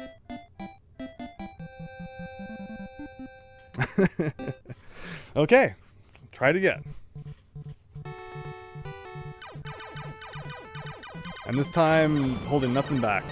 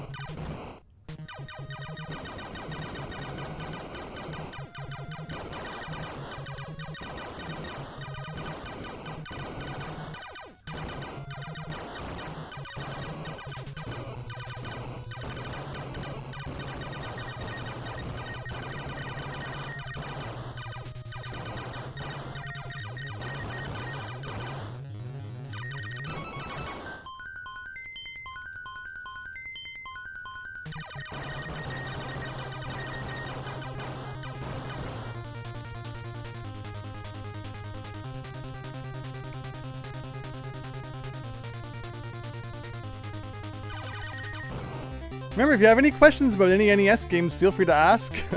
I love talking about NES games. In fact, it seems to help. I play better when I'm talking about random NES stuff. But of all the shmups I've played, this one is certainly one of the shmuppiest.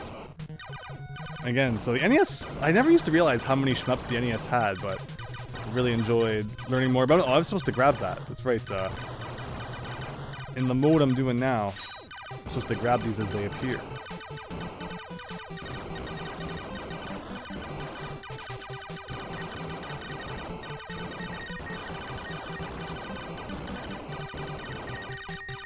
There it is. Alright, one extra life.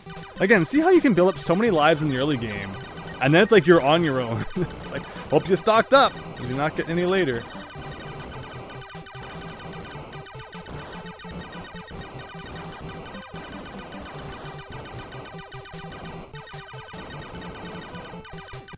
Ah! Oh! But we get a chance to get that life back, because it took us back before the extra lives. I'm trying to get rid of you. Alright.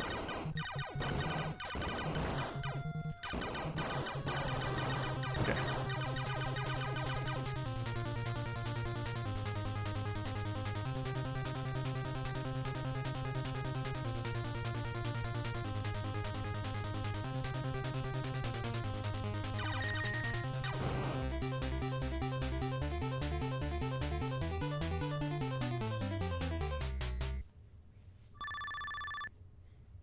But yeah, Capcom in particular seemed to like shmups a lot. They had the 1942 and 1943, Legendary Wings, Gunsmoke was a fun one. A lot of theirs were like arcade ports. Section Z we played a little while back. That was fun.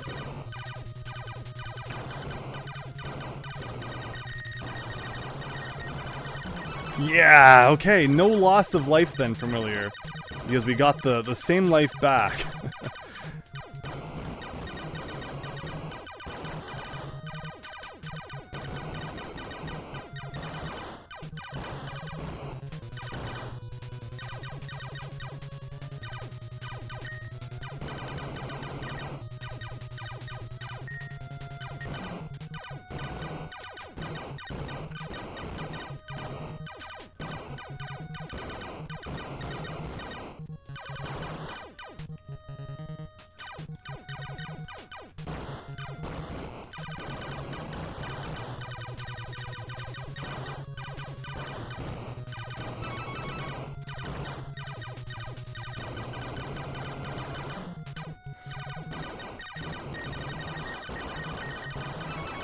Phew.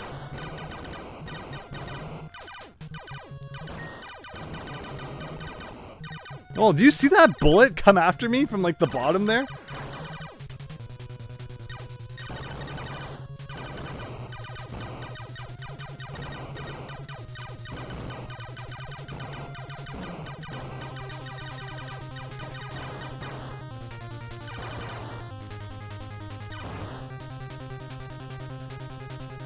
What so far is the best NES game? So I could pick out like my favorite games of different genres. Picking out the absolute best one is tough. I can tell you my favorite NES game, despite how many I've beat, is still Star Tropics. It was... I mean, yeah, it's probably running on nostalgia a bit, considering it's one of the first NES games I ever remember beating. Oh, okay, whatever. I didn't even hear that was coming. 1 second, yeah, let me get my power up. Actually, I'm not going to get this power up. I'll get it this time. But you know, I love Star Tropics. It just has everything I'm looking for in my games. Adventure, just fun all around, good music, good graphics. Like, how can you complain about Star Tropics? I mean, the one thing people might complain about is the gameplay a little bit, because I guess some people find it stiff. But again, I've been playing it for so long, I don't even notice any control quirks anymore. But like the absolute best, like as cliche as it is, Mario 3 is probably the best NES game. Just like all around. But like, you know, the Lone Ranger was an unexpected one I really enjoyed. Dragon Warrior 3 we talked about earlier. Goonies 2 I really had fun with. Even the heck unlicensed games, you know, the Fantastic Adventures of Dizzy was really good. So yeah, it was just you know, lots of cool things I discovered along the way.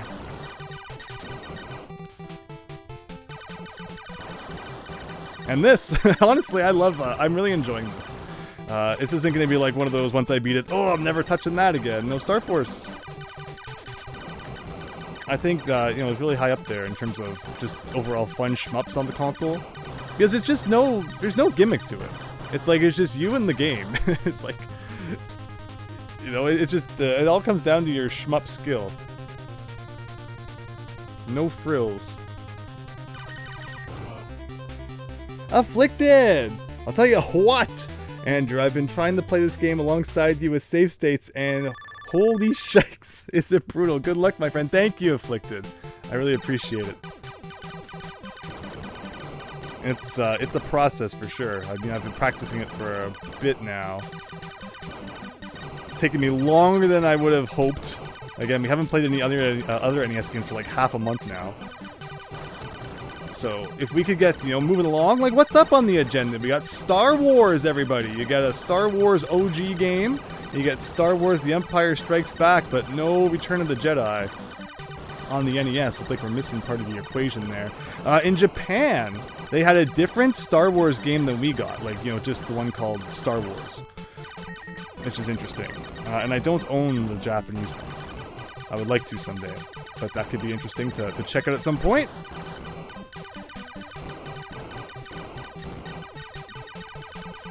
I have played the Star Wars that we got on the NES, but never beaten it. Oh no. Okay. Did that thing where because I was in the top half of the screen, they spawned from the bottom instead, which is like, please don't do that.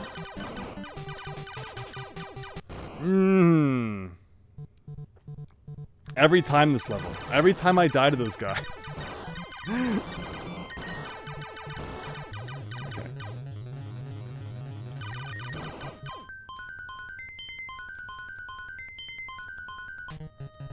I do plan to play Star Tropics 1 and 2. Even again, you know, mentioning Star Tropics is my favorite game, and obviously I've beaten Star Tropics 1 and 2 many times. More times I've beat Star Tropics 1. Star Tropics 2 has been a while. Curious to see just how much, I remember some of that. Like, I still remember it quite well, but like the level specifics, we'll see. We'll see how that goes, but I'll definitely be streaming that. There's 2 Star Trek games. I'll admit, I don't know much about Star Trek. I really don't.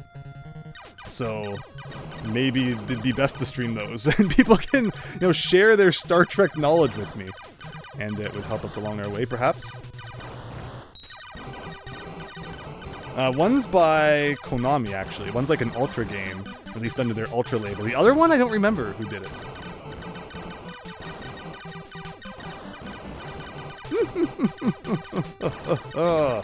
Yeah, okay, sure.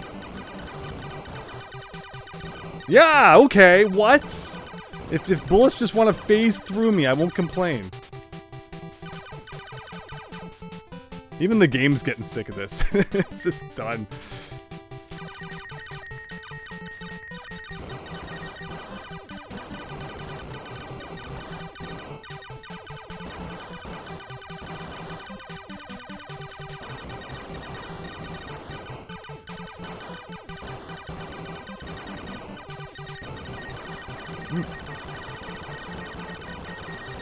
Come on, yeah!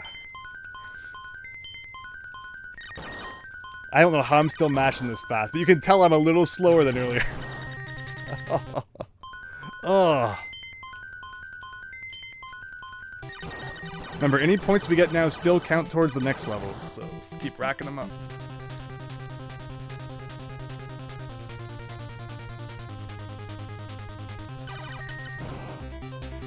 Oh. Okay. But yeah, in terms of shmups, Star Soldier is immediately following. Stinger's coming up. Fun.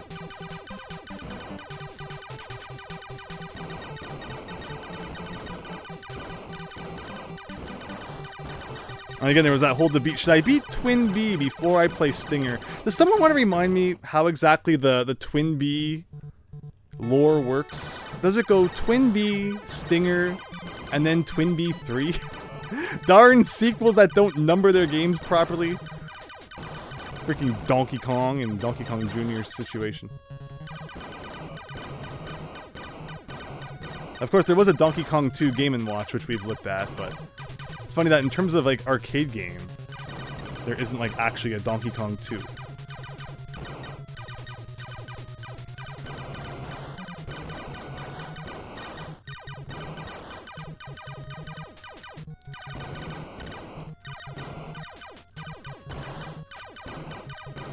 Okay, if I can get by this, we can get another power-up. But, yeah, right.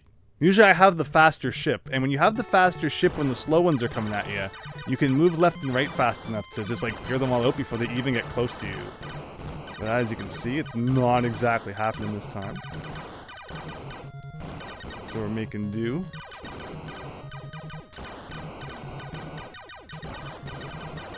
Okay. Well, 4 lives.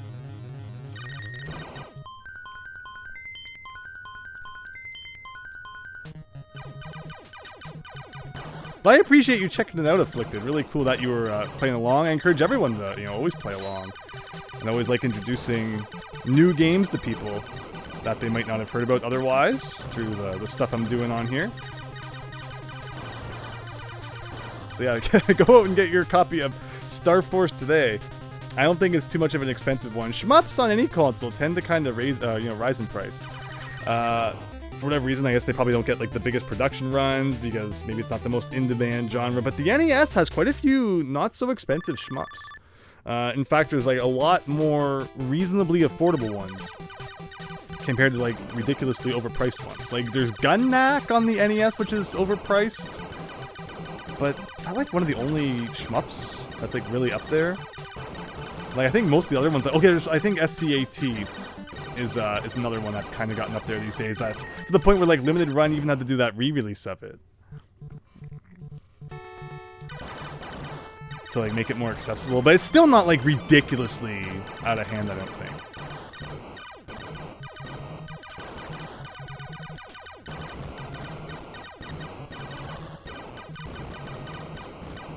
But like, you know, again, my favorite one, 1943, I don't think is like too ridiculous.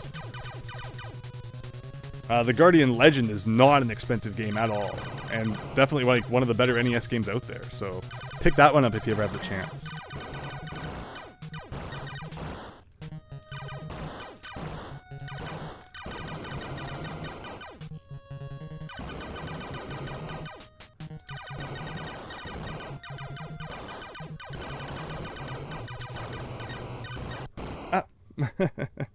Loot! Andrew Force! I wish.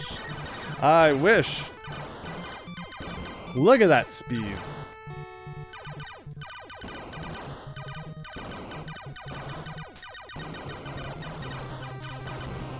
If we die now, it's all over. Okay. We've had to replay the whole level.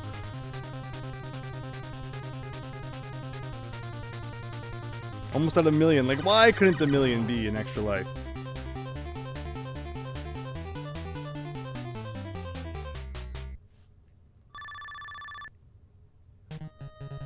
Well, we're over 1,000,000 anyway. Oh.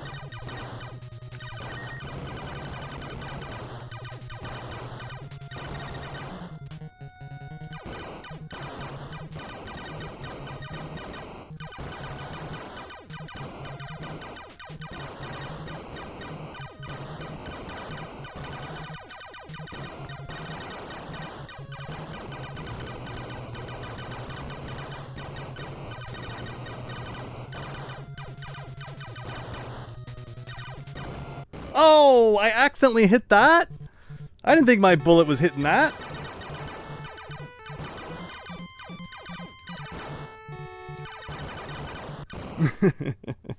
Combining the diamond guys with other enemies.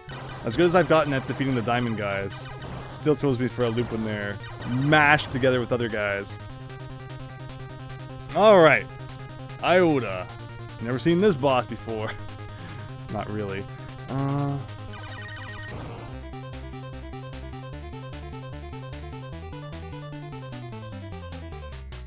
But in terms of what's coming up on Monday, I got my N64 flash cart, so we're going to be checking out Mario 64 ROM hacks. If you're not in the Discord server, feel free to join and recommend some of your favorites, because I'm always up to check out viewer suggestions, as always, when it comes to ROM hacks and such.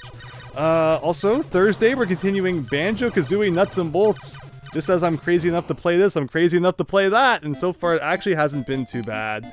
And otherwise, we're probably going to be streaming this more, I guess, because it just doesn't seem like tonight is the night. So for everyone who's joined for another night of Star Force, about 4.5 hours this time, and I'm definitely feeling the full 4.5 hours, we'll have to come back to it another time, or hopefully we'll get even further. It's just a matter of getting used to the enemy patterns before you wear yourself out, and then hoping that you can put a winning run together with all that. So thanks everyone for joining tonight. Hope you had fun with Star Force, and hope to see you next time for more streaming. Again, join that Discord server where I keep people posted on when I'm going to be going live, most likely. And have a wonderful night and rest of your weekend. Take care.